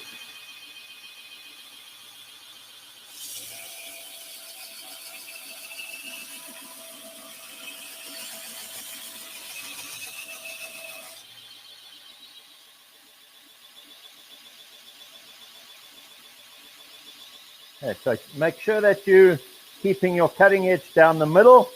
You will grind more on one side than the other if you have to.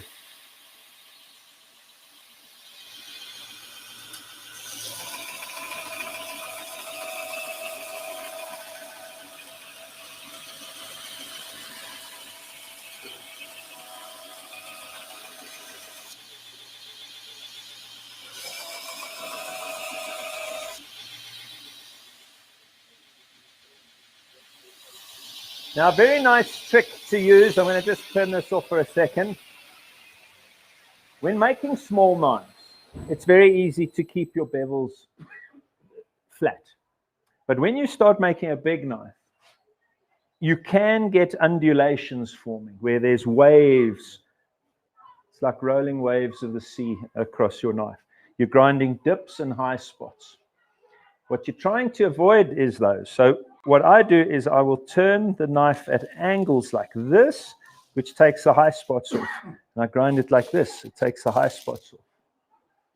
And you'll end up with a much smoother blade. Because once this is polished and you hold it up to the light like this, and you play the light off the reflection on a polished knife, if it's not flat, it stands out like a sore thumb. It must be flat.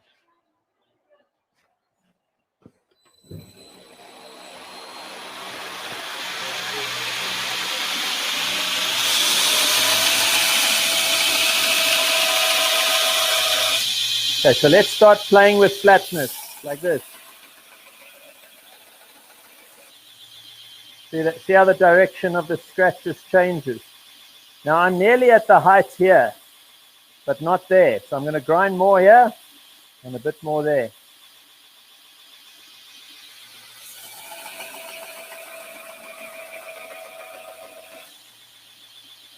You can maneuver these thumb pressures now, closer to the spine.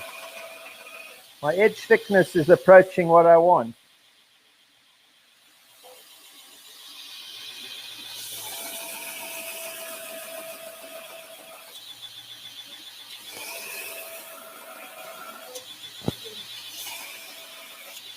Because this is a flat grind, you can hold this knife at any angle you like and it still stays flat. You can't do that with a hollow grind. Right, now I'm going to come up closer to the plunge line here. I support my knife with that index finger. Just going to give me a little bit of extra stability.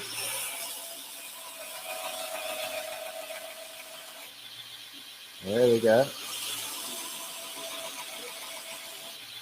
Have you guys heard of a 2-inch dip? You know what a 2-inch dip is? It's a mistake that happens so often that they've given it a name.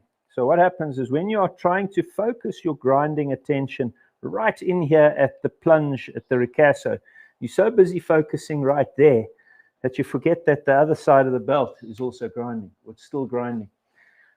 Or when you touch down onto the machine, it kind of bumps here first, bump, and you come flat. Next time you come down, you bump and you come down. Eventually you start grinding a little dip in this region here. Once you've made a dip, the dip is not your concern anymore. It's all the material around it everywhere else. It's got to be removed until you're at the same level as the dip. It's just like when you're trying to sandpaper a scratch out. It's not the scratch you're worried about. It's all the material around it. It's just a little change in the way you think of things. All right, so I'm going to try and raise this grind up higher here, just a little bit. Watch out for the 2-inch dip there. And you're watching the sparks as they come out the bottom. Where are the sparks? It's going to tell you how your knife lies. There we go.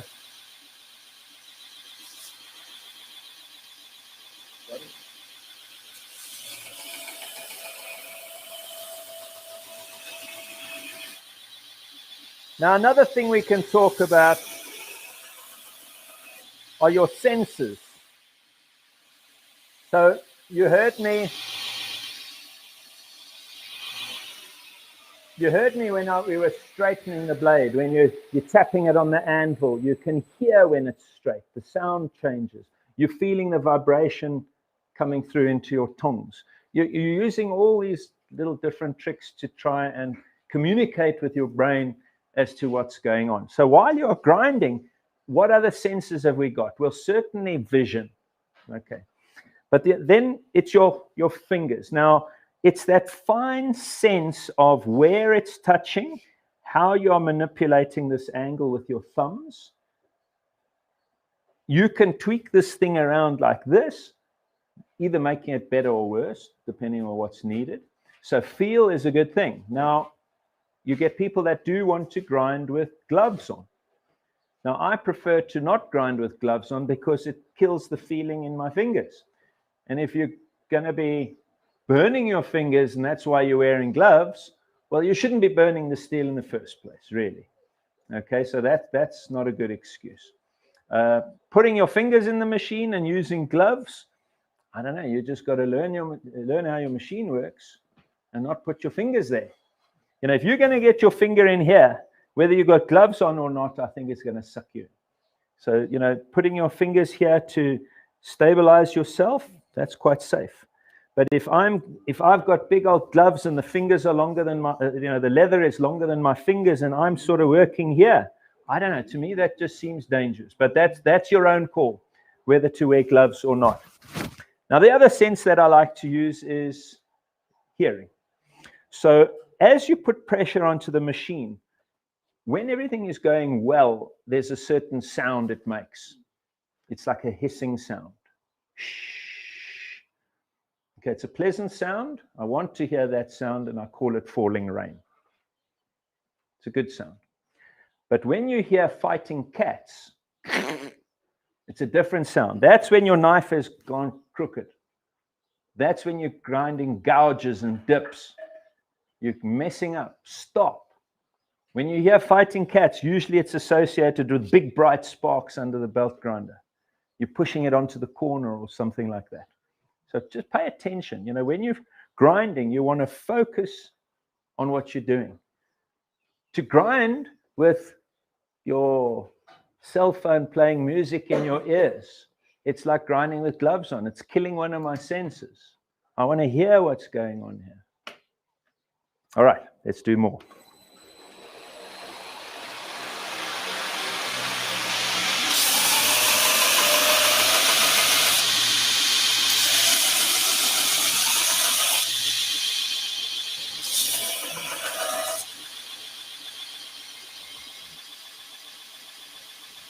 Okay, up to now, I haven't yet ground the tip. I'm using the tip of the knife as my handle. We'll do the tip separately later. All right, so my edge is good. I just now need to grind the height more. So I'm going to move my thumb pressures slightly lower. Let's just adjust the tracking. There we go.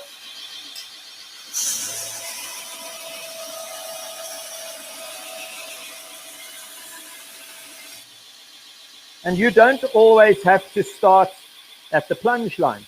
Sometimes I can start here. Sometimes I can start near the tip and work the other way. Changing your angle.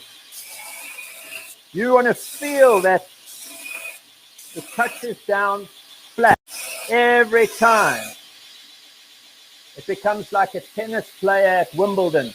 He doesn't have to look at the tennis racket to know where the ball is going to hit. This becomes an extension of your hand. Your belt grinder is your friend. People are afraid of the belt grinder. You know, it removes too much material. It makes a noise. It sparks. Your fingers burn. They're afraid of this thing. But it's your friend. Imagine you had to hand fire. Saving you a lot of time. Become friends with your machine.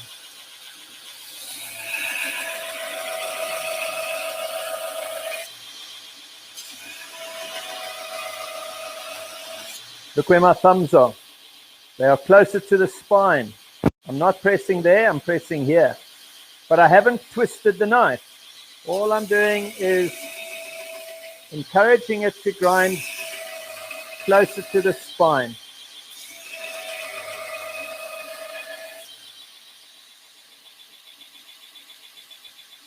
When you touch down, you want to touch down like an airplane on a runway. You're not like a helicopter, an airplane. So you touch down like this. It's already moving. You don't just bump it in like that. That's going to make dips.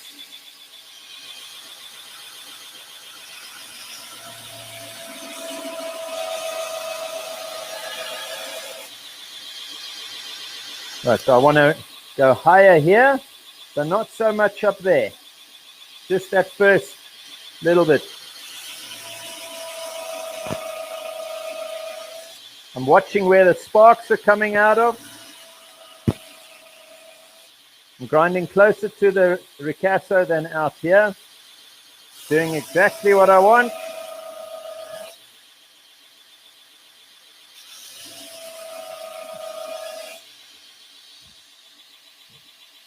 We spoke about eye protection and sparks in your eyes, burning your fingers. The other thing you need to consider when belt grinding is your lungs. Wear lung protection. I've got a proper, expensive filter respirator. You take care of this. You know, I think grinding carbon steel is less dangerous than stainless steel. I may be wrong. Grinding wood, I think, is less dangerous than carbon fiber and synthetics. But, you know, use your discretion when you are grinding.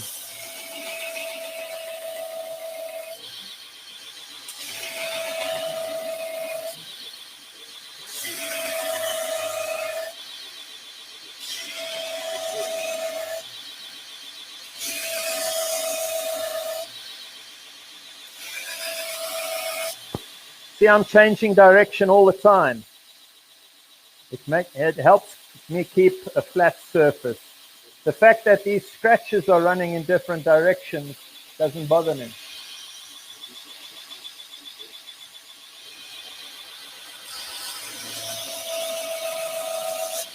Can we light the other forge, please?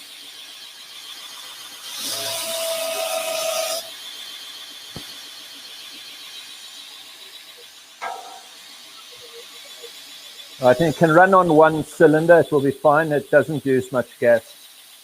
All right, so the cutting edge now, can we focus on that? So that edge there is about 1.5 millimeter. You want that to be oversized. Now, do you see how thick the tip is? I haven't ground the tip yet. So I'm just going to blend into the tip, but leave the tip oversized. I want the tip oversized. When this goes into the hardening furnace, the thin point can overheat very quickly. So by leaving it thick, it just helps prevent that tip overheating too quickly. Right, so I'm going to just, you see how I'm holding this knife? I find the position or the angle that that blade was ground at before, and I'm just going to blend it into the tip. So from there, I'm not grinding, I'm just finding the angle. Now I flow it in, I blend it in.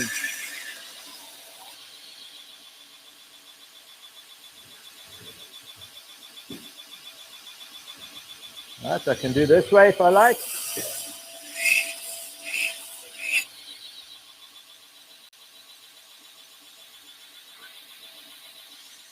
Often guys are not familiar with, or even think it's allowed to change and grind, and nothing wrong with that.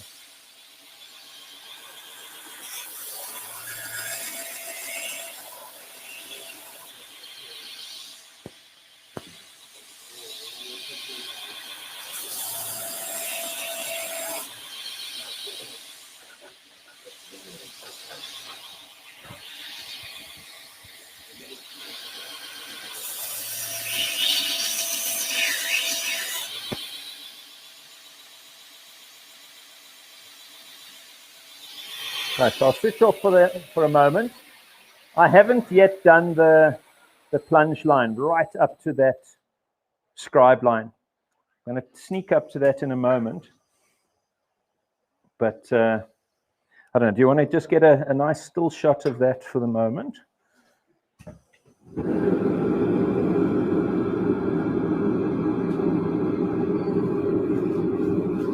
Right, when are we at 3 o'clock? What's the time now?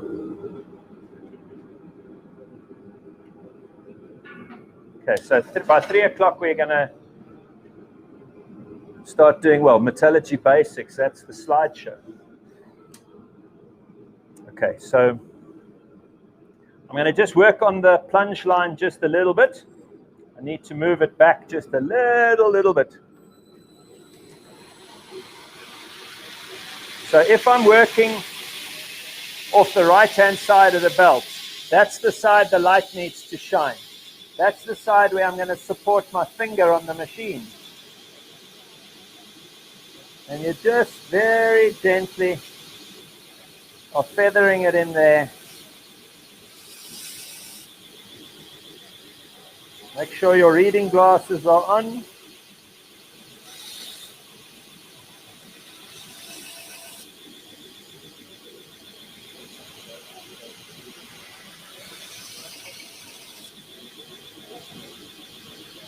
Okay, that side looks good. I'm still a little way off the line.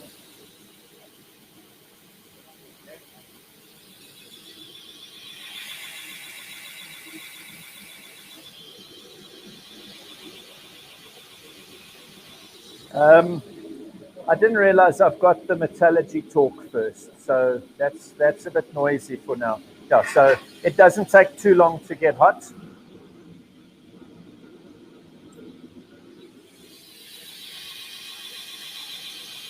Right, so yeah, we're going to do a slideshow first before we harden.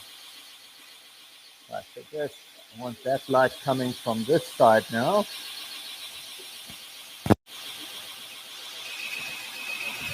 You good?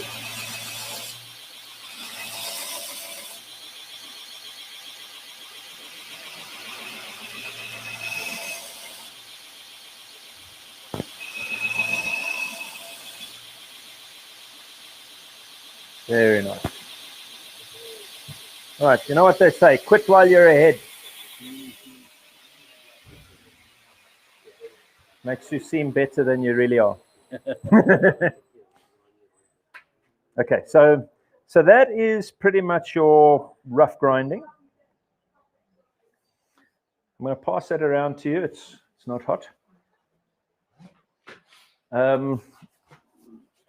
For rough grinding, that's plenty adequate. You'll notice I'm still a little way off the lines, but it's flat. The edge is in the middle. It's still oversized. Just double check that the tip is thicker. That's important. I want my tip thicker. Kevin, are you going to heat treat on this grit belt, or are you going to wrap around to I'm going to run the cutting edge over a 180. under the cutting? Yeah. Yeah, so what Franco's asking there, you know, am I going to heat treat straight off of a 60 grit belt? And that's a very valid question. If your blade is very rough, there is a greater risk for cracking. Those scratches are probably where you're going to land up with stress risers running. So, you know, if you want to, and we can do it, I'm happy to do that. How do we get the belt off? We lower the wheel again. Okay. To just lightly clean up with a 180, just to take the roughness off of that, off the bevels. But realize once the knife is heat treated, that 180 grit, it was just a pre-heat treat stress riser reliever. You have to go back to a 60 to take you down to final dimensions. So you actually go back a grit after heat treat to bring you back to size. Are there any other questions? Your grind sequencing belt, 60, 180, 400. 400. Hand polish. Yeah. So, yeah. Notice that we gave you on that single sheet. Yeah, no, that's what Etienne's asking. So,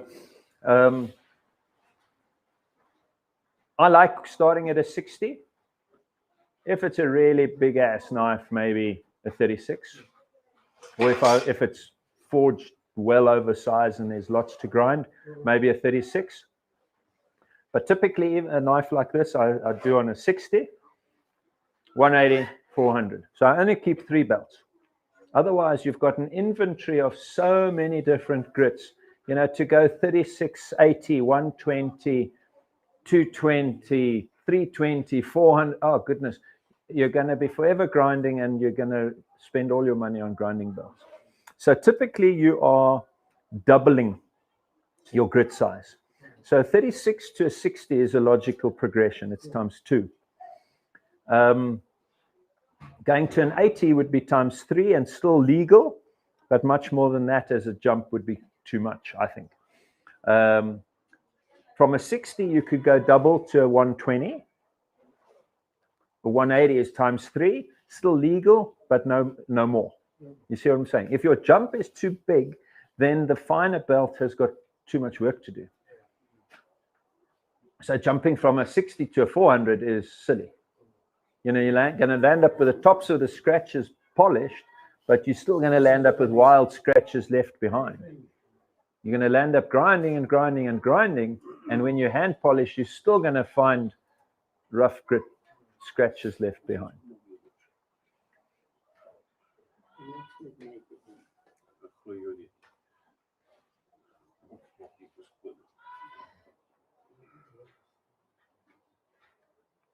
Yeah, so different companies, different types of belts. You get zirconium, you get ceramics, you get all sorts. And the belts that I've got here are the ones that I use at home. So it's a Fert 60 grit. What do they call it? Yeah, this yellow one is clean spore. Yeah, the 870 X's. And it's a nice stiff hard backing. Excuse me, I've got a mint in my cheek. It's not chew tobacco. The reason I like these J-Flex belts is they are soft and flexible, and you can get nicely into that rounded plunge where it steps down from the ricasso to your bevel. If you battle to get plunge lines looking good, don't neglect your handwork, because you can use this filing guide and you can file those plunges in. If you can grind it close, what's that there? Batteries. I'm still good for now. You can grind your plunges as close as you feel comfortable, and then just file the shoulders neat and square using the filing guide, and you're going to land up with perfect plunges. I do believe one of the knives I passed around this morning had filed sharp square plunges. Now, you don't always have to have the rounded plunges in that corner as you would off the belt grinder. Right, when you're done with that blade, I'll just buzz over it gently with 180 grit just to smooth up the finish, just making it safer for the quench. Did everyone see? Hey, did everyone see at the back? How many times have you ridden over that knife? That's true, eh?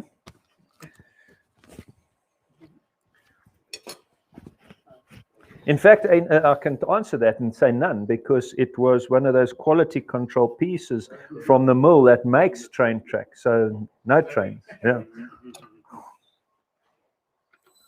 All right, so I'm going to run the speed controller slower. Every time you go up in a grit, you should step down in the speed, especially after heat treatment. I'll talk about that in a second.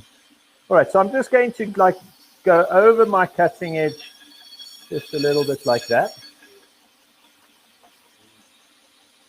I want to make sure there's no scratches running in the wrong direction.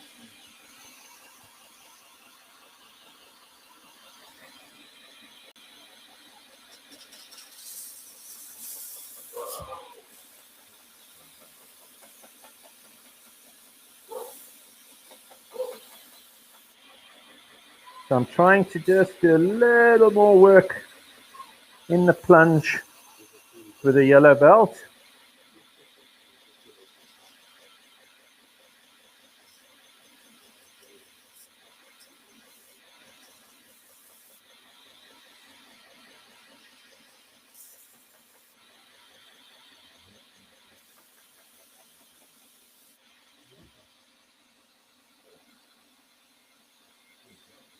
Here and there's a little wild scratch. I don't want to say they don't matter, but often I will heat treat the blade straight off of a 60 grit. And if your thermal cycling has been done nicely, you shouldn't have coarse grain which is weak.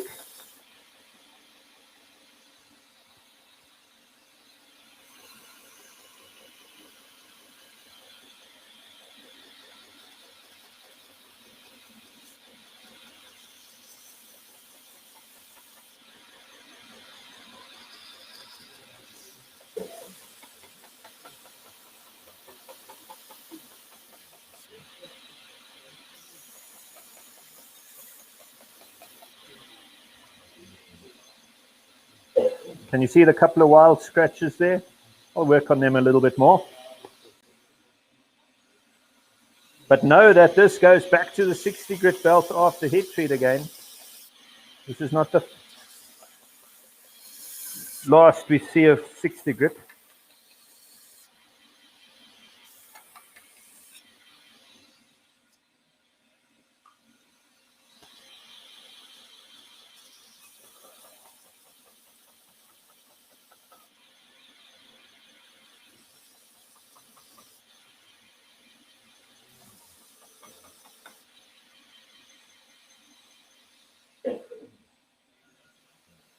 And I just touch in here on the underside of my ricasso. Should be doing it on the disc sander that's set up square, not just freehanding it like this.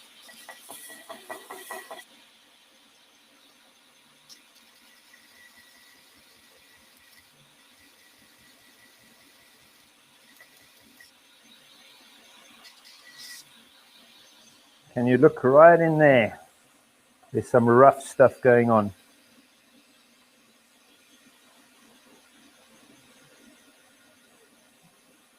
Is that in focus?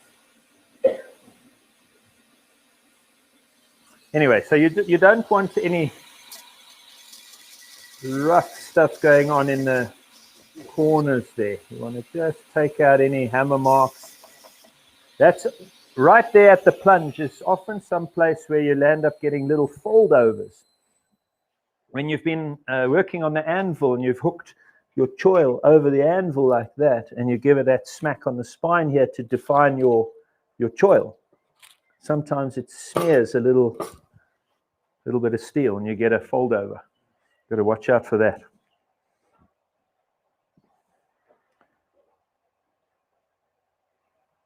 All right, I haven't ground the Tang profile. I'm going to leave that as it is, because depending on the handle design, I may want to stock remove part of that handle either up or down.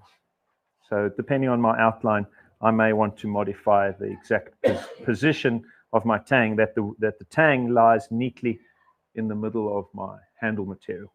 So I'm going to leave that as it is. That's done.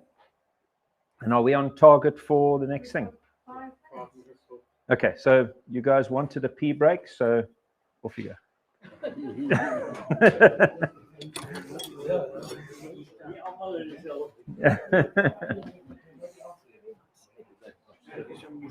Close-ups didn't quite come out. The last one you did of the roughs. Yeah, I think one can go to setting and choose macro. I don't know, macro would be for photos, not for video. But was the angles okay? I wanted to try and get Kevin's hands and You know, dirty and band-aids. good. Wil je mee? Yeah, no, then good. When you call that other plate of yours, that's a plate that's vertical, Yeah. and you use one of these yellow belts to do your, The plunges. yeah. No, it comes off here. This corner here is the radius, and I will work it like this. Okay, so the belt is on top. It's coming over the top of this. Okay. So I'm working it this way. I must make myself one. I'm going to have some drink now. Yeah, I'll just get my drink and then. You work the radius there and then you let the belt run over there. Ja, die belt loop hier bo-oor, maar die wrywing is geweldig. Ja. En die tension moet ook nie te styf wees nie. En jy kan daai radius maak dat hy presies die radius is van jou plunge en dan werk jy hom. Dan werk jy hom so in. Ja, maar jy kan hom ons hier op, jy kan jou ons 'n ligte radius. So. Ja. Well, hier moet dit eintlik 'n klein radius. You know, but working it this way, it still takes very careful hand control. But there's iets niets for me. I haven't done many like that, but it seems to work. I saw it on Kyle Royer's DVD.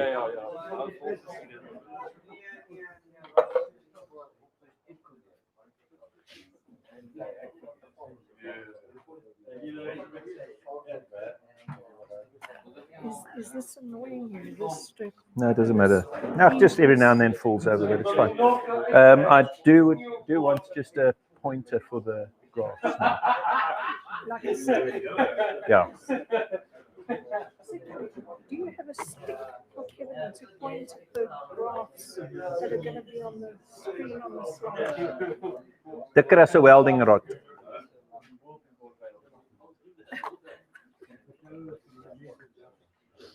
Is dit 'n 6-duim spyker?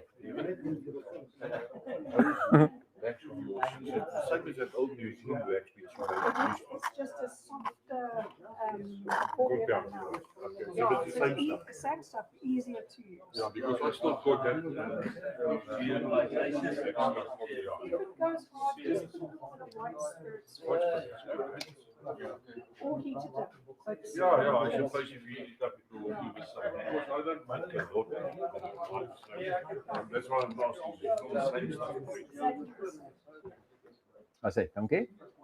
Cleaning rod. You could also print with the Bowie knife. I could. Now, what I'm thinking, if there's a Harvey, die slideshow gaan op die skerm wees. Maar as ek beduie, gaan die slideshow dit nie. Nie dit wys nie. Hulle gaan dit sien, maar die slideshow nie. The mouse with the pointer to where you're pointing. The mouse will do the same. The mouse, yes. Okay. So you'll just see the mouse on the screen as well. Or you get him a mouse. Nee. Now I won't make a habit of it, but there will be times where I want to just indicate what's going on. Ja, maar hij werkt van 2 en af, maar je moet het Where's your first one? Why not? How long did this turn out? We had 6 hours to go with the knife. 10 inch. See, when I modified my drawing, then it's perfect.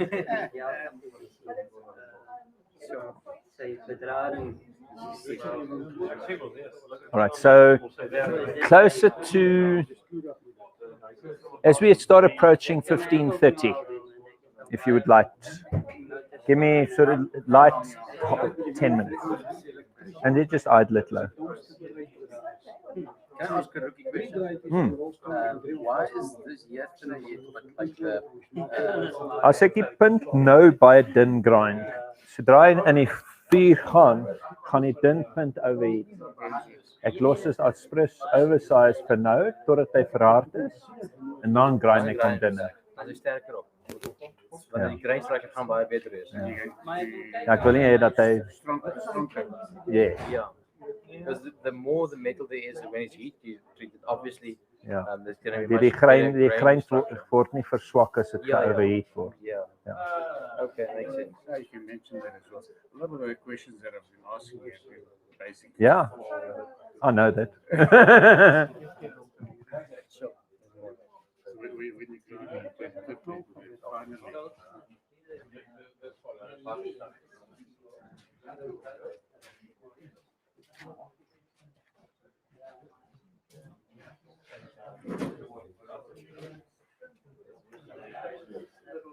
I don't think I can get closer to you when you grind it. It's all good. I think it went fine. Yeah. All right. So we want to. All right, guys, we need to go.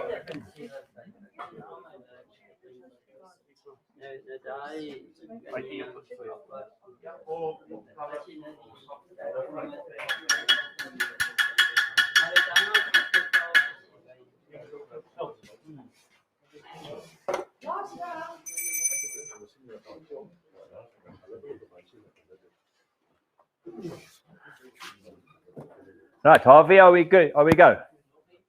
All right, so Malcolm, if you want to, I'm going to be standing here at the screen now. Okay, you've got that camera on me now. Okay. Right, so it's more about the screen than me. All right, so this is a little bit of theory. I'm trying to make it understandable, which on one hand forces me to make it simpler, but on the other hand, if I make it too simple, then I underestimate your guys' intelligence. So I don't want to do that. So the theory is important. That's what we're going to do in hardening. That's what we have already done with thermocycling. We're going to cover now. What I do hope happens is that some of the practices that we do is made clearer, why we do certain things and what can go wrong if you don't get it right. So, yeah, on one hand, we've only got a short time. You know, this is not a university metallurgy degree. You know, these guys will study this stuff for 3 years and write exams on it and still fail. It's a huge subject. So what we are trying to do here in just a couple of minutes is, it's titled a very brief metallurgy overview. Okay, so it was difficult for us to try and see what was important and how much to cover, but we're going to do our best. So what we will be covering now is steel selection, forging temperatures, thermal cycling, hardening, tempering. So that's what we need to know in a nutshell. Okay. All right, Heather, steel selection. So that first slide now. Before you even, I'm going to talk. Before you even start to decide to draw your knife on paper, it's that early on in the sequence, you should already be deciding what material does this thing get made of. Is it a knife where hardness is required? Is it a rapier where flexibility is required and hardness is of no consequence? You know, just like a throwing knife. Toughness, that thing is going to peg in a tree and ricochet onto the paving. You don't need a cutting edge on a throwing knife. So what steel are you going to choose? Or is it a hunting knife with a very round, stubby point where flexibility is not required, but that knife really needs to be hard for a long period of time? So your steel choice is important. You know, maybe it's a throwing tomahawk. So now I guess toughness is also important, hey? Shock resistance, and you know, to what temperature are you going to temper it? How hard should it be and how tough? So your steel selection is before you even make the knife. It doesn't help you're already forging from. You don't just go to your steel supply there in the corner and you find a piece of steel of the right dimensions. Oh, I want to make an integral, so that happens to be the round bar I have. No. You know, it could be entirely the wrong steel choice. Okay, yeah, first slide, please. So the most important thing for us to consider is the carbon content. Now, carbon content is a very, very important thing because a small change in the amount of carbon can have a profound influence on the way the steel performs. All right, is this clear for everyone? You can all see that. Now, what we've got here, now I'm going to indicate for the audience, and unfortunately the people watching live streaming are not going to see me point. They're going to just see the screen, but Heather's going to maneuver the mouse if it's important. But here you can see how wrought iron has no carbon whatsoever, 0%. Oops. Wrought iron has no carbon in it. It doesn't matter how you heat or quench in water or oil. Doesn't matter what you do to wrought iron, it will not harden. It contains no carbon. On the other side of the spectrum, hey, these guys are teasing me, hey? On the other side of the spectrum, here on the top end of tool steel, 0.8 to 1.5%, you can see how within the span of 1% from wrought iron, you've gone all the way to the top end of tool steel. It's little. So sometimes you may think, you know, if it's 0.7 or 0.6, or, you know, I want 0.6, but I've got 0.8% carbon, it's close enough. It's not. Makes a big difference. Okay, so we are for the time being ignoring all the other alloys. You know, realize that there are some complex steels out there, powder metallurgy, very modern high-tech steels, where there's all sorts of ingredients from chocolate to vanilla in there. Okay, so we're just talking about the carbon content on simple high-carbon steels. So mild steel is 0.2, so maybe reinforcing steel for concrete, maybe 0.3. So maybe you get a little bit of heat treat going on if you quenched a concrete reinforcing bar. You might need to quench it in water. You're obviously going to do your own heat treat experiments, and approaching salvaged materials with a great deal of caution. Okay, but be that as it may, rebar will start to take a bit of a heat treat. But what we are interested in, and I've labeled it knife steel, is the bottom end of spring steel, 0.45% carbon, ending up just before 0.8.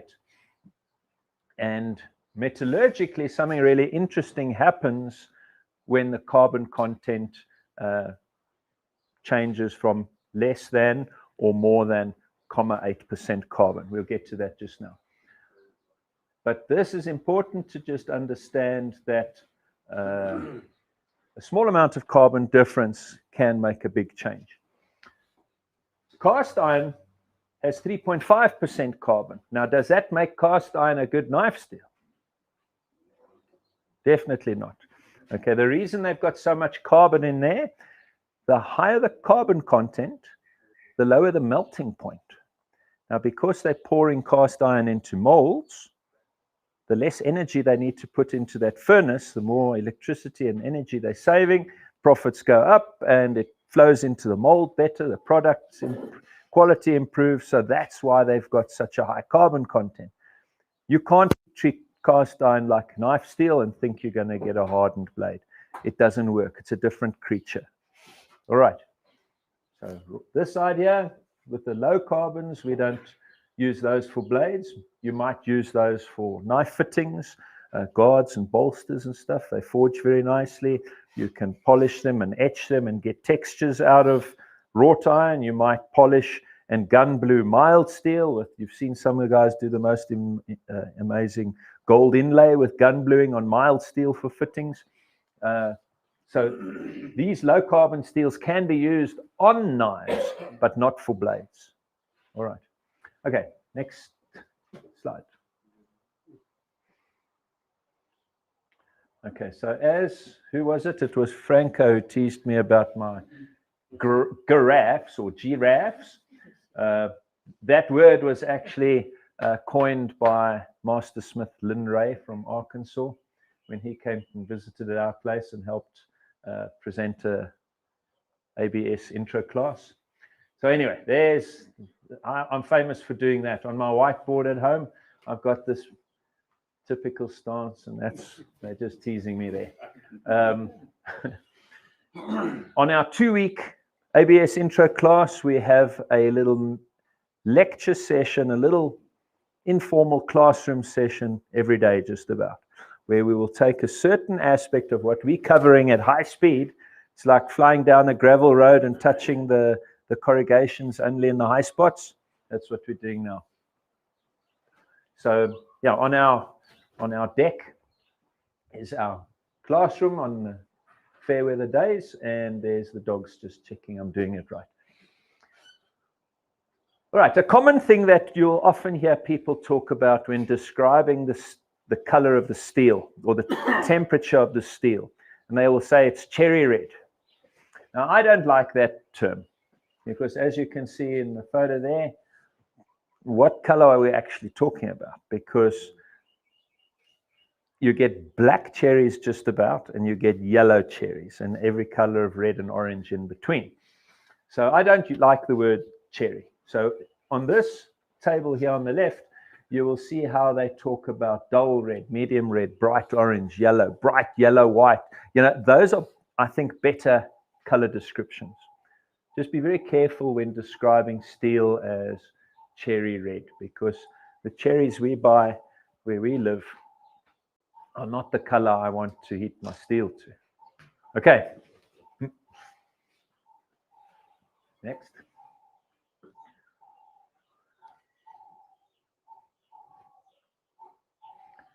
All right, we did discuss this already this morning. So when you start forging, that's when your heat treatment actually begins. So you're going to start with your ball bearing in the forge, or your spring steel. It's oversized, it's too thick, it's too wide, it's too short. Everything's wrong with the steel. You want to stretch it out longer and thinner, and get your preform to where the steel is the shape and width of your ricasso. You can start forging it nice and hot, but as you progress, you'll want to start decreasing your forging temperature. So that by the time you are at that final straightening where you're eyeballing it, checking it for twists and warps, you are hovering just at and around critical temperature. Does that make sense? If you were to suddenly go and answer the telephone, leaving your blade in the forge and come back and it's overheated, you've undone everything.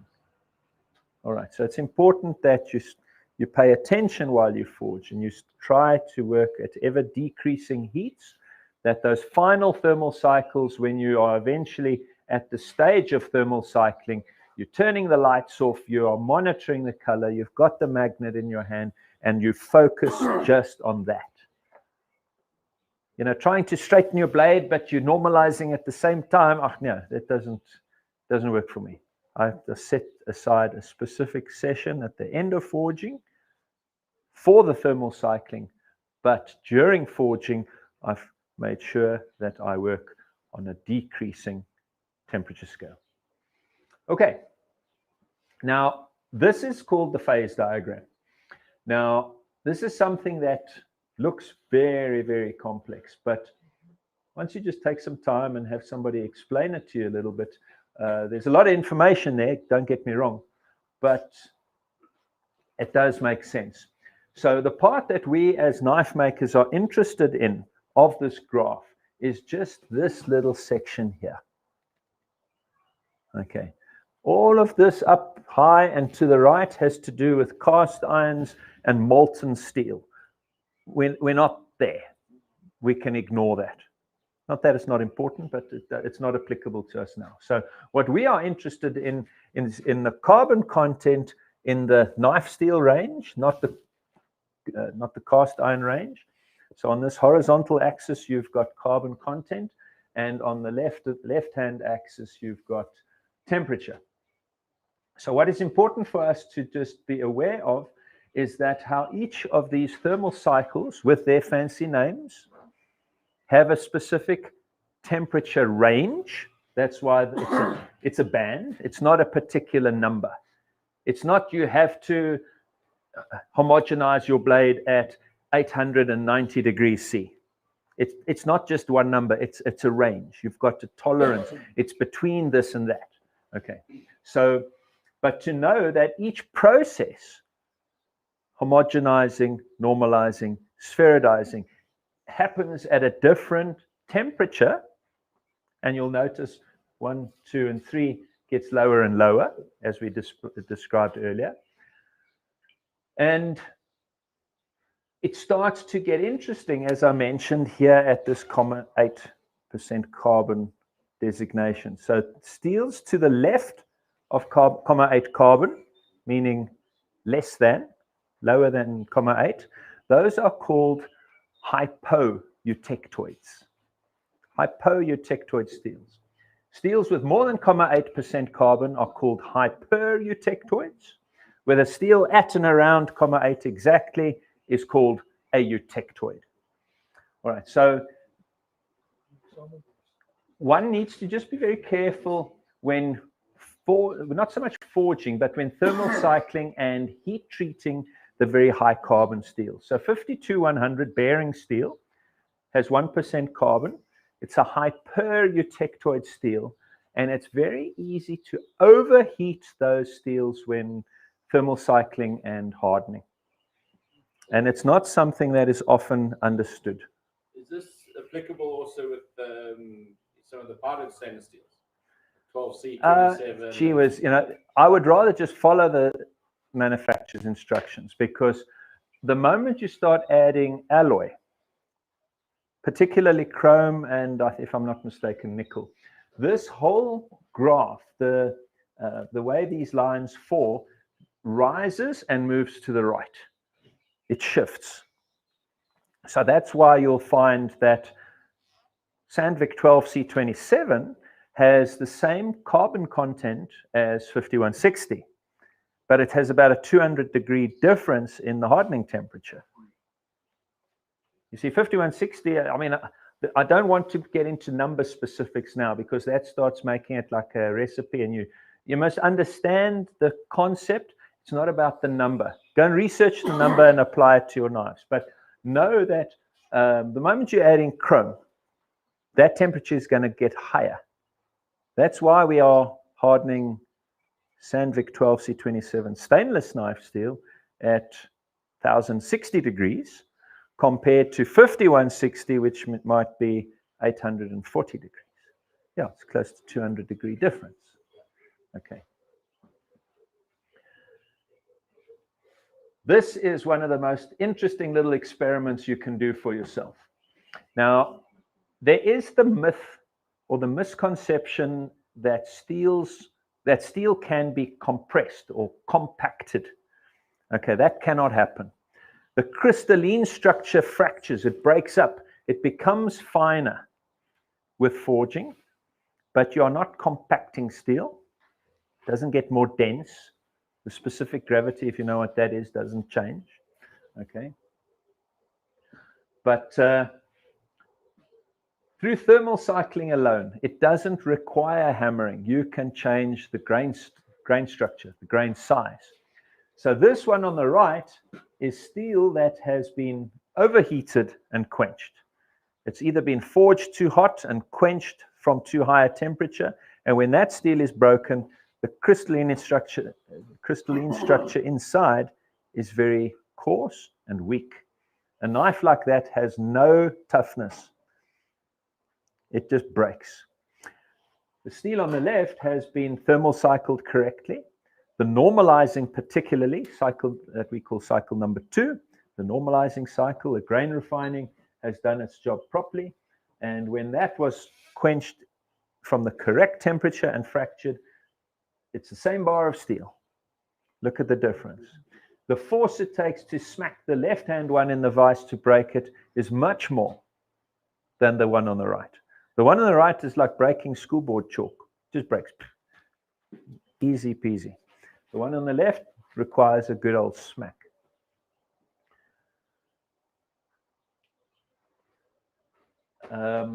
Franco, can you light the hardening forge for me just a little bit, please? Just run it low down. Okay, this graph here has to do with the structure that you form at different cooling speeds. So you guys obviously know about hardening blades by quenching. Okay, now one can go into that a whole lot more. There are different quenching oils. They talk about the quenching speed, right? So if you've got a fast oil or a slow oil, it's going to perform differently on the knife steel that you are using. So let's just get that going. Do you need a hand? There we go. Okay, so perlite, just to start off, perlite is soft, unhardened steel. When you quench a knife for hardening, you want martensite, not perlite. Perlite is what will form on annealing and spherodizing.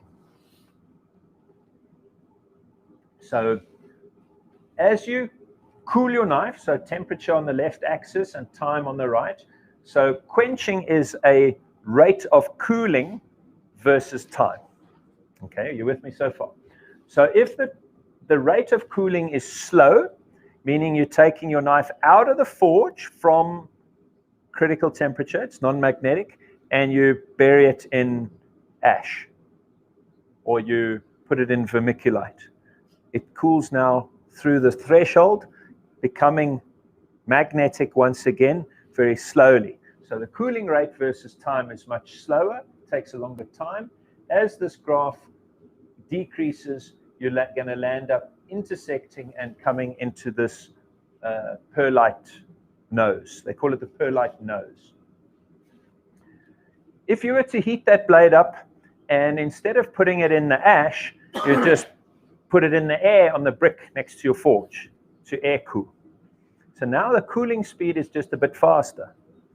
So instead of annealing by entering into the perlite zone, you are now normalizing. See that? you have still intersected the perlite nose. So it's not hardening the knife, but it's still tougher than annealing. You see that? If you increase the quenching speed or the cooling speed even further, you will harden a knife, providing the cooling rate misses the perlite nose. If it's fast, the cooling rate is fast enough that you do not intersect with that perlite nose, you're going to form martensite. So let's say, for example, we are quenching in a medium quenching speed oil. They will grade oils by speed with numbers, and they will say it's an 8-second oil, or a 22-second oil, or a 32-second oil. Now it's like running the 100 meters. If you can do it in 8 seconds versus 32 seconds, it's a lot faster. You with me? It works exactly the same. The way they grade oils is by running oil through a graduated orifice, and they measure the volume versus time. So if it drains a given volume in 8 seconds, it's much thinner. It's probably more paraffin than gearbox oil. Okay, so go back one, please, Heather. So if by quenching in a 22-second oil, we managed to miss the perlite nose, what would the difference be if we now quenched it in water instead? The cooling rate has even further increased. You've cooled it even faster, but you are still missing the perlite zone. You have not made more martensite. All you have succeeded in doing is creating more unnecessary stress in your knife, and the thermal shock that the steel goes through cracks your blade. So you need to cool it fast enough to miss the perlite nose safely. You know, and you get some steels that are quite fussy. They need to come out of the fire and into the quench really quickly. The time difference between the vertical axis and the nose might be 2 seconds. So if you got your forge in the workshop and you got your quenching tank outside the workshop and around the corner, that by the time you get to your quenching tank, the steel has air cooled, it wouldn't have hardened. So some steels, and we'll get to those in a moment, are particularly fussy about quenching speed. They have to quench really fast or they just don't harden. Then you get other steels, air hardening tool steels. D2 is a famous one that knife makers know. It's not a forging steel. It's a stock removable steel. But it's air hardening. Now, why do you think we don't want to forge it?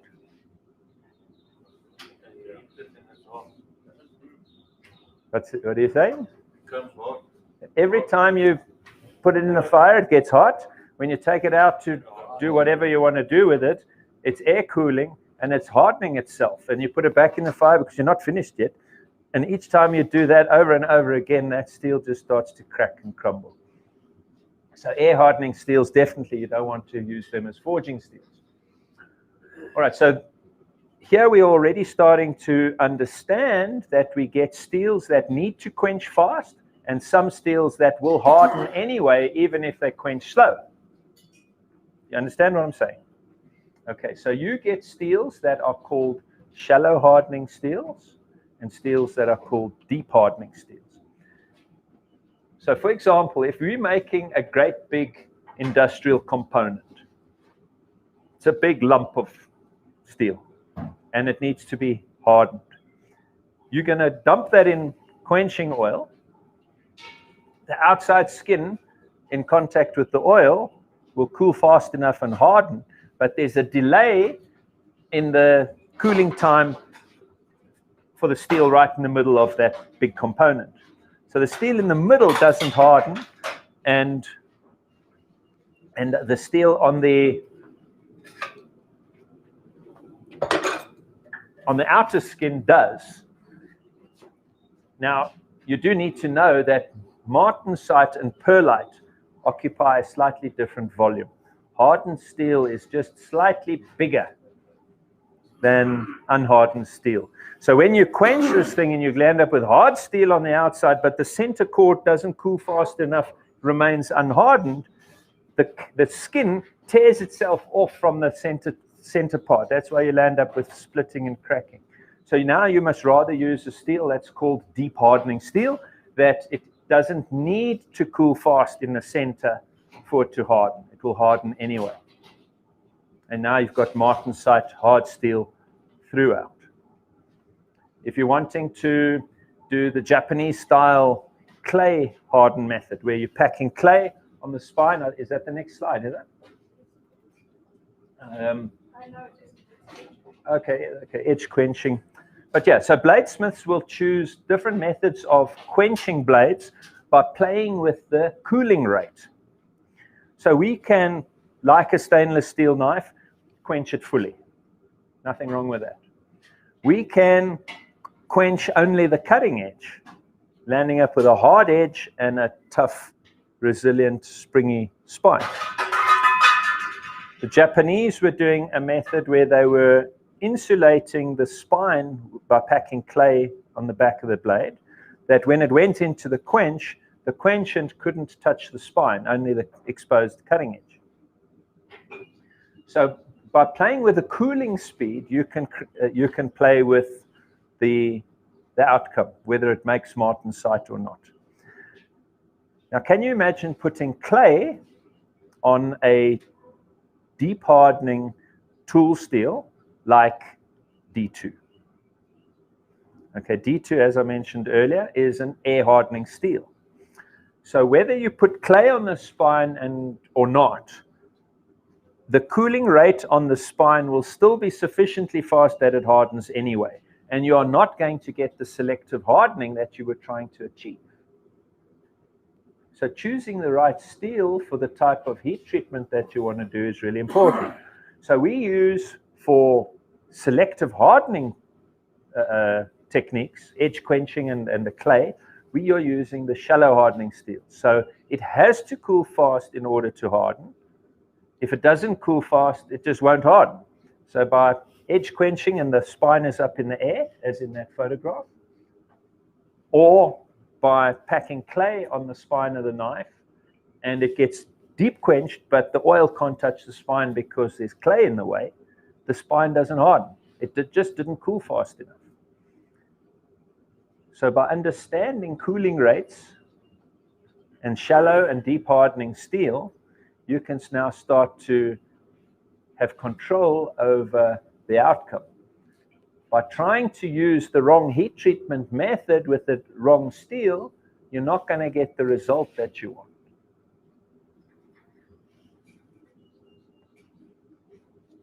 Right, edge quenching is a very nice and often used method of hardening carbon steel knives, but with it comes certain challenges. In order to get the best heat treat line, okay, it's called the hamon, Japanese word hamon, and I'm going to call it the heat treat line or the hardening line, but what I'm not going to call it is a temper line. In a lot of the articles or magazine descriptions of this technique, that line that we are trying to achieve that designates the two hardnesses in the blade, they will call that a temper line. It's not a temper line. It's got nothing to do with tempering. It's hardening. That line doesn't appear in the tempering oven. It appears from the quench during hardening. Does that make sense? Often in the old days, the word tempering was used out of context. They may have said, you will temper your blade by quenching it in oil. You need to use the words correctly in order to communicate with each other or read magazine articles and understand what is mentioned. Somebody emails me and says, what temperature do I temper such and such steel at? Well, I'll tell him 200 degrees C. But he's talking about hardening, that glowing hot color before it goes in the oil. So you need to use the words correctly. But okay, coming back to this. So we are wanting the resultant hamon line, hardening line, like the top drawing. The Hammond runs parallel with the cutting edge and just comes here into the ricasso. If you've got a blade with a curved cutting edge and the tip is high, you can't just put the knife horizontally into the oil. You need to somehow dip the tip to quench the point. The point may be out of the oil because the oil is probably only between 1/3 and 1/2 away up the blade. You're not doing a full quench, you're doing a partial quench.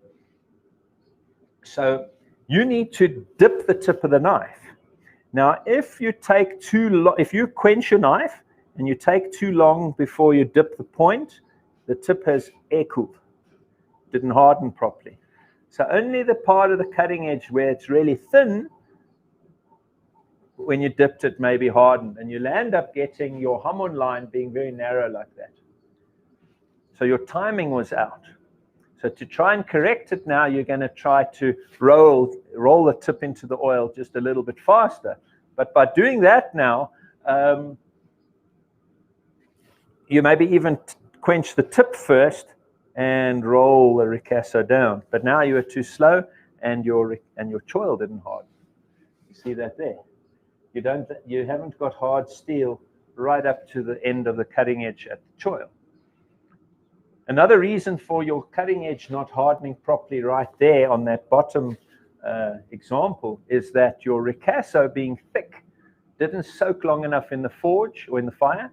The temperature of the steel in that area was not hot enough. The steel had not entered into the austenite phase, the non-magnetic phase, that irrespective of how you quench it, if the steel's not hot enough, it won't harden.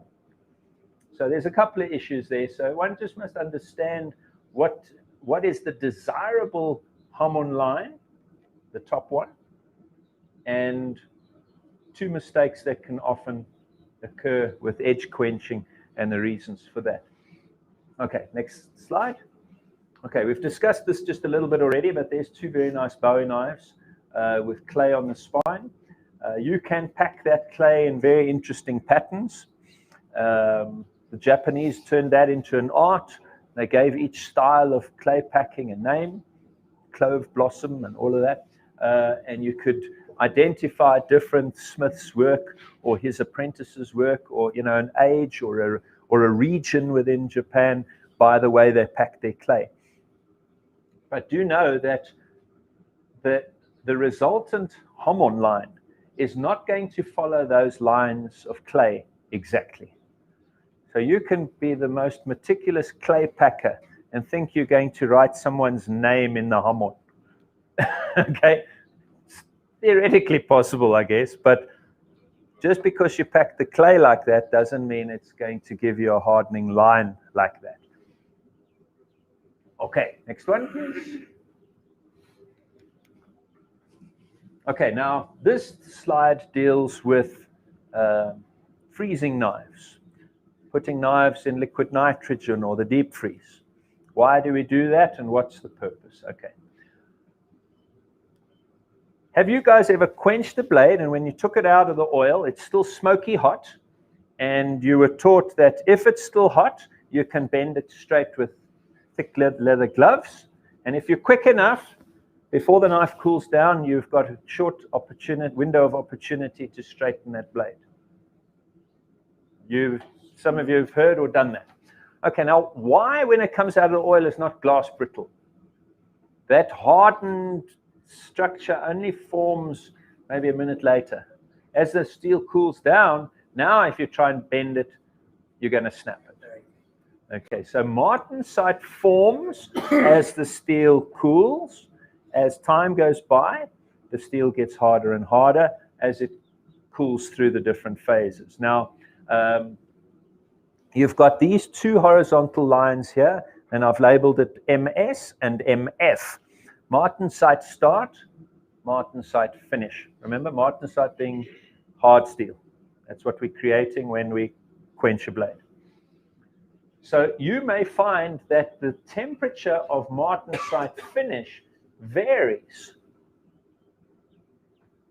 So some steels will be fully hard by the time they reach room temperature. Other steels will only be fully hard by the time they've reached temperatures lower than that. Now, let's say, for example, you had a steel whose martensite finish temperature is sub-zero, but you never do that. You never put that knife in the deep freeze. There is going to remain a small percentage of unformed martensite, and they call it retained austenite. Austenite is non-magnetic in its makeup. Okay? So retained austenite wants to become martensite if you just give it the opportunity. And the opportunity it's waiting for is temperature that's low enough, and it becomes martensite. So we always, any of our students on the long course will know the story about the polar bear. You guys remember the polar bear story? Oh gosh, Franco. I'm sure I told the polar bear story. Okay. So imagine you made a knife out of a steel whose martensite finish temperature was sub-zero. And those steels tend to be the higher chrome, higher carbons. The higher the carbon content goes, and the moment you start adding alloy, the chance of retained austenite increases. And according to some of the literature I've read, retained austenite can be sometimes as much as 40%. It's 40% of a blade that's not hardened at room temperature. Freeze it, now it forms martensite. Okay, so the polar bear story goes like this.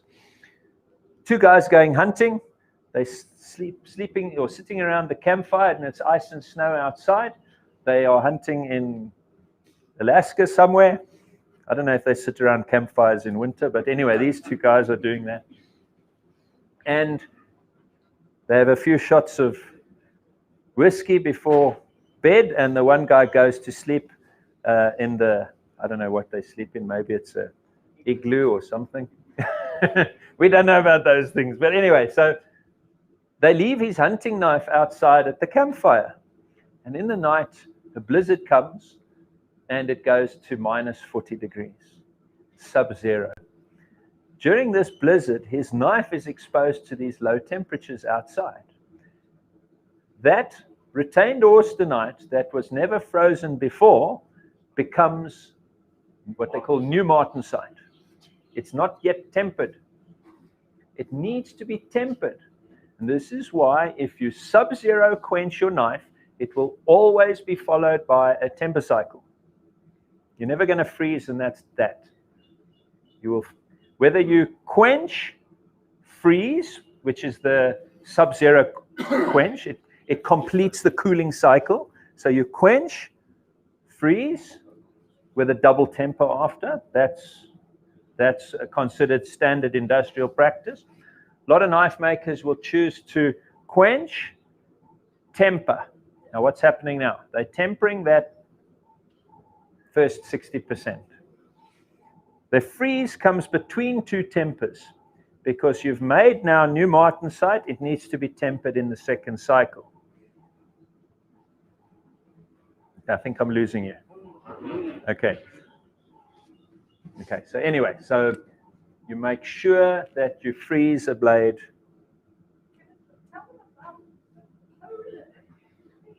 There is no polar bear in the polar bear story. It's the two hunters. They went hunting. I don't know if they shot one or not. There's no polar bear in the polar bear story.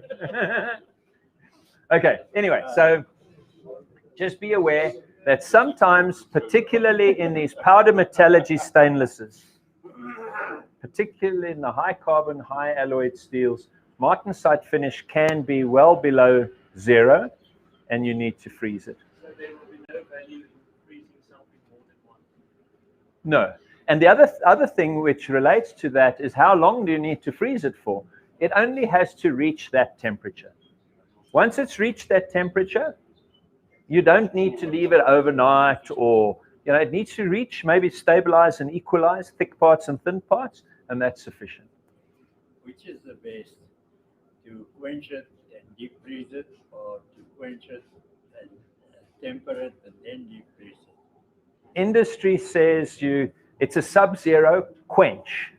So they will come out of the oil when it cools to room temperature, they wipe it dry, and it goes to the deep freeze. That's the best. Okay, but in my opinion, now you've got this brittle hard blade that's never been tempered before, going into the deep freeze, making more martensite, becoming more brittle. The risk of cracking has increased. So what I have been doing, and it seems to work for me, is I temper first with a deep freeze between two tempers, that I'm freezing a blade that is not glass brittle. No,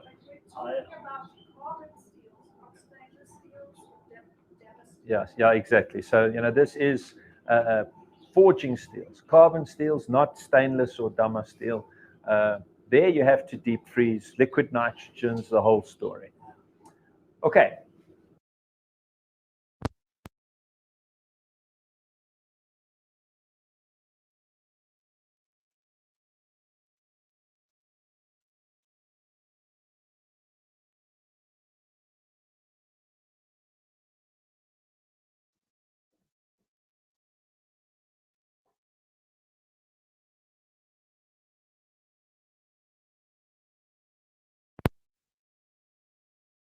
Comfortable hardness, which might be 59, 58, something like that. If you're wanting a knife that's really hard, you need to choose a different steel with a higher carbon content that comes out of the oil much harder than you want, that is still tempered back, and now after tempering leaves you with a blade 62 Rockwell. You understand what I'm saying? Every steel should be tempered properly and tempered in the zone where it results in a comfortable hardness. To leave a blade untempered just leaves it completely brittle. You don't want that. Okay?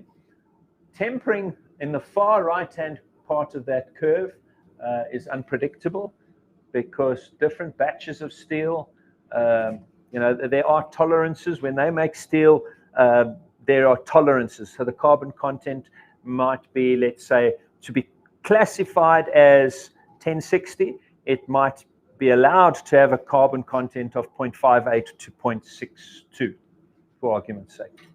That's why the plate tanks has been tested. It's why what? And that's why the plate tanks has been tested. Yes, well, the track that I got, I do have the spec charts for it. So,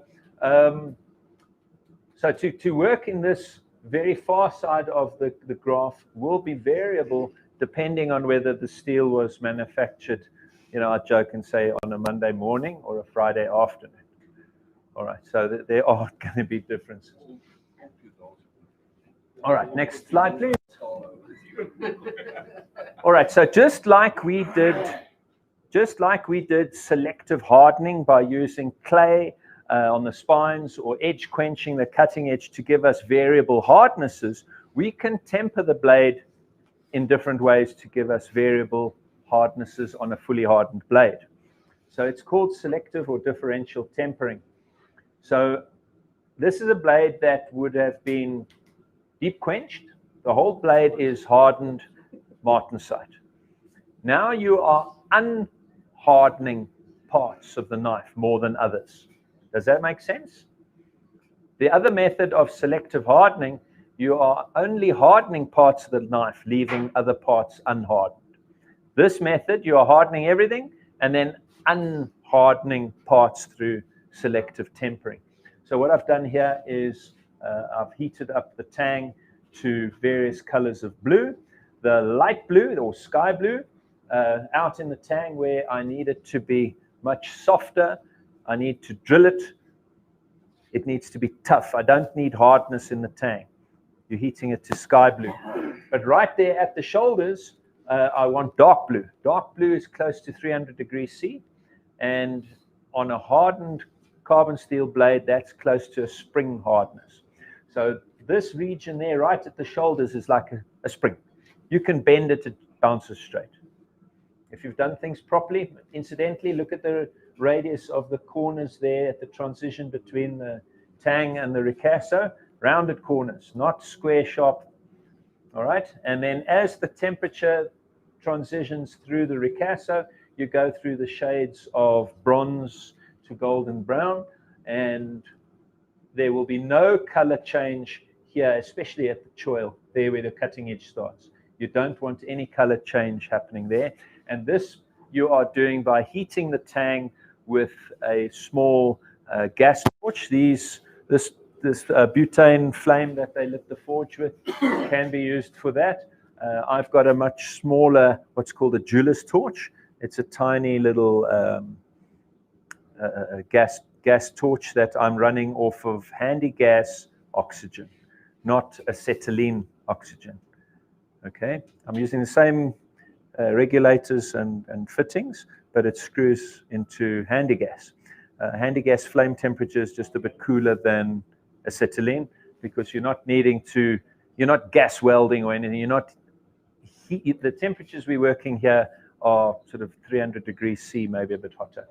The dark blue is 300. So now what I've done here is this is a pan of water that this blade is in, and we are protecting the cutting edge from any heat from that gas flame by putting the cutting edge in a shallow bit of water. There's probably no more than 5 or 6 millimeters of water in that pan. You can see how deep the tip goes. And the water is just a heat sink. It prevents any heat bleeding down into the cutting edge and affecting its temper. Do know that these knives still need to go into a tempering oven, okay? Because if you just rely on blue backing your blade, turning the tang and the spine to spring, what about the cutting edge? That is still brittle glass hard. It's never been tempered. It has to still go into the tempering oven at, you must look at your steel charts and temper it at the oven temperature for 2 cycles of 1 hour each, whatever is required. There we go. There's in the oven to give your cutting edge the hardness it requires. You put that before or after tempering? It shouldn't matter. Because normally we've done it After, yeah. No, it shouldn't matter. Just the sequence of my slides. But whether you blew back before or after oven tempering, it shouldn't matter. It can be done if you've got no oven. Sure, it can work, but it's not predictable. Did you reach 200 or 220 degrees on the cutting edge?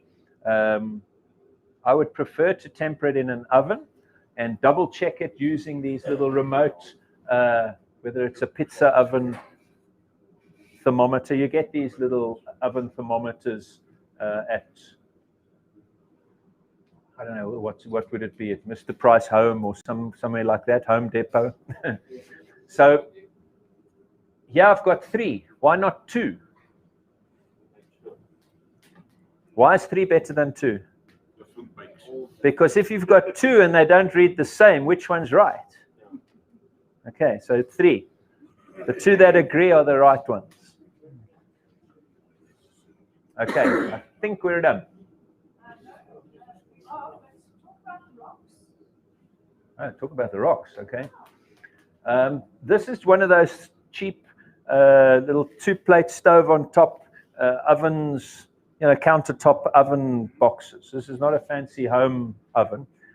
You don't want to temper knives in your kitchen oven. You have one of these little cheap things in the workshop. But now, just incidentally, because it's one of these inexpensive ovens, that little plastic dial and the painted numbers on the temperature, they're very inaccurate, uncalibrated. Your thermostat's going to click in and click out, and you get a very fluctuating temperature. So to stabilize that, what I've done is in that little drip tray that the oven comes with, I've put building gravel, crushed rock. And all it's done is it's increased the thermal mass of the oven. So it takes just a little bit longer to come up to temperature. It shields the knife from the elements from below. So you don't get, because you'll end up with the elements snaking underneath your knife. So you'll end up with parts of the knife close to the element, parts of the knife further away from the element. So by putting the gravel pan underneath it, it's just a buffer. But it just helps keep your oven a lot more stable. What else? Always on a rising heat. All heat treatment is done on a rising heat, which means you never take it over the temperature and let it cool and then do whatever you're going to do, whether it's hardening, quenching. You always do it on a rising heat. Now, did you get that? Now, you can't overshoot the temperature by accident and then just let it cool for a bit in the air before you quench it. It doesn't work like that. You've already overheated. All right. I hope that wasn't too quick. We touched a lot of stuff that takes semesters of metallurgy study to master, but a lot of the stuff is really important. But it's nice to know, just to remember that some of this stuff exists, because the day you need it, you must know that you can go and research it properly. I've tried to make a point of not talking about specific temperatures for specific steels, because that's not what the talk's about. All right. How are we time-wise for the next session? Oh, gosh. Tea break. I'm good. All right, you've got a couple of minutes. We'll just set up ourselves here. Thank you. That's great.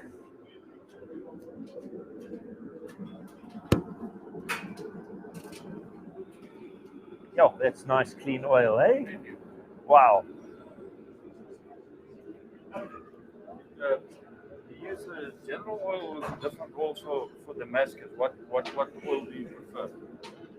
En soos ek daar verduidelik het, as jy shallow hardening staal in jou Damascus gebruik het, moet jy 'n stadige you know, if it's simple steels 1084 and that, then it must be quenched fast. If you're going to be using 5160 and 52100 in your Damascus, then it can be cooled slower. So depending on what goes into the steel is what it will be quenched with. Okay, but where do one buy all this oils? Any oil company or? Nee, van die mesverskaffers. You know, so I don't know who's, you know, KMPS is a good one. I know Herbs, I do sell oils. I don't know if they've got varieties, because remember, most of the knife makers are stock removing. So if you just ask them for quenching oil, they're going to most likely give you a 32 second, maybe a 22. 22 is a general purpose. The 32 is made specific for stainless. So you must specify, you know, so is die olie vir vlekvrye lemme wat stadiger kan afkoel, of is dit vir hierdie eenvoudige smeerstale wat dalk 'n vinniger quench nodig het? So die, maar as jy glad nie olie het nie, is 22 what they call a general purpose oil. 22 second. Yeah. 32 is a slow one, 8 and a 15 is fast. So 22 is, you know, it will work for both if you're only getting one. Okay.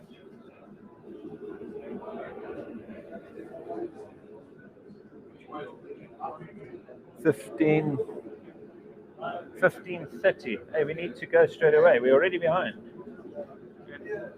We don't have 3 minutes. All right, Heather, ring the bell. We don't really have 3 minutes.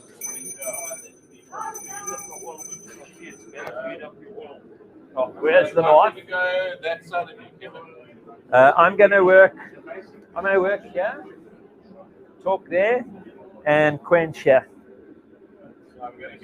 I think you're good there.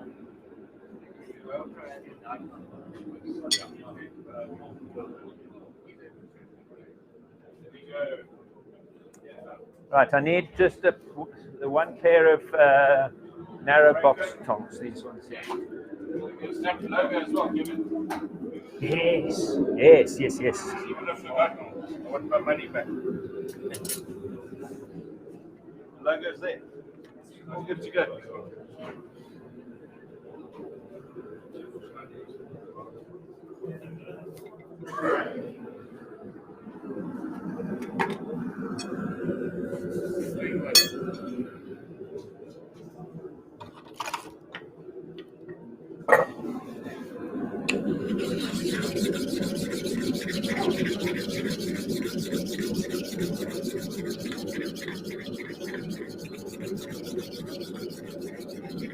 Buffing it. It's just an oil stone.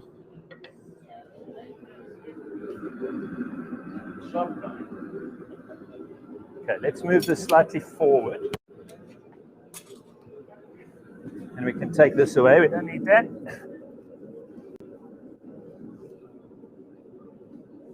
And we can take the vise out.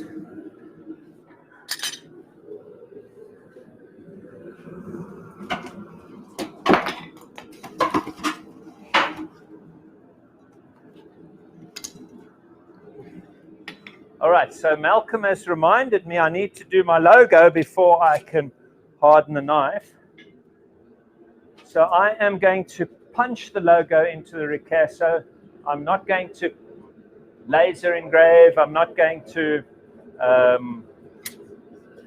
electro etch, pantograph, none of that. All right, so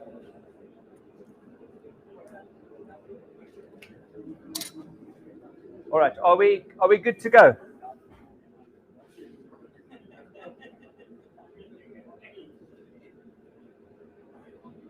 All right, so 15:30 was heat treat. We're already at 16, so we are running a little bit behind time. All right, so what we've got here in the forge is just an arbitrary piece. Let me just knock that fire scale off. An arbitrary piece of mild steel that we're going to pre-warm the quenching oil with. So,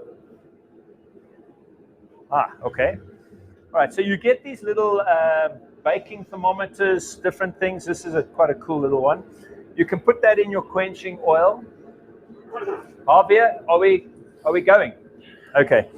All right, so we want to pre-warm the oil, and it's literally just warmed. We're not wanting to make French fries in the oil. Okay, it's going to be literally like lukewarm bath water. 40 degrees, 50 degrees is already getting hot. 60 degrees, you're going to start, if you put your finger in the oil, start to feel like it's burning you. You don't want that. So by just taking the chill off of the oil is important, especially if you're going to be quenching a blade on a freezing cold winter's morning. Your workshop has been really cold overnight, and to quench a blade, I'm just going to do it one more time. To quench a blade in cold oil gives that steel a big fright, and it can crack. Okay, the thermal shock is just too great.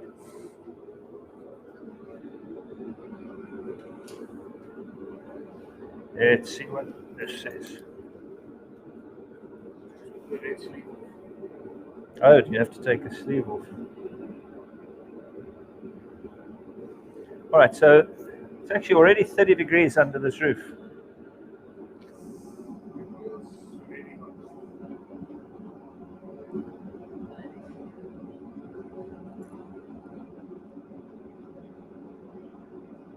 All right, so we're very close to 40 degrees, maybe just a tiny bit over.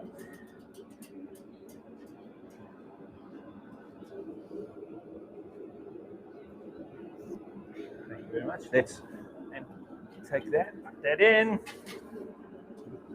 So depending on the volume of oil, you'll need to just get to know how long you need to, or how hot you need to make your piece of steel.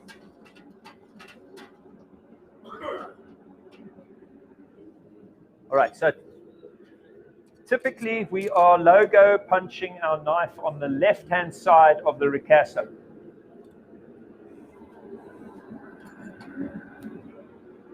It's just, Franco, won't you just set that down just a little bit more for me, please?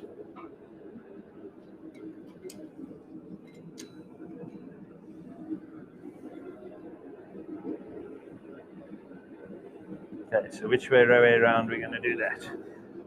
Just make sure you have dummy run your knife or your punch.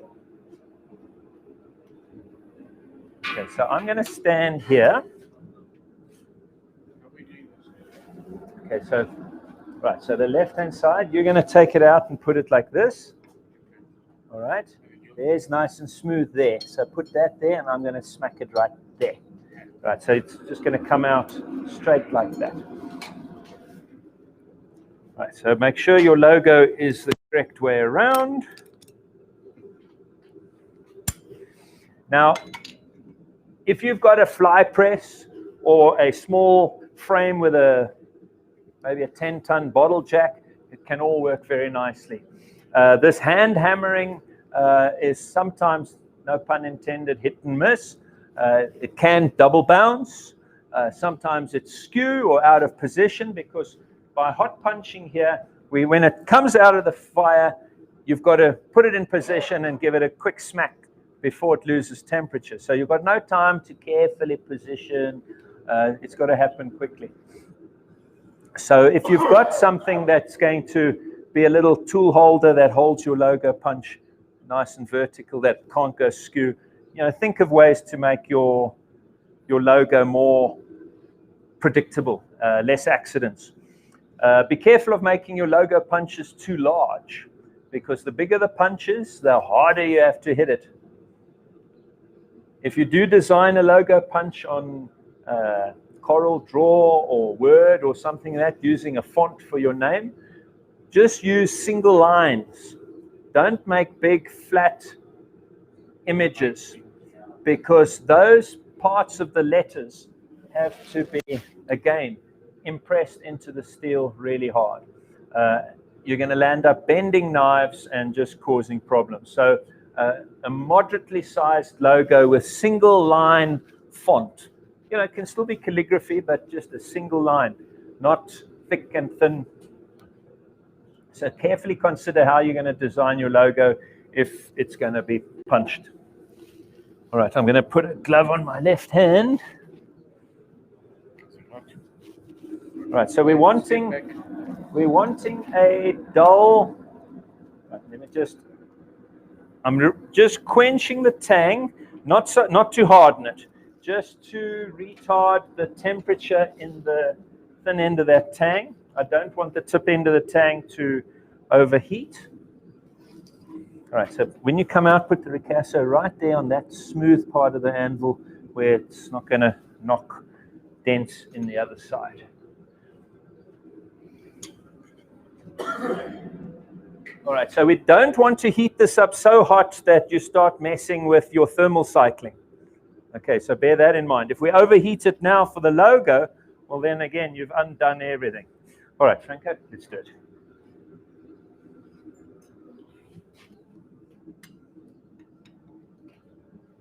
Okay. A little bit deeper one side than the other. There we go. And it's a bit crooked, but anyway.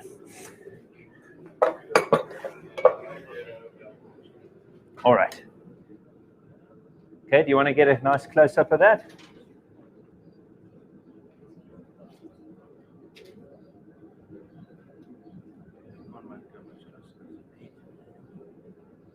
All right. Okay, so we do know that this ricasso is a lot thicker and heavier than the rest of the blade, so I'm going to just give the back part of this knife a head start once again. We're going to switch off these lights if we don't mind. There we go. All right, so by turning the lights off, we are again able to control we can judge our colors that much better. Now I'm looking for my magnet.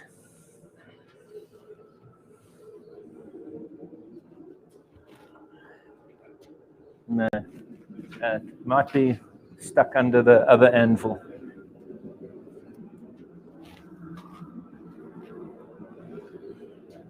It's on a little wooden.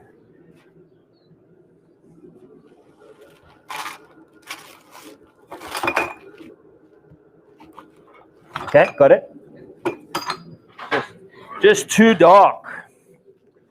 All right. Now, try and see with the camera. There's differences in color there and here. Right, so this thin part of the tang is reaching temperature first. So I'm just cooling that and going straight back into the forge. Whoopsie. By me cooling the... Aye! We can edit that out. Now, if I do it a third time, then something's wrong. Okay, let's hold it that way. What was I saying?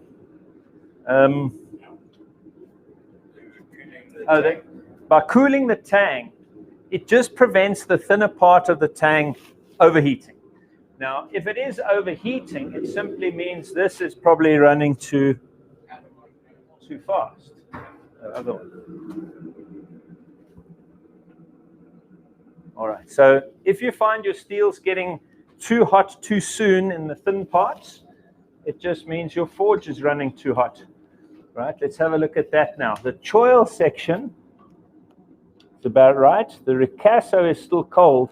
That thin part of the tang is hot already. So once again, we're just cooling that part of the tang. Now, because it goes back into the forge, it will not harden itself. It kind of, even if it formed martensite during that cooling there, it never remains that way. When it goes back into the fire, it undoes any heat treat that may have happened. So I'm trying to just create a situation where I'm giving the thick ricasso a head start.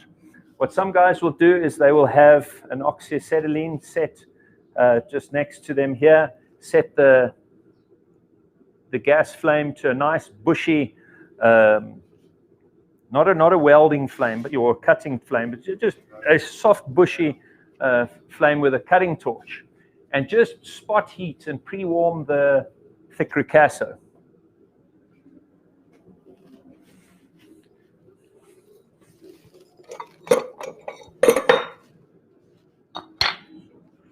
All right, so it looks like that ricasso is up to temperature. Yeah, that's beautiful. Now, we're going to quickly turn it around, and by laying it on a brick like that, you don't lose all your heat. Now, maybe, Malcolm, come from this back side. This is a long forge, and I've got the tip of the knife sort of just hanging out the back door. I want the rest of the knife to come up to temperature and leave the tip for last. The tip is thin. I'm all the time trying to prevent the tip from ever overheating. The tip of the knife is subjected to huge forces, particularly on a big knife. If you overheat the tip of your knife, you've ruined the grain structure, and the tip of the knife, that's always going to be the part that the kids peg in the tree or something. Gets used as a tire lever, or, the tip gets abused. So you want your tip to be as strong as possible. Everywhere else, obviously, as well. Right, now, down in the forge, can you start seeing the shadow? I'm not sure if you will. Okay, if I come out of the forge, can you see that? Yeah. Yes. Can you see those color changes? The ricasso is good. This part here is still cold. So we need to just soak it a little bit longer.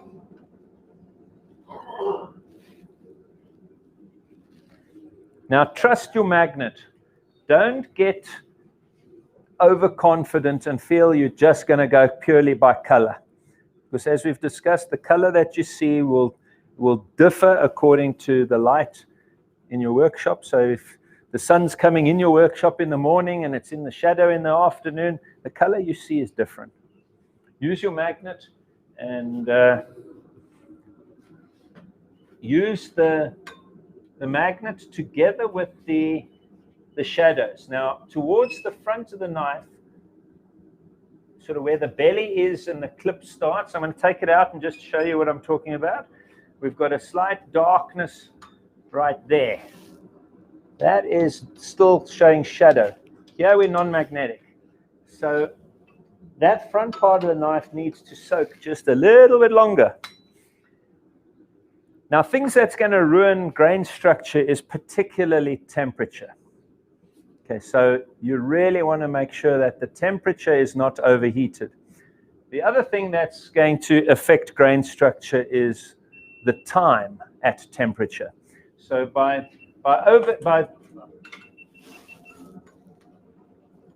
that the camera dying? Yeah. Can you just swap? It's not the battery, it's the heat. The battery gets. Can that camera come closer?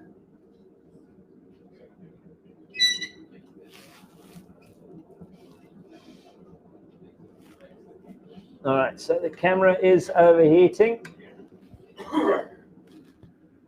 All right, so I'm just helping this blade to become a nice, even, non-magnetic orange without hot spots and no shadows either.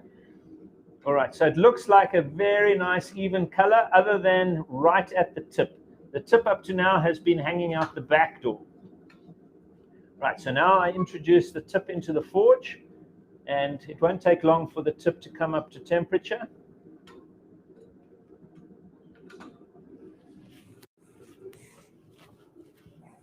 It's a good idea to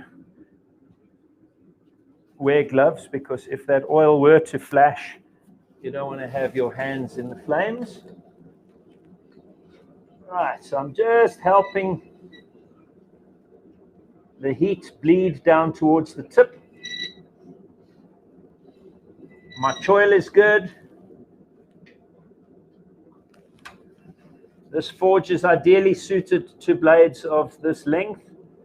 All right, I am going to be quenching if a camera does want to focus on the quench tank. All right, so you want to get into the oil relatively quickly.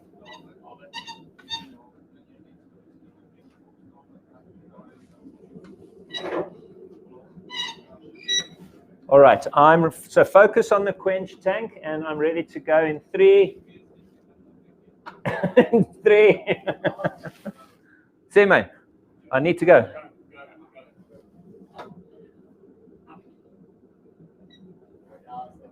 All right, even color, vertically into the oil, and I'm stopping just after the shoulders.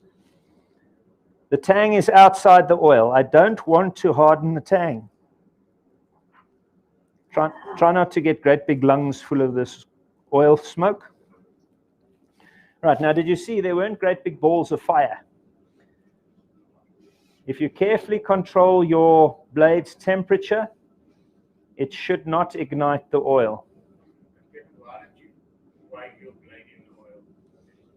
Okay, the oil that we are using for this 1050 steel is a fast quenching oil. So it's going to do its job by itself. The cutting edge is thin enough. It doesn't need the oil to be agitated. You can do this, but with a fast quenching oil, it's not going to make much of a difference. By moving and agitating your blade in the oil, it's just breaking the vapor barrier in the oil. Because as you put a hot blade into the oil, there's this smoke jacket, you could say, up against the steel. You want oil against steel, not smoke. So by moving your blade up and down in the oil, it just breaks the vapor barrier and you get a faster quench. All right, so that is good. I'm going to drain the oil off. Now, depending on what I see now, and that thing is straight. That's perfect. All right. Could the tall gentleman put the lights on again, please? All right. Now, if a camera can come and check this out, you will be able to see the quench line just past the shoulders.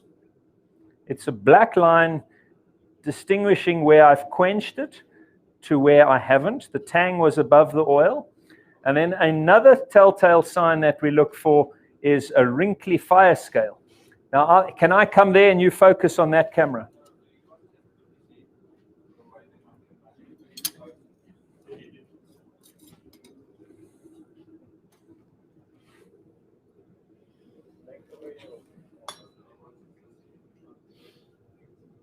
All right, so these are telltale signs that will tell me that the blade has cooled fast enough. So I can see where my effective quench has landed. The fact that I've got wrinkly fire scale will not tell me if I've overheated the steel or not. It just tells me it was hot enough. All right, so that's a fully hardened blade.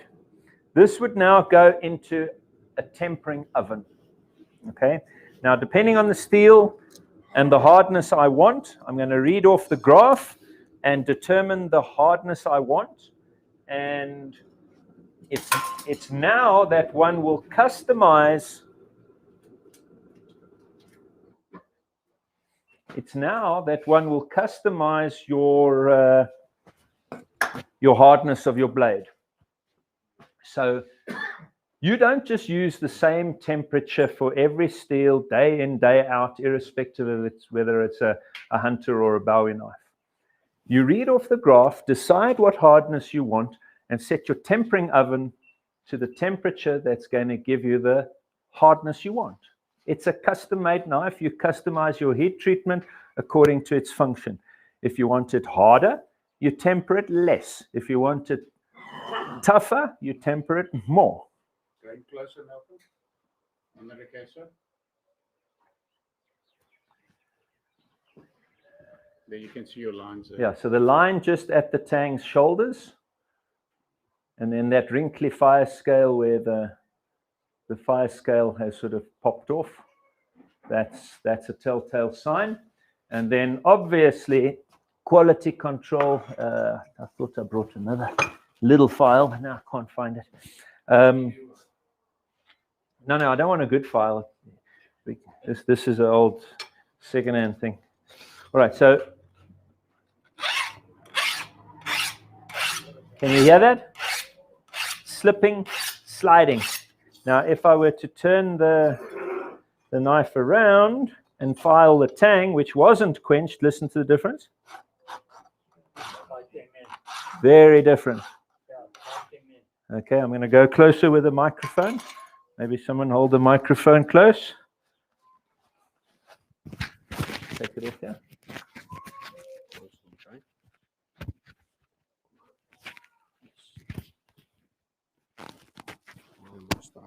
Right, come around my left side. Yeah. Okay, you got it? All right, so listen. Okay, and then here on the cutting edge. Very different. Okay. So that's just backyard technology quality control. If you're wanting pinpoint accuracy with Rockwell hardness, you need to do a test. If you need to sneak up onto a very specific hardness, you're going to start tempering it on the lower side of the temperature scale. And as you increase your temperature, maybe by 10 degrees at a time or 20 degrees at a time, the hardness will slowly come down and you will stop tempering once you've reached the hardness you want. All right. So in a nutshell, you've seen the whole process. We haven't really skipped anything. We've covered a lot of highlights, a lot of stuff. There's a lot more to this, obviously. But if you've not done this before, I hope the demo today has given you enough insights to get on the right track from the beginning. It's a lot of fun. Forging is super. You know, we've got the saying that says forging is cool. You know, the pun is intended, but it is addictive. And but unfortunately, the forging part of this, it represents only a small percentage of the total knife making time. Once you get knuckled down and you start forging, you know, it might be 5 or 10% of the total time, because now you've got hand polishing and making guards and fittings and sheaths, the woodwork part of it. So there's obviously a lot more to come than this. But from this point forward, you know, polishing a blade, whether it's stock removed or forged, it's essentially the same thing. You know, this is a flat bevel. It's a little bit more convenient to forge than trying to keep definition between hollows and flats. But really, I do hope that this demo has been inspiring. It's been great being here. And again, to the whole crew that's made today possible. William, your place again, thank you. The facilities were excellent. To the ladies that were here this morning, and the registration and the lunch, excellent. To Javier driving the computers, well done to you. My hat's off. I tell you, I wouldn't have known top or bottom of what you've done today, but really appreciate it. Malcolm and Franco and Heather behind the scenes, handing stuff, setting up equipment. I appreciate it. You know, I've been in front of the camera, but without the rest of these guys and Heather, these people, today wouldn't have been the success I think it was. You will tell me if it was. I think so. If there are any other questions, now is a good time.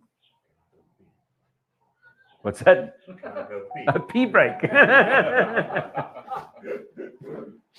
Oh, shame. Okay. But honestly, it's been great fun. We've experienced Free State hospitality second to none.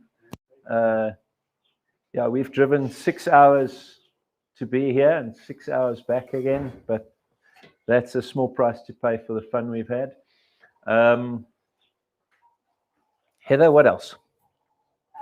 Just to remind everyone that the link has been recorded. So if you want to go back and look at anything, or if you want to tell your friends to go and have a look, please do. And then also to take a business card. Our landline doesn't work, of course, but you can email us. And if you've got any questions, please let us know. We have an online school too. Did you get that? Sorry. It's the heat treatment oil. I'm so allergic to it. Okay. Yeah, synthetic oils, Heather doesn't agree with. Her body doesn't agree with the synthetic oils. All right, so if you didn't get that, the whole day will be available on YouTube under the same link. Harvey, am I right? Under the same link. So if you want to watch something again, or tell somebody to watch, go and find it there. And know that we do courses. What I've shown you now, you can come and do yourself. There's all different courses. Go and have a look at the Heaven Forge website. From 3 days to 2 weeks. And we'd love to see you all again.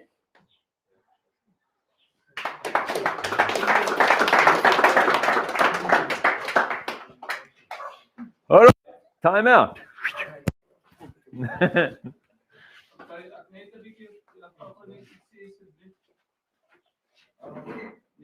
Van my kant af net dankie vir dat julle almal hier tot die einde gebly het.